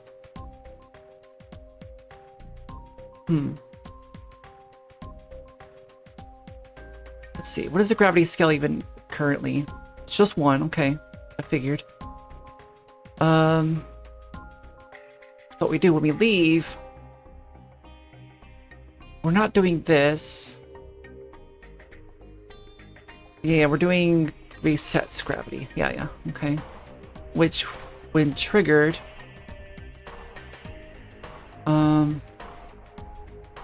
we'll set... steal this. Let's reset it to regular gravity. No, that should work. Normal gravity. Everything seems fine. Low gravity. Okay. And it goes back to normal. Okay, yeah, we got it. We now have low gravity zones. However, I'm getting tired of the damn space station texture. Everything's too damn white. Let's change the texture. Do I not have like a good like yeah, let's do this. There we go. Now that's a space station. Oh, okay, never mind. That's kind of fucked up. It's post-processing materials. I thought there used to be like a prototyping grid. Do I not just have okay, yeah, world grid material low. Is that not it? No, no, no. This one, yeah. Right. I mean, it's better than before, I think. Yeah, yeah. Concrete, hell yeah. See, look, see, you can see things better now. You turn that on. Eater, can of soup, jumping, low gravity mode. We float in the low gravity zone, and then we go back to normal once we leave. But yeah, yeah, yeah. What do you think? We're basically halfway done. Oops. Now, we have gravity zones.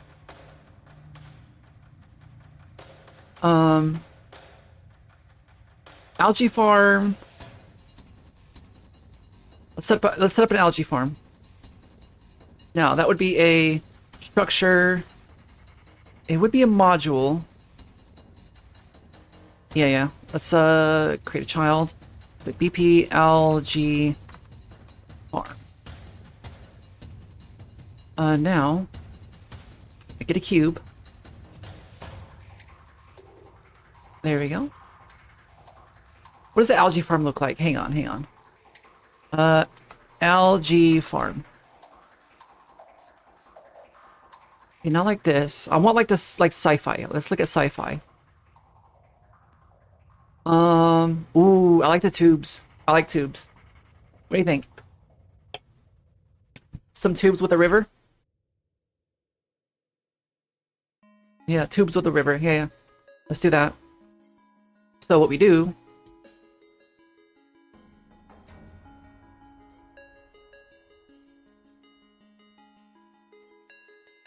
cylinder.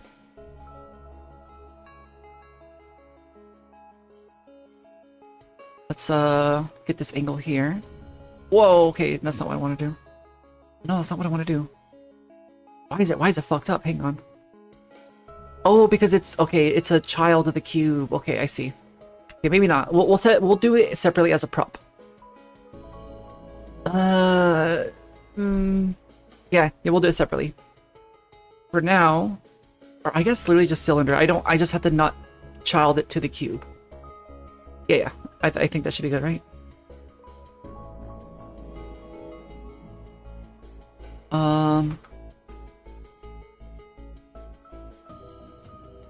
Okay.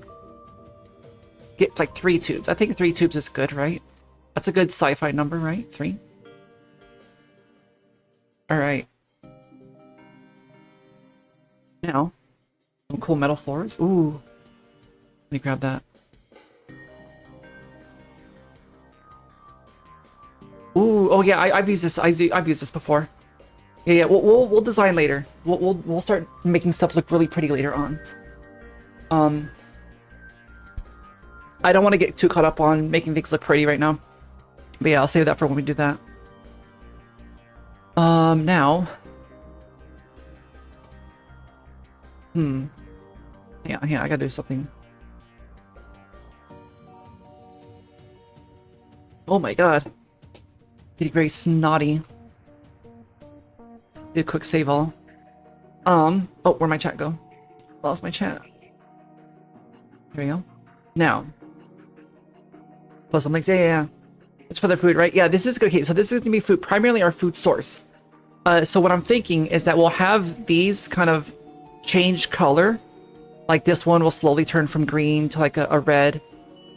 Like to indicate that like it's starting to die, and then this one starts slowly turning red, and this one starts slowly turning red, to indicate that like our algae needs to be maintained, which would just literally be us going up and clicking it. So first, we kind of just got to do a hunger meter, basically exactly what we did with the hunger meter, but for the algae. So we need two functions, which is going to be a algae health init, just to set the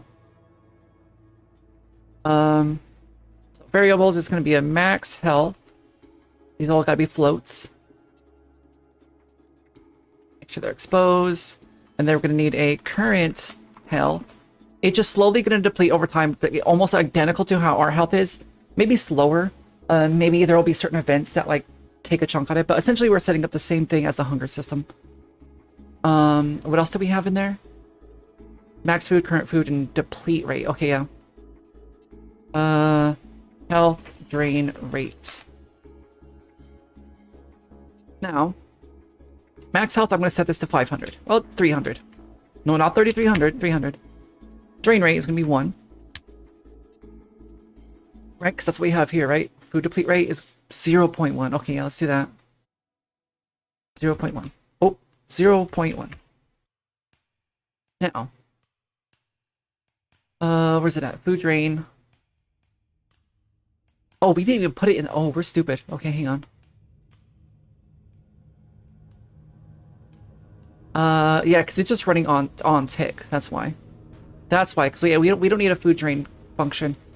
A good developer would be able to turn it into a function. I am not that. Now, algae farm. Essentially, you just take this.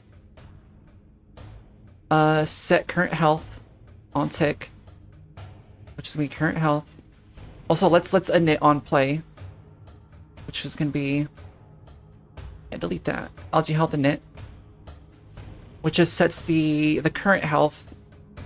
Wait, did we even do that? No. Set current health to max health on init. There we go.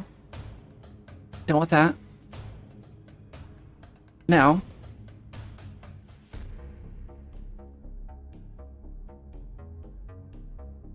I already forgot how we did it. We just, okay, we get the delta seconds. Let me borrow this. Let me just multiply. Oh, how do we do it again? I keep forgetting how we did it. We set current food, but we get current health. We don't need a low gravity zone kit that can be moved. Current health. We multiply delta seconds by the rate, by the health drain rate, and then we subtract current health by that amount, right? Current health minus this, yeah. Oh my god, my voice is going out. Oh my god. Oh my god, I gotta lube up my throat. Jesus Christ. And then we set that. I think this we will need a gate because we won't die. So we open on play. And then as it's going, it's gonna keep doing this. And then if current health is less or equal to 0, true, then we are going to well, not this, we're gonna custom event, which will be close gate. Gonna close this. This is true, then we're gonna close gates. Yeah.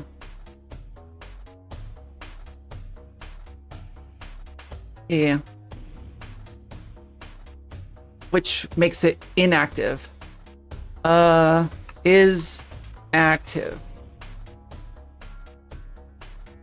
Which will be a boolean, which I don't think we need to expose that one. And then we set is active is not true, but what we need when we init, we should be setting it as active. Yeah, okay. So yeah, on play, it'll set it as that it is active, and once it runs out of health, like once it dies, it will no longer be generating algae. We can fix it. We just got to go up to click it, but it won't be accumulating when it's inactive. Yeah, yeah, yeah. That's what I thought. What do you think? What do you guys think?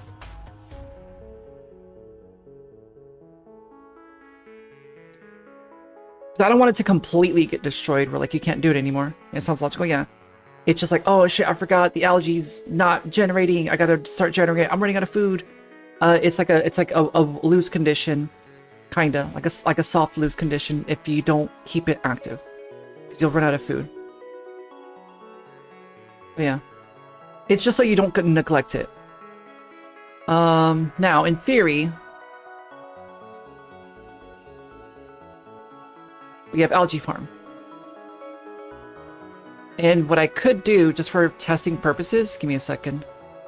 UI, let's do a widget blueprint, and I'm gonna call this dev. Actually, no, because I do want to make it widget blueprint algae health.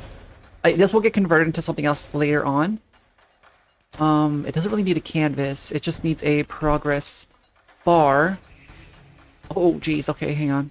Maybe I do need a canvas. Hang on. Let me delete that. Canvas. Bar. Yeah, because we're going to do this. We're going to do this. And then we're going to... where is it? Bar fill type. Bottom of the top, right? Now if we set... Yeah, okay. And then...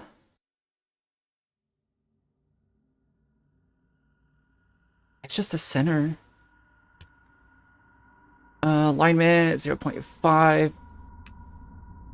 0.5 to get it centered. And then the actual percent we're gonna bind to how do we want to do this? Oops, sorry for hitting the mic. Algae health bar. How do we want to do this? We're gonna want to cast to BP algae farm, which we need a reference to. God, this is always a hard part. How the fuck do you do this? Algae farm, which is literally going to be BP algae. No, yeah, because we got to do a do a construct. Get all actors of class, and it's going to be algae farm, BP algae farm. And then we're just literally want to get a copy of the first one because it's going to only be one existing in the world. And then algae farm as the algae farm. Actually, we could just do this. Delete that. Promote to variable, connect it here. And this will be our algae farm ref. Our reference, so we can grab the variables from within. We don't need that anymore. Algae farm ref, so then we get current health, get max health. Oops.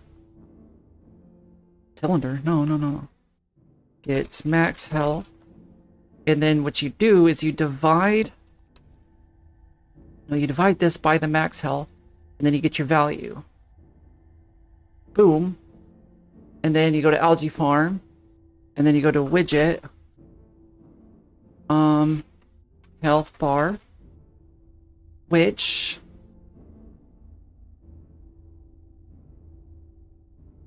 I do need to set this to a, I forgot what it's called, visibility, not hit testable. Oh, uh-oh. Jackson TTV, hello. Thank you for the raid. How you doing? How's your stream? Oh, you broke my neck. Uh-oh. Yeah, welcome. How you doing? Oh, damn, thank you for the follow. Yeah, hello. How's your stream? What were you getting into? How's your evening going? Or morning, or afternoon, I'm not sure where you are. But yeah, hello, welcome on in. Oh, I keep breaking my neck somehow. Hello. We are currently just working on building a game, as you can see.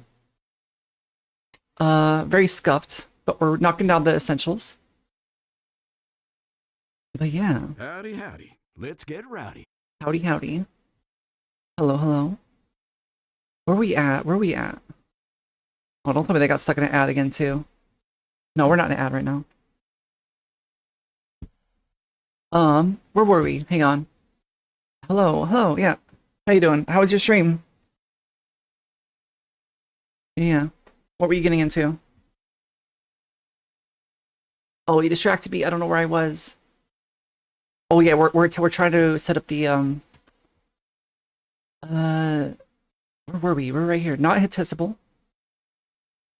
We want to render. Was it under render? It's not. There's a way to set it to worlds. I guess it'd be under canvas, right? Not under the. I think so, yeah. Right? Clipping. Is it under clipping? No, no, no, no. Whatever. I don't even think it's matters anymore. So what we're gonna do? We should space screen. No. Screen, right? Besides, why is it not drawing? Am I stupid? Maybe I don't need the canvas panel. Oh, never mind, that deletes it all. Maybe we could do... Can I don't know. I guess not. Did I lose it? It should be in world space. I think that's what I was looking for. Widget class. Oh, I didn't fucking set it. I'm an idiot. Okay, hang on. Hang on. There we go. Now, for testing purposes, we get a, let's shrink it down a little bit to match with the cylinder. This is just a general health bar, which should deplete over time. Where is it?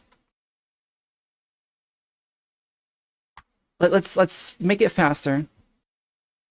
The drain rate. Let's set the drain rate to actual, like, 1. Like, literal 1. Now, we should be able to see it depleting.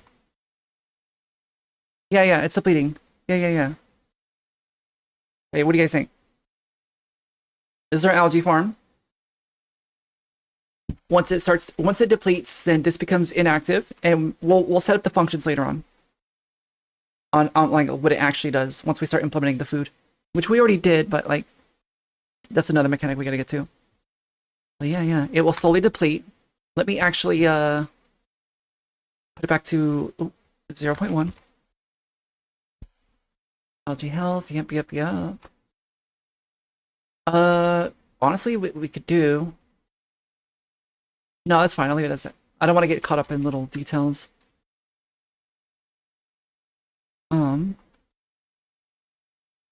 What next? Oh, we gotta consult it. See, this is I got lost. I got distracted.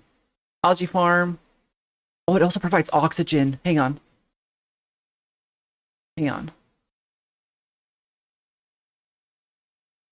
that's secondary. We'll worry about oxygen later on. That's a whole extra mechanic that we gotta add in. For now, it's simply gonna be food. Now what we do, we have to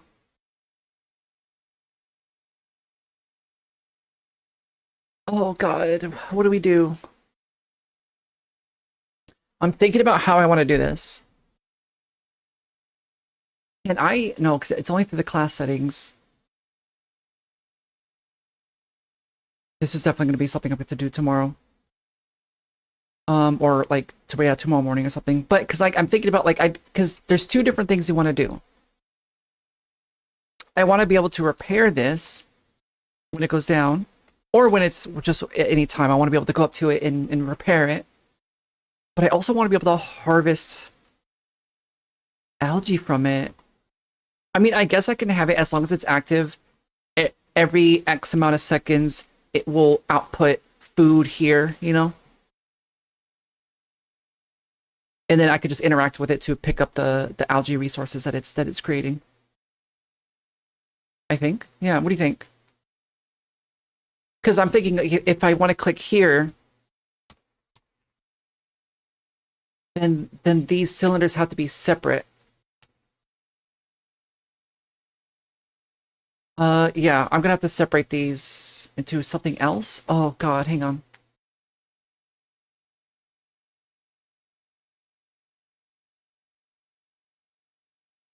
Yeah, I'm gonna have to separate this.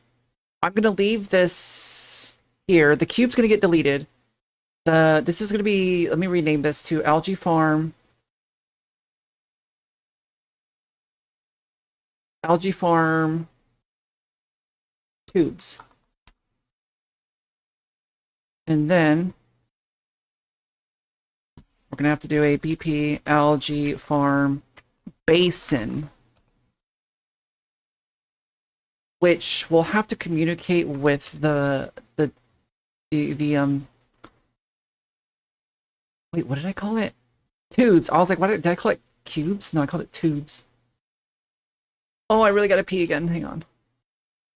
Well, I'm not gonna pee right now, but all right, now this is the basin. Oh, that's a little small. Let's make it a little bit bigger. Yeah, this will be the basin that the algae actually runs through. Connected to the tube, so it makes sense. Yeah, like that. You do a quick save all. I also need to add interaction, which would have to be... I guess I don't have an algae interactor. Let me make one. Oh, no, I don't. Blueprint, interface, interface, algae. I'm just gonna call it algae. That way we can connect these two.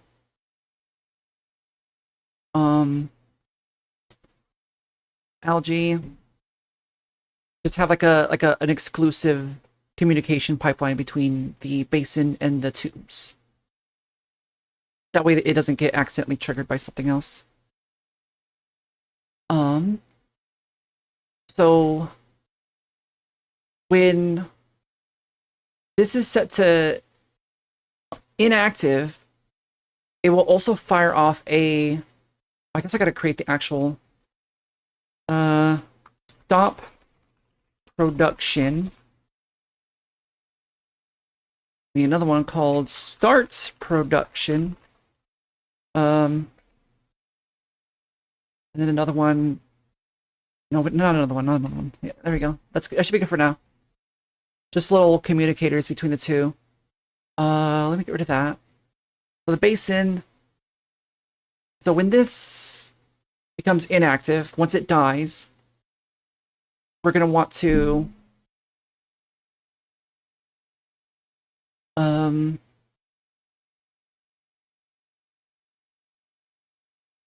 oh god, it's gonna get messy.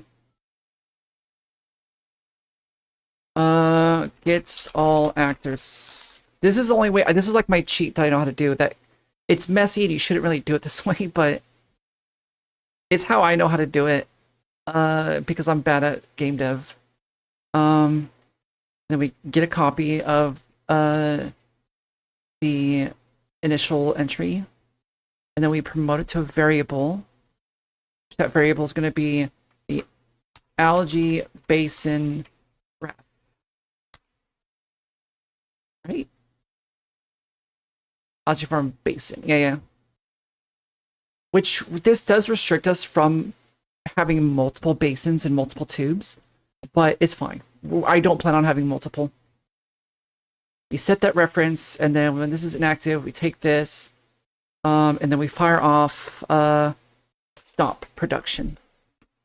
Call the function, send it through.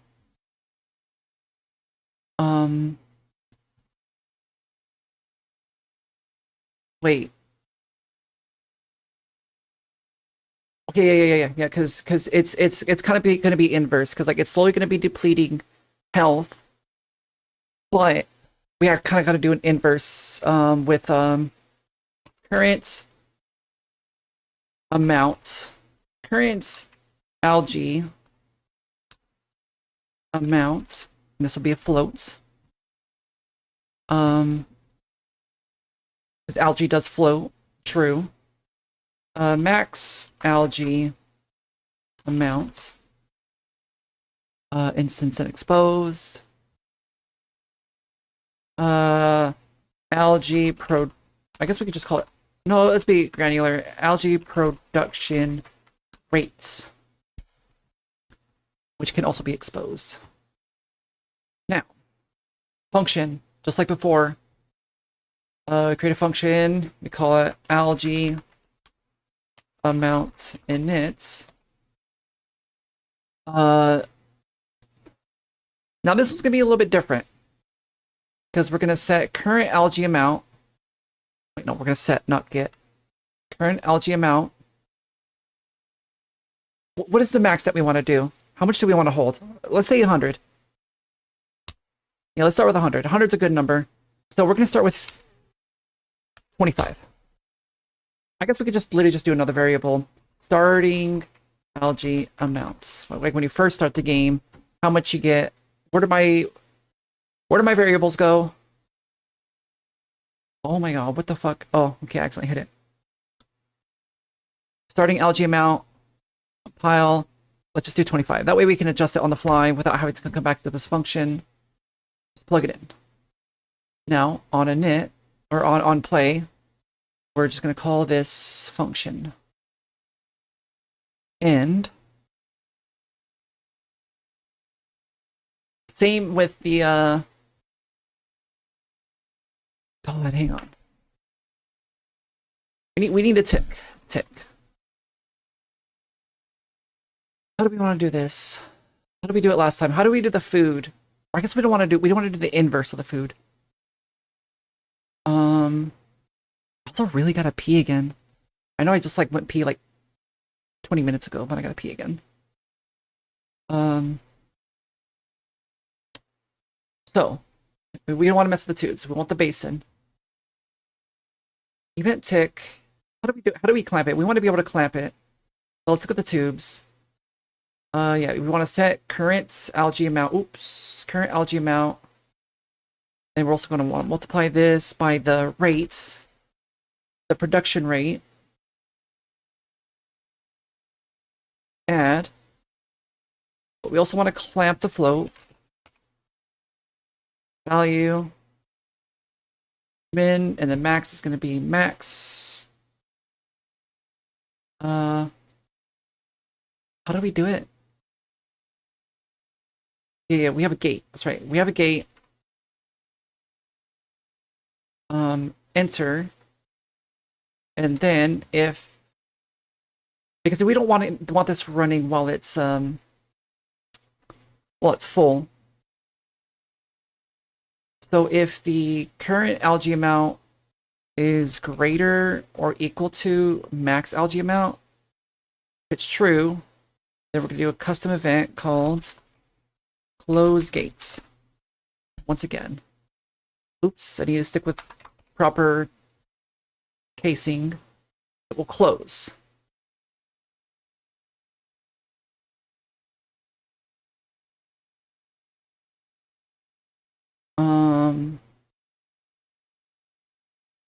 Actually, maybe we don't want to do that, just for the sake of keeping it simple. What do we want to do? Because it's already being clamped here. For optimization purposes, this would be the good idea. To close the gate when we're not currently... But then we have to restart it. I guess we could. When we gather it, which could be... what are we going to call it? What are we going to do? Let's do a... Where is it? Class settings. Interaction. It could be through interaction. Basin needs to have an interaction. Oh god, where is it? Yeah. Oh, I guess there already is. Okay, let's see. Interact with module. Which what this will do...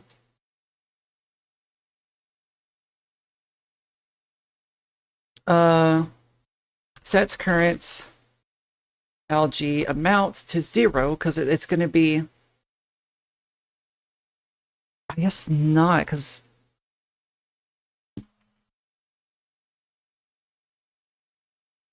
I gotta pee. I can't think. I got too much piss in my brain. I gotta pee real quick. I'll be back. Give me like 2 minutes. Oh god.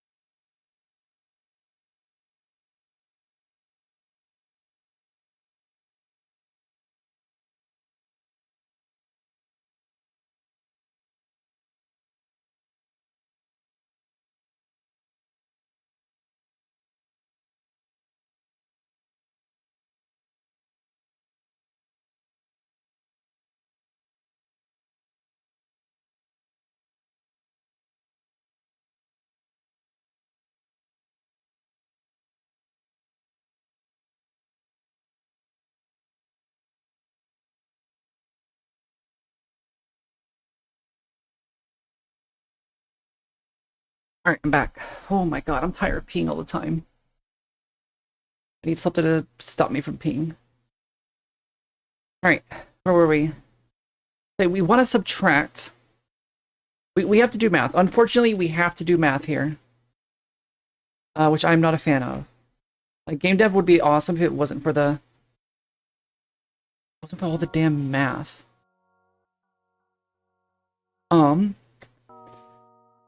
So we interact with the module. We don't want to set the algae amount yet. So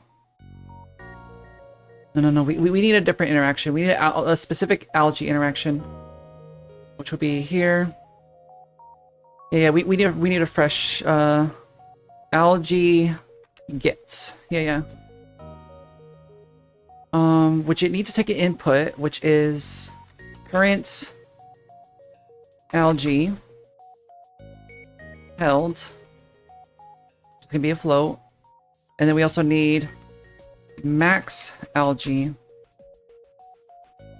Okay, now what we're gonna do, I think we're done with the tube for now. Let's move it over here. Now what we're gonna do is when we interact, it's gonna send interact with module.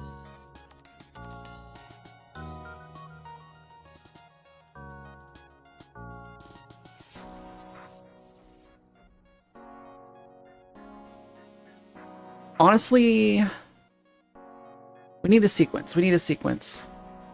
Sequence. Interact with module. And then we need to algae get. Right. How did I do the food? Because we have a food get. Where is it? Props, interactables. Did we interact with module? Oh, food. Okay, yeah, I see how we did it. I want to make sure we just remain consistent. All right, so we go back into here. And it's literally just gonna, no sequence needed. Just send to interact with module, which the algae farm basin. When do I have it already set up? Am I stupid? Oh, interact with module. The interaction I do require current algae and max algae. I'm gonna have to pull those from my character, which he currently does not have. Current or held algae.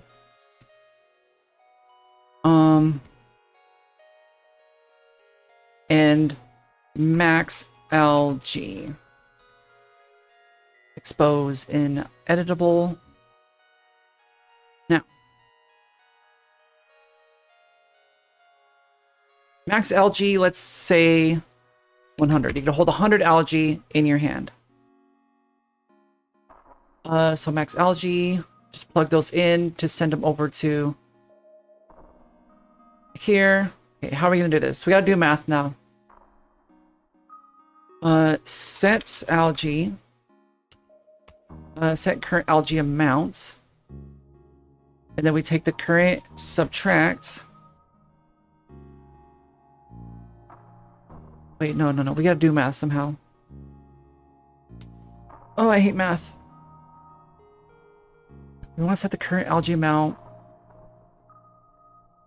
So we take the max and subtract that from current algae.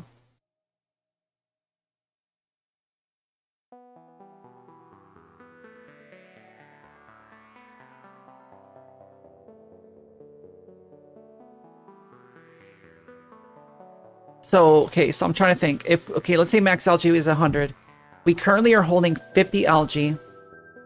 This is gonna subtract 50 from 100, so we have 50 empty slots on our character. Which means we can clamp it afloat. We don't want to clamp it though, because that could overwrite what you're making. We're making a game. We're making a game about being on a space station and having to restore it and scan planets. We're working on our algae farm right now. Oh, hang on, cancel that. Hang on. Because it's not hooked up yet.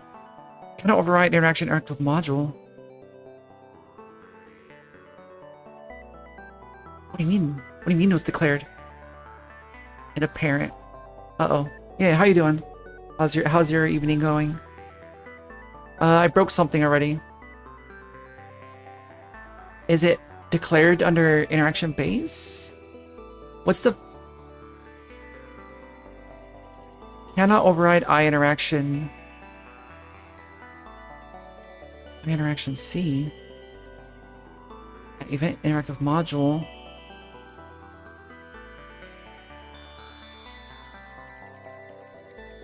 Am I stupid? What did I do? I don't know. I did something. So, okay. Maybe this isn't gonna work. Hang on. Now, what we're gonna do... Why isn't that working though?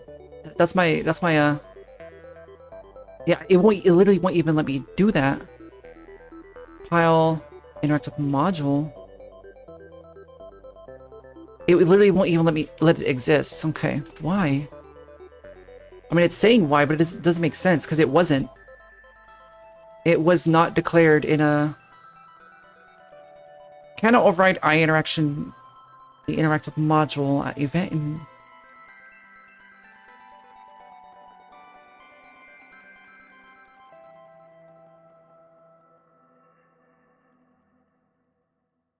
Is it because I'm declaring the interact interface in the base? But that doesn't matter. That's how you should be doing it.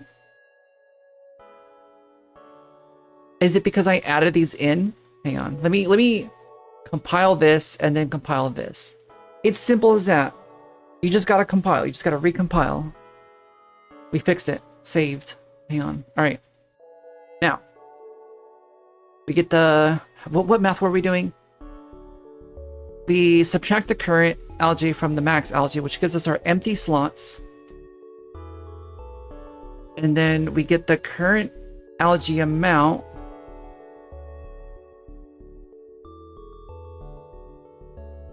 You're saying that as a singleton, I was trying to make two instances. Yeah, it's because I had a... Because I just had to recompile the parent. Because I made the changes to adding in these inputs. That's all it was. It happens. But yeah. How do I want to calculate this though? So this is outputting how many empty slots I have on my character for algae specifically. And so I think I do want to clamp it, right? Maybe I want to clamp it. The max is going to be here because that's how much we can take. And then, yeah, so what it's doing is that it's going to attempt to pick up take our empty slots. It's going to calculate, this is calculating our empty slots that we have and set that as the maximum amount of algae that we're able to take from here.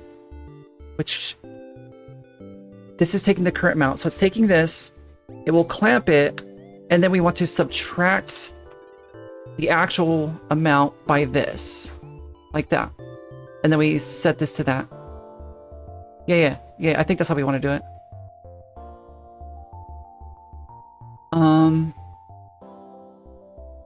Yeah, and then we need a... Where is it? Algae. Do we have an algae... Yeah, we have an algae get. We already have an algae get. And so the basin, we're going to want to send a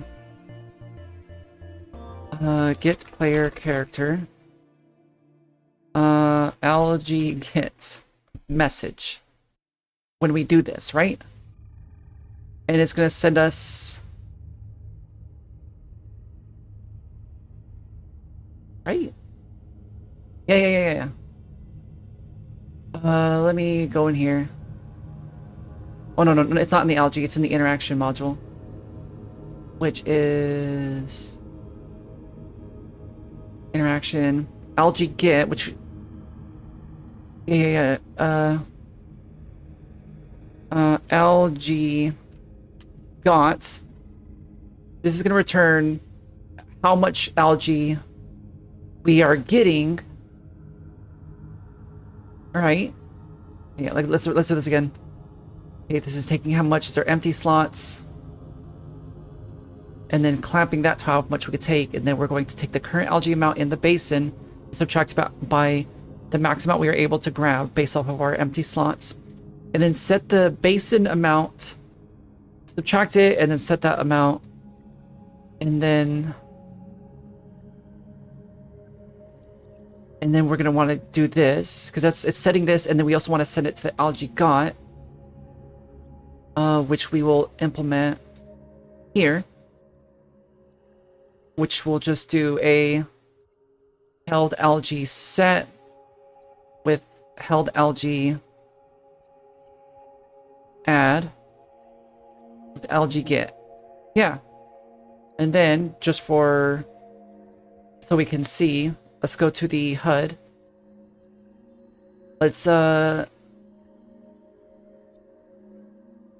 Let's duplicate these. I guess we can't duplicate that many. This is algae. We fix it to algae. Oh, I guess we could just do algae. Go. Let's move it down a little bit. We also want another spacer. Actually, wait, hang on. What am I doing? We want horizontal boxes. That's what it is, right? Wait. We want a vertical box. Yeah, to be put on here. This will be food bar. Or food stat. And then which will go in the vertical box, which this will be the stats. The stats. Food stat. And then we want a... Honestly, yeah, that works. Hang on. Oops. No, that's fine. That's good. Spacer. Just rename this to algae. Change this to algae. Algae. Algae. And this will be algae value. Which then will recalculate the value here. Create a new binding. How do we get the food value? Yes. Just take all this. Put it in here. And then we're gonna get current algae. Get algae. Get held. Get max algae. And then we divide. And then we can truncate. There we go. Now, in game, we oomed again. When was the last time we saved? Oh no, okay, we're all saved. It says down, you can't see I'm in front of it, but it tells me that all objects have been saved recently. There's nothing unsaved. Just gotta wait for Unreal Engine to realize that it's crashing, which can take a minute. I don't know why we keep ooming. Do I have to update? No, everything's up to date. Waiting for it to crash. This is just, honestly, like, it's not, I want to say it's typical Unreal Engine, but it's not typical Unreal Engine. It definitely crashes from time to time, but it doesn't oom like this. I think there's something wrong with my graphics card because it's video memory that I'm running out of. And like, I'm not doing anything else. Like, I don't know why I would be running out of video memory. Let's speed up the process. Whoa, okay, hang on. Graphics card died? No signal, uh-oh. I can see it on stream. But my monitor just disconnected. Uh-oh. Uh-oh. My monitor's gone. Yeah, let me...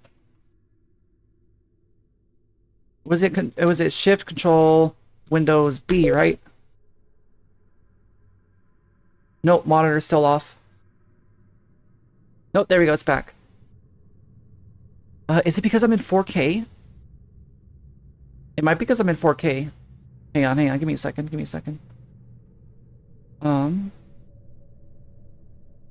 Yeah, give me a moment. It might legit just be the monitor's too fucking big and I'm in 4K. Possibly, I don't know. But my... Yeah, keep the changes. We don't need to see all that big. Alright, it looks ugly on this monitor though because it's so damn big. How does stream look? Okay, it looks fine. Okay. I was worried that it would look really shitty on stream. But no, we're good, we're good. Oh my god, my head keeps breaking every time I turn. But yeah, I think it's literally just because we're doing 4K on a giant monitor and we're also duplicating it into a capture card. I think that's what's ooming us. I think my graphics card just was not built for that type of shit. I gotta stay humble and stay at 1080. But yeah, no, we're good. We lose a little bit of fidelity, but I mean, honestly, uh-oh, did I oom again? Hello? Honestly, just close this. Why is that struggling? What's going on? Everything's fine. Can I close this? Yeah, that's fine. That's fine. Right? Uh-oh. Unreal Engine? Hello? Uh-oh. It's like working, but it isn't working. I think it's struggling to figure out what the fuck it wants to do. Let me look at Task Manager. If it'll pop up. It's like, it'll let me, like, it's showing like a... Task Manager doesn't even want to open up. And I think I gotta just completely restart my PC. Which is fine, because it's a gaming PC, so it's not that big of a deal. I'll just do a quick restart. But yeah. Might as well, yeah. My GPU doesn't feel like it's particularly hot or like overheating. Everything seems fine. Fans blowing moderately warm air. It's not being cooked.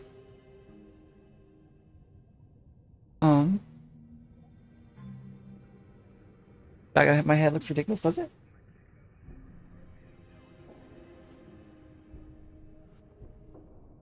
Yeah, I don't know why it does that. Like once I get to a certain point, it just like you see that it just happens. I don't know why. I gotta tweak it. It's only when like it's only when I really move my head to the right though. Not a big deal. Old Mad TV skit reference? Oh god. Mad TV is old. Alright, in theory we should be good. Let's just open up Unreal Engine again. I'm gonna give it a second to boot up before I open it up again. Yeah, how's everyone doing? How is everyone doing? How's the swarm?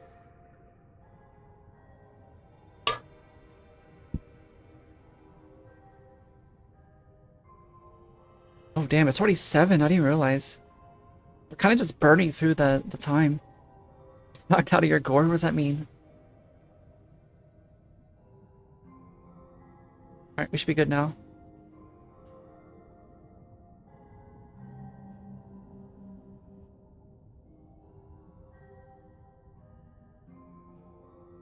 But yeah. This stupid shit in this bottom left corner is gonna dox me one day. I hate it. Every time I remove it, every time I update it, it comes back. I'm tired of Windows re-implementing shit. I'm constantly having to scrape off my system.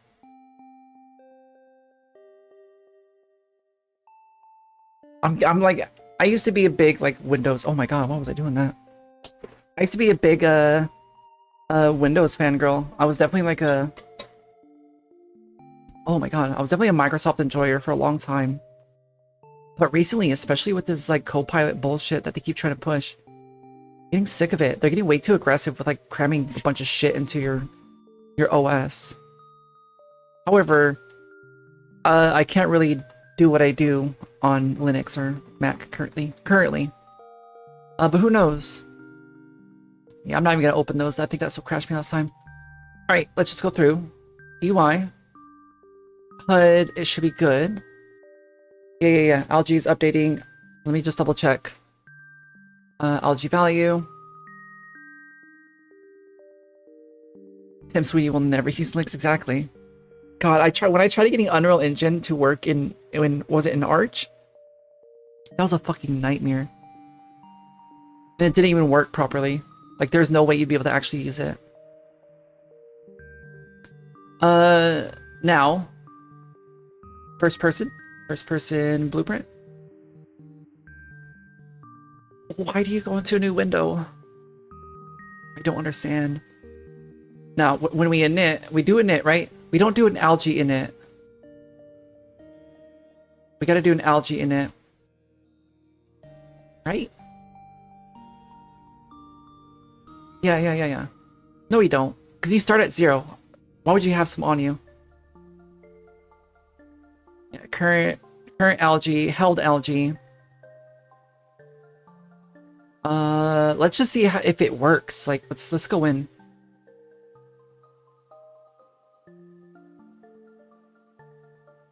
Okay, nothing happened. Is it generating algae? Let's see.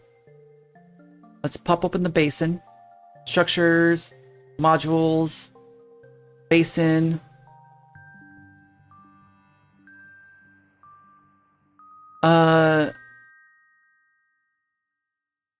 How do I want to indicate that it is active? I guess it changed the material for now, right? For development purposes, debugging purposes. So what happens is max algae is 100 minus 0. Make sure I got this.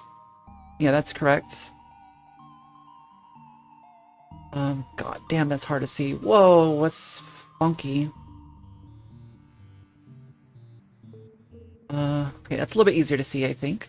Probably not. What is it doing?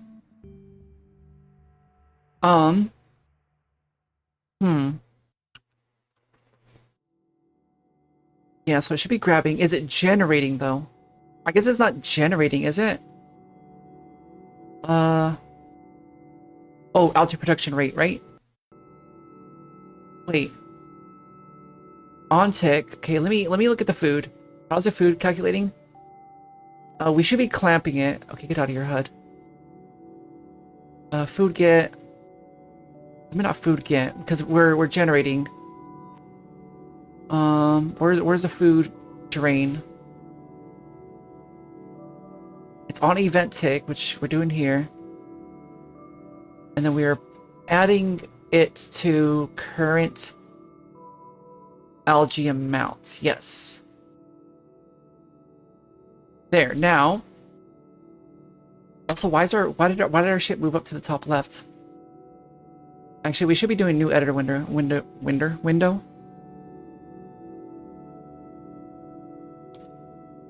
So it's not getting algae farm basin is the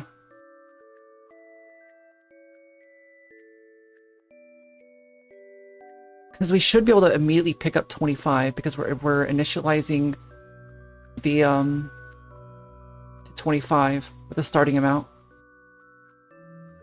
So we should be able to just walk up and grab at least 25.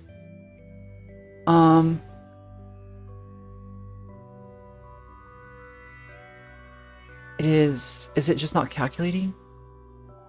Multiplying by the algae production rate.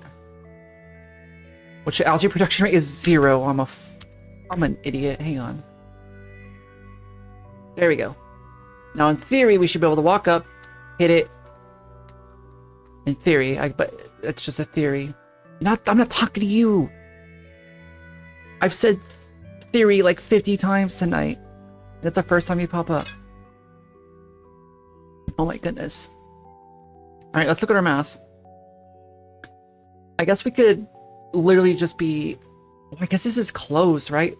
Well, it doesn't matter because we should still be able to,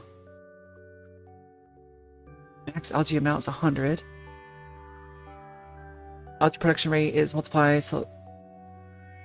What's our deplete rate? Yeah, it's the same. And we're adding this to the current algae amount. And then we're clamping it so we don't overflow, which is more than 0. We're setting current algae amount. We're just constantly, and if the current algae amount is greater than or equal to the max, it closes the gate. And then when we do an algae get, if this is greater than 0, we will custom event open gate. Yes. Then we true, then we open gate. Yes. Now I don't think that fixes our problem, but let's test it. Okay, no. Maybe our HUD just isn't plugged in. Let's check that. Yeah, because the algae value, I think that's where it crashed, right? When we were messing with this. What are we doing? What are we doing here? We're fucking things up. We literally just need to get current algae. Get held algae. Truncate it. We're doing a bunch of math for the progress bar, but we weren't using a progress bar. No, it still doesn't trigger. I wonder why. Hang on. Maybe is it like overlapping too hard? And it's getting confused? Let's start at the end. Let's see. At the basin. What we could do... String. Not a log string, we want a print string. Different. And then we're just going to want to check the current algae amount.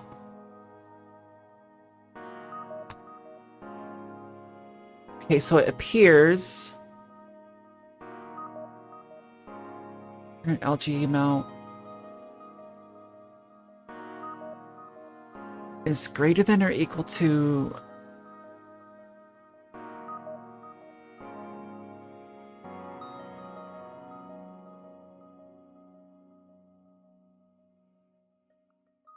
We could also do this as well. It's not getting logged. Is it closing? Why is it closing? Is it starting closed? Hang on. I don't know where it's breaking. I'm not sure where it's breaking. Let me see.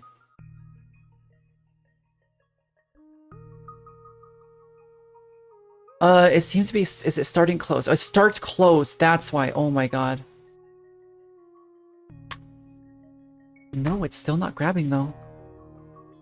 It enters. Okay, let me try printing again now that it's not closed. Current algae amount should be printing out. So it is generating algae. Jambalaya. I would love me some jambalaya. Jambalaya sounds great. It is generating. Also, hello Moxie, how you doing? It is generating algae. It is generating algae. But now it's... I guess we're just not picking it up. Let's do a quick... Where is it at? Where's the interaction at? What's the death? Where's interact? Where's interact? Okay, here.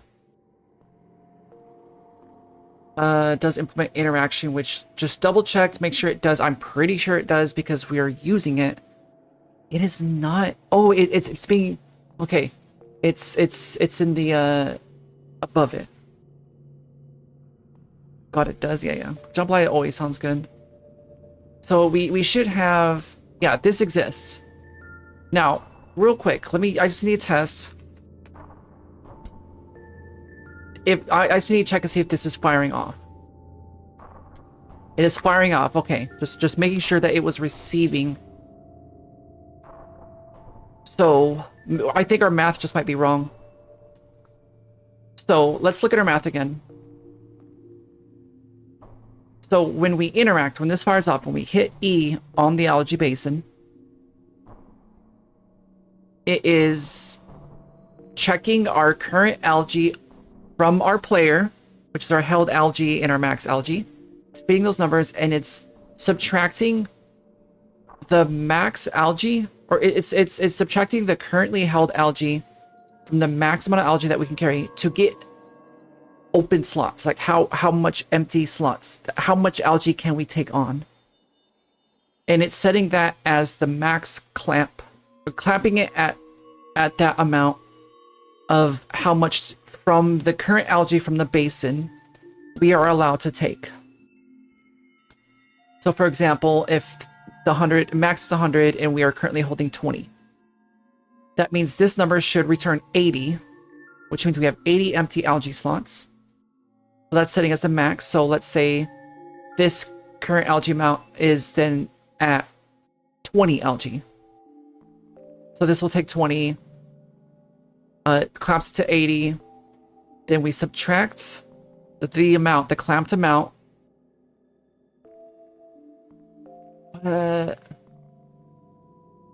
We subtract this amount. No, that's not right. I think this is wrong here.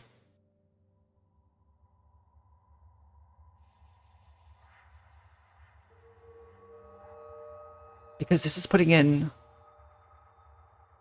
80. This is putting in 20. And then if we subtract... Okay, no, it's just clamping. So this would still be negative 20. Why is it 20 minus 20? No, I'm stupid. Hang on.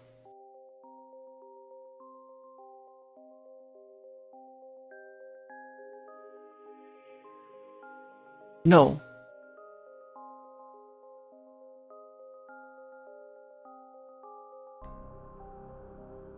This will be the true amount that we are grabbing. So this will be here, and this will be one down. Okay, I think we just had those mixed up. And then we set the current algae amount of the basin, and then it will send the trigger back with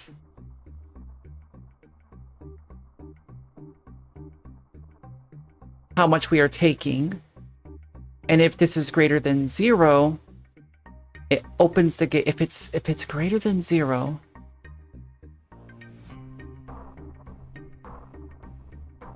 I don't remember why we did that. Let's check it again. Let's try it again. Nope, still doesn't fire off. What is the problem here?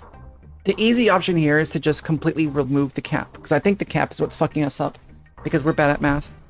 And by we, I mean I'm bad at math. Why is my head broken? There we go. Now, does anyone know math? I don't know how to do math. So we get... Okay, I think we spent too much time on this. I think what I'm going to do...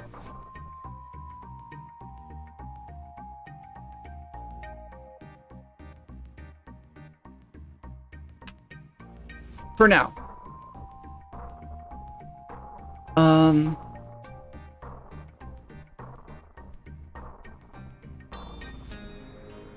Set current algae amount to 0. Current algae amount. We gotta switch these around then. So what we do is we want to do a get and then do an add. Current algae amount. I guess we don't even have to add. We just do an algae get. And then afterwards, we get current algae amount that's in the basin. Set it to 0. You mean float, float, what?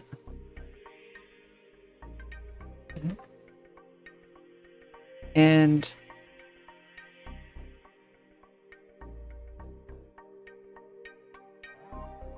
algae amount greater than 0, then fire off. Okay, yeah. Try it now. There we go.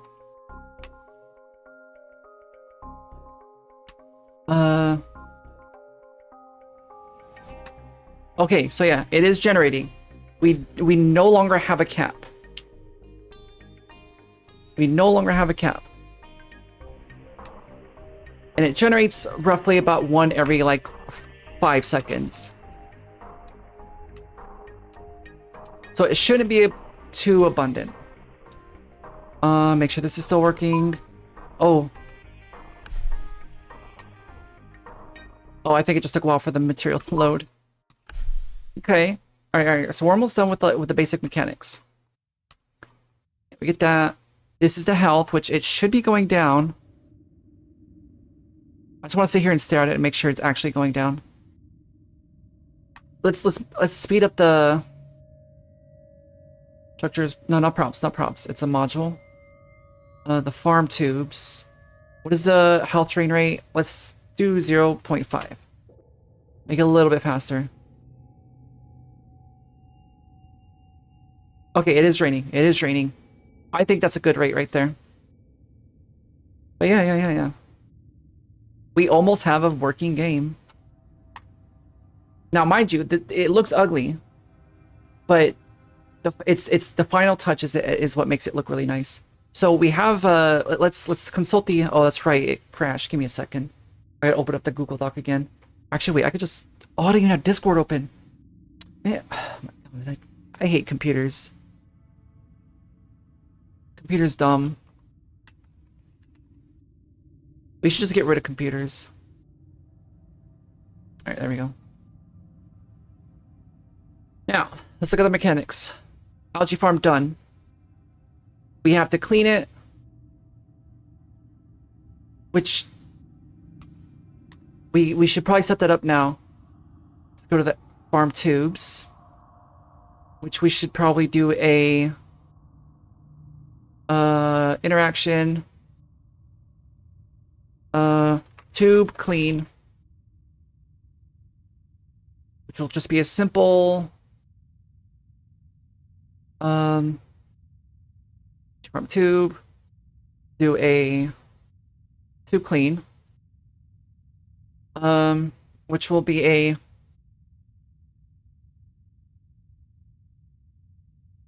current health to max health. There, simple as. We'll do the mini games, and we'll plug the mini games in later to be But you just click on it. Oh, hello.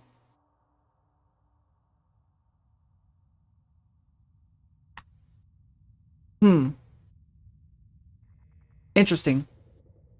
Let me make sure it's actually firing off. Do a hello world. Yeah, it's not firing. Is it just going through the tube? I think it's just going through the tube. I don't think it's supposed to. Okay, no, that is normal. But it hits the.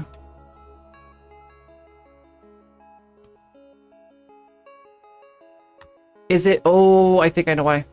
Let me see. Not the HUD, but the. I think this needs to be not hit testable. Self and all children. I think that's what it is.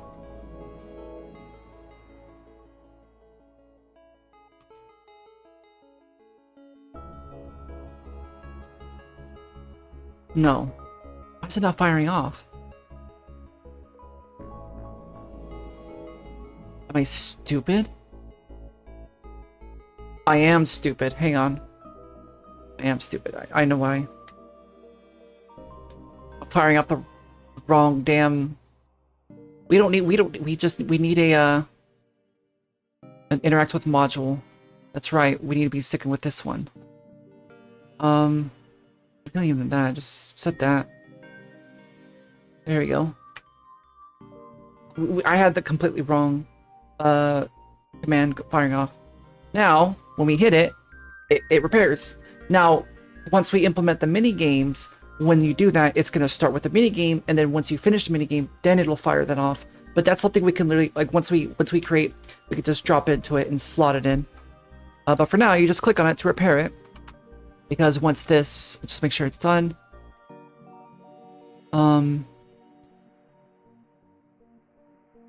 It will stop production and become inactive, which we can use that boolean for later.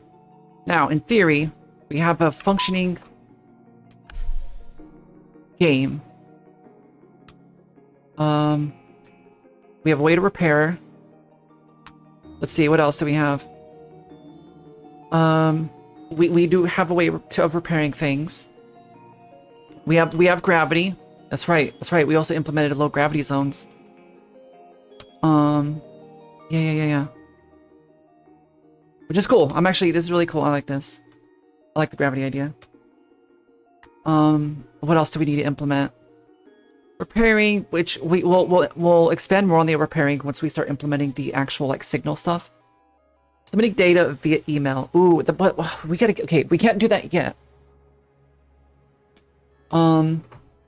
Because we have to start here. We have to start here for this scanning.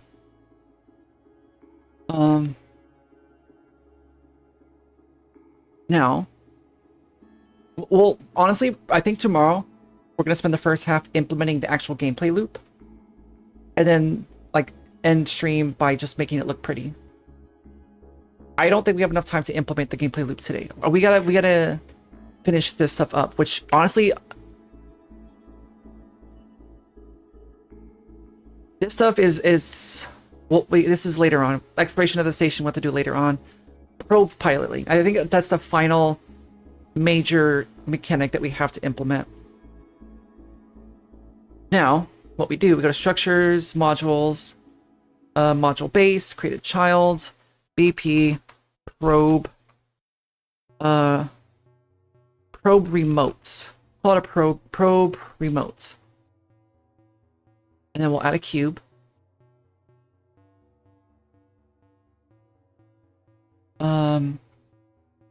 Pop it down like here or something. Do a quick save all. Now, probe remote. This does require machines. This is gonna have to be a pawn. This is gonna be a pawn probe base, because we might have different probes down the line. First, let's implement a interface, which we could do. Let's have a. Actually, no. I think we're good. No, we do need a special interface for it. I think. I mean, it doesn't hurt to add it in, right? Pilot thing. Yeah, specifically for piloting stuff. Hello, One Promise. How you doing? How's your evening going? Welcome on in. Yeah. So we got to implement these interfaces now. Which probe remote? We also need to. We got to do a.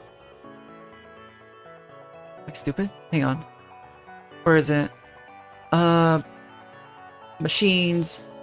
Base. Yeah, probe base. That's what it was. We want to implement in here, just in case we do want to implement different types of probes. So we need interaction and we need piloting. Save. And then from here we can child it. Pawn. Probe. Just call it probe. Call him Proby. Pretty good. Looking to meet more game devs and learn from them. Hell yeah. What kind of game dev do you do? I mean, I guess you just kind of do a lot, right? Like, as a game dev. But yeah. What engine do you work in? I work primarily in Unreal Engine. I used to use Unity, but then after the whole the whole pricing scare happened, I switched over to Unreal Engine. But yeah. Always happy to meet more game devs. What were we doing? Pawn probe. Yes, hang on. Let's give him a body. Skeletal mesh, maybe? Do we have any models that we can use?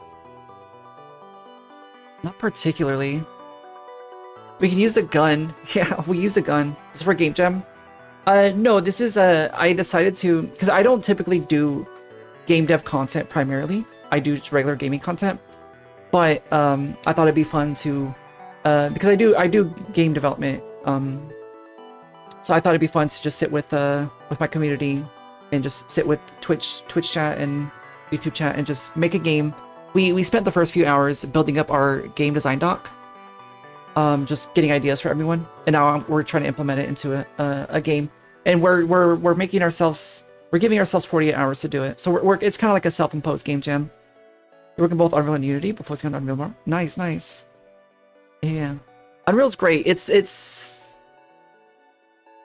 kind of tricky, but it's great. I like it. Unity is also great. I also use Unity for like my model. My model is all Unity stuff. But yeah. Now we're making a gun drone.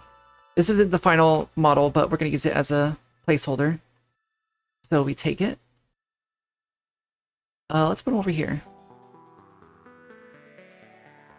Sure. Pawn probe. It is gonna need a movement. Ooh, hang on. Can I not give it movement? Hang on. Oh, wait. Honestly, okay, this might not work. Let me nuke these. Do force delete. I don't think it's gonna work. I think I straight up just have to do an actor. I think I could technically do a pawn. No.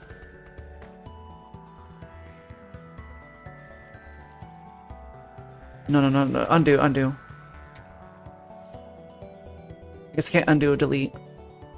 Oh god, pawns are tricky to work with. Pawn. Probe. Base. Let's just do it again. Let's just redo it. Where's it at? Settings. Where's it at? Implement piloting and interaction. And then from there, we child it. Pawn. Probe 1. A very clever and creative name. You return. Welcome on back. Welcome back. Yeah, I started with Unity 2 years back, but after the pricing thing, like you mentioned, and start looking at other directions. Took a break from game dev since it's a hobby. Yeah, I feel the same. Yeah, I'm very like choppy with my game dev. I stopped doing game dev for a bit to start streaming and start like doing streamer stuff. But it's nice to come back to it. I'm a little rusty, but yeah. I primarily stick with Unreal Engine though, because that's what I learned in school. They refuse to teach us anything other than Unreal Engine because they said that Unreal Engine is the closest thing to the industry standard that we have. So I was forced to learn Unreal Engine, but it's nice. Once you know it, it's nice. Now, let's try this again. Skeletal mesh. Get the gun. Oh, one promise to give it a follow. Appreciate it. Yeah. Do you yeah. I'm always happy to meet other people interested in game dev. However, floating pawn movement, is that what I want? I think that's what I want, right? I think so. Consider it for like a lot of Unreal Engine games have that Unreal look to Hourglass. That's Lumen is what you're thinking of. Lumen is if wielded properly and in the right hands, Lumen is what causes a lot of the really high production level Unreal Engine games to look hyper realistic. However, if you don't know what you're doing with Lumen, at least, it causes that very, very fuzzy, staticky, kind of janky look. So it's definitely like, if you do really don't know what you're doing and you don't care to learn what you're doing with Lumen, you could just turn it off, which you should be able to turn it off in here. Yeah. You should be able to just turn it off to get rid of that weird staticky fuzzy look. It's also incredibly expensive, so I think I'm gonna turn it off. Yeah, let's do screen space. Let's get rid of Lumen. Yeah, thanks for bringing that up. Yeah, it doesn't look as pretty, but I think we're gonna reduce the resolution of the game anyways. See, this just looks ugly because yeah, it looks kind of funky. But yeah, no, it's more optimized. It's less expensive. Also, I do want to do something really quick. Hang on. Was it resolution? Where is it? Where is it? I do want to do this to like a... What was it? Default screen percentage. It's the manual. I think this is the proper setting.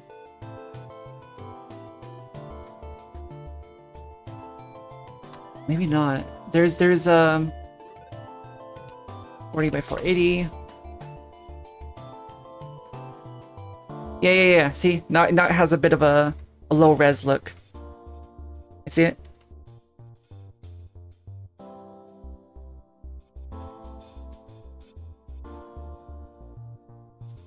See, people can't talk shit on your game looking like crap if you intentionally make it look like crap.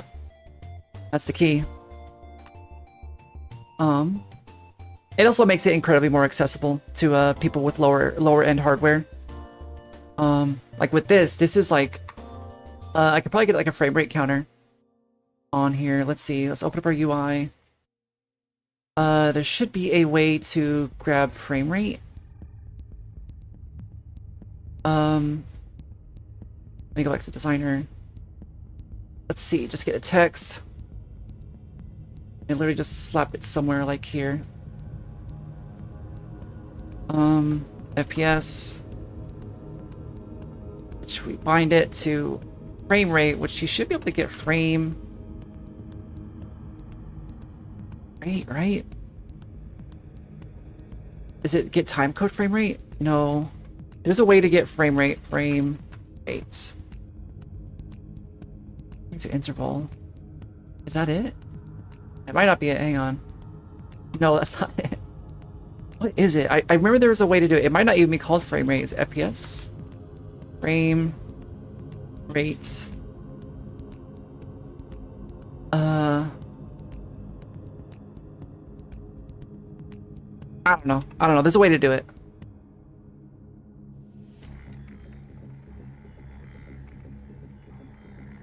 We need Nanite in this motherfucker so the floor goes from 2 coins to 10 million. Jeez. Honestly, I think... Do I even have Nanite? Nanite is something you have to manually enable on a lot of stuff. Of course, a lot of stuff from, like, Fab. Oh, no, I didn't want... No, I don't want to open it. Get out of here, Fab. A lot of it does have Nanite enabled by default. This... Jeez. Honestly, like, imagine making a game on Acid. You could probably make an insane game, or, like, it wouldn't make any sense. I'm gonna be honest, it would be genuinely very difficult to do that. But if you're really good, you could do it. And yeah, you make some weird shit. What you do is you take Acid and write the design doc, and then you make the game sober. I think that's the way to go about it. That's how you get shit like what was that one game? Eclipsium? Yeah, that's how you get that game. We get our probe out there. Quick save. I know there's a way to do it. Hang on. Get frame rates Unreal 5. There's a way to do it. Console command. Open the console by pressing tilde. No, blueprint integration. Blah blah blah. Executive console command. Create action mapping. Show FPS. Decide to take key. Blah blah blah. Execute console command. Is it really just an execute console command? No, I want to see it like, yeah, in a widget. There we go. If I can get the delta time. Let's get delta time. Let's tick. I guess we gotta do it like in the actual event graph, right? Gonna tick. delta time. Calculate 1. Oh, okay, yeah. Divide. That's right, because that's time since last frame, right? And then we just literally make a variable called current FPS. Make it a float. Boom. And then we set it every single frame, because why not? And then we bind the FPS to current FPS. And in theory, we have frame rate. There we go. Look at that. Hell yeah. Any blueprint like you play? Oh yeah, execute console command, but that just shows it in like a log though. But we got it though.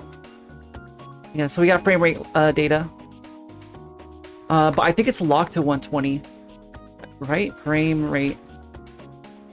I think it's locked to 120. Default frame rate. Oh, that's for animation data. Okay. Do I not have like a max frame rate?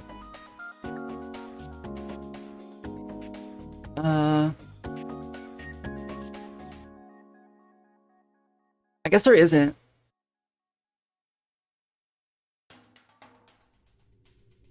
Let's see, max frame rate. I don't know. I think that maybe that's just what it runs at. VSync. Is it VSync? Yeah, it might be VSync, yeah. You're right, you're right. Let me see, is that a setting? I guess not, I don't know. It's fine. But yeah. Game can't even run at 160. But yeah. So let's get back to our probe. Now that we got frame rate.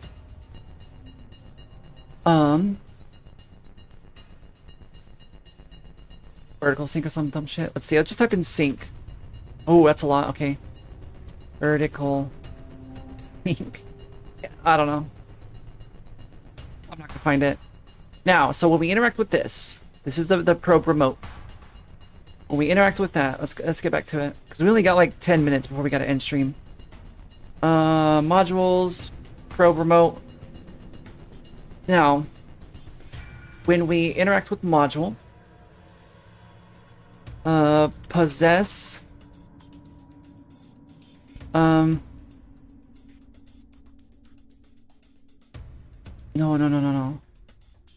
not that. Pawn. I'm pretty sure it's possess pawn, is it not? Possess pawn. I swear it's possess. Possess. Okay, it's just possess. Target has to be get player controller, I believe. Yeah. In pawn is gonna be. Oh wait, it's player controller. Wait. No. It's player character, I believe. Like, get player state. I don't think that's right. Unreal Engine makes something easy impossible. Yeah, it's tricky. It's not meant for dipshit VTuber fucking around with the game. It's meant for $1 million budget games with a team of like 20 people minimum.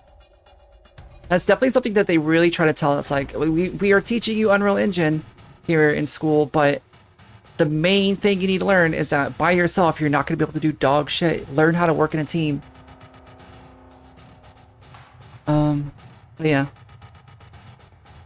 Now, let's see. Interact with module. We want to possess. What do we want to possess? Because we want to bind this to... Let's open up the scripts. Go to piloting. Bind. Probe. I think that's how we want to do it. Do I not have...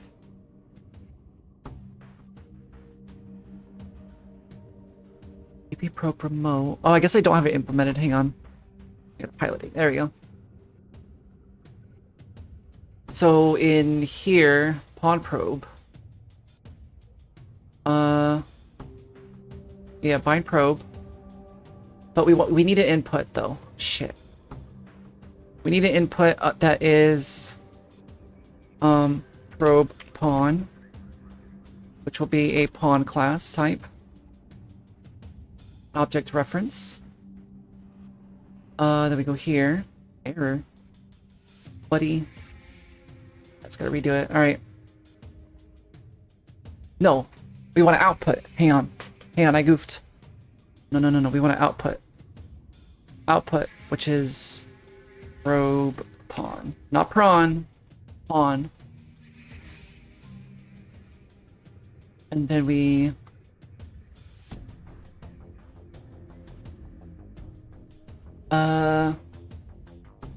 Get self. Yeah. And then here... I guess in the interact, we want to... Interact, we also want to add a... probe on... Right? Hang on. Because we interact with it...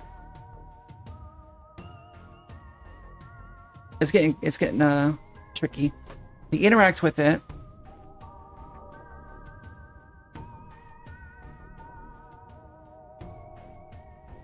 No, okay, so it doesn't have to be there. Okay, hang on, no.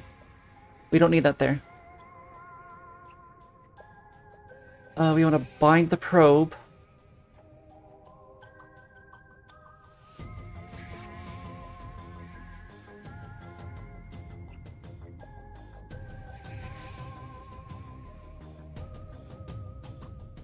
Am I stupid?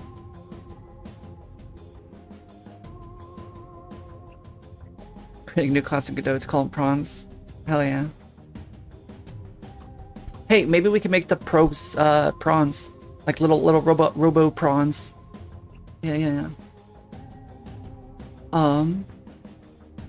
This is setting that as do we need a input as well? Probe pawn in.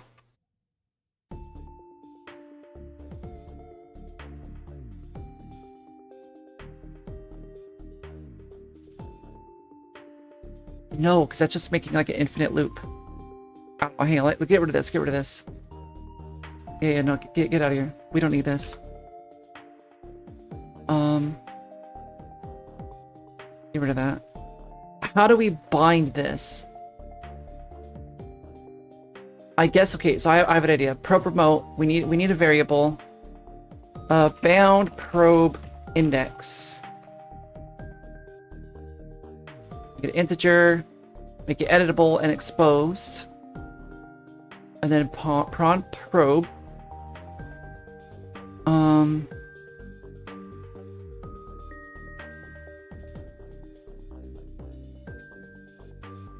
I could also probably just do a probe pawn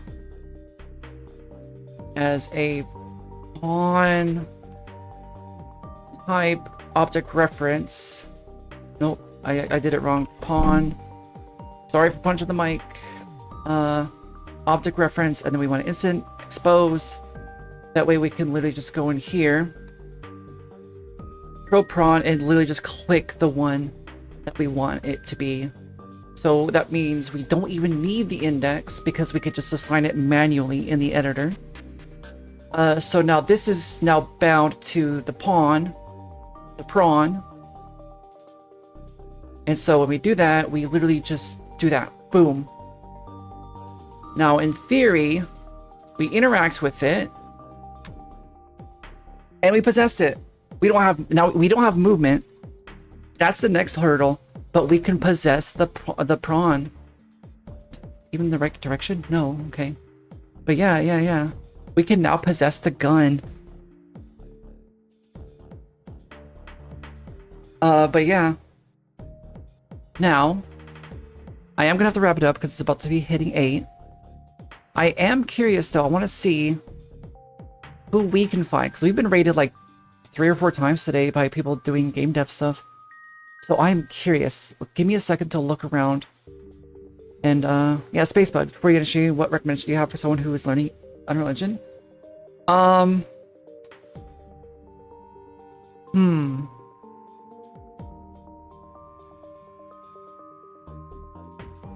learn how to use interfaces. Right here. Go to blueprint interface. Learning how to properly utilize interfaces is one of the biggest jumps in capability in Unreal Engine. It took me forever to figure out how to properly use it. I still as you can see, you watch me struggle with them. They're kind of complicated, but they're extremely powerful because they essentially act as like wireless communication sockets between different actors and classes.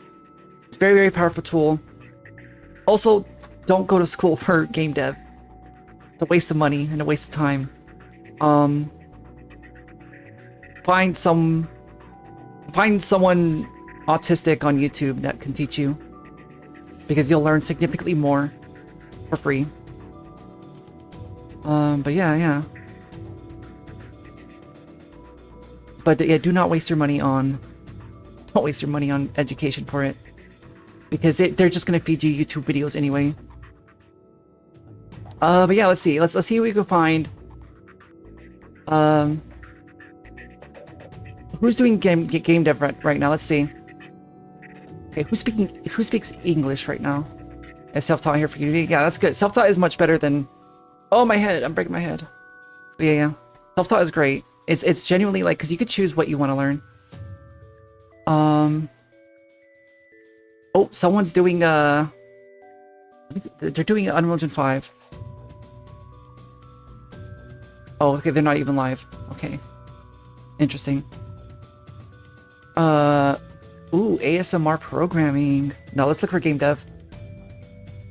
You're speaking English right now? How come I can't understand you then? Doesn't make any sense. Crypto mining. Oh, C++ game development, server automation with Ansible CLI. Ooh. Then I'd have to, right? And then I want to do something similar here. Yeah. What is he doing? Oh, he's vibe coding. Okay, hang on. Jeez. I need to meet some more game dev streamers. What is this? Everyone's just doing like either vibe coding or just like Rust coding.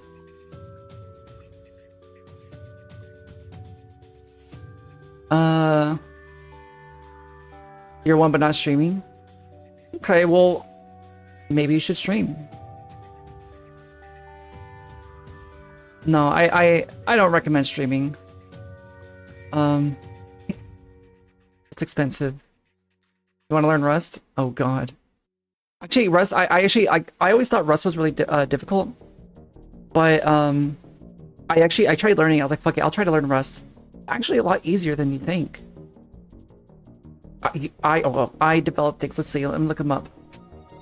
Oh, I gotta turn like all the way around. Excuse my head breaking. Give me a second. I develop things. All right. Let's see. Let's look at them. Rust seems like one of the things that's nice once you get over the hump. Yeah, it definitely seems a lot easier than, or it makes more sense. Literally nothing. Okay, yeah. We'll read this person. I don't know who it is. They're doing some Unreal Engine 5 stuff. But yeah. We'll load up. We'll rate them. But yeah. I appreciate everyone for hanging out. Thank you everyone for the help and the ideas. I'm gonna continue this maybe a little bit more tonight. See what I can get done. Tomorrow we're gonna stream at the same time, 2 p.m. Pacific.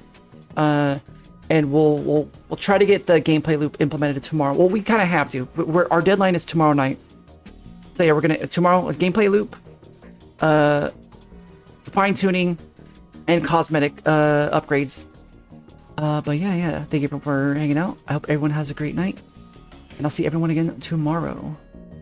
Goodbye.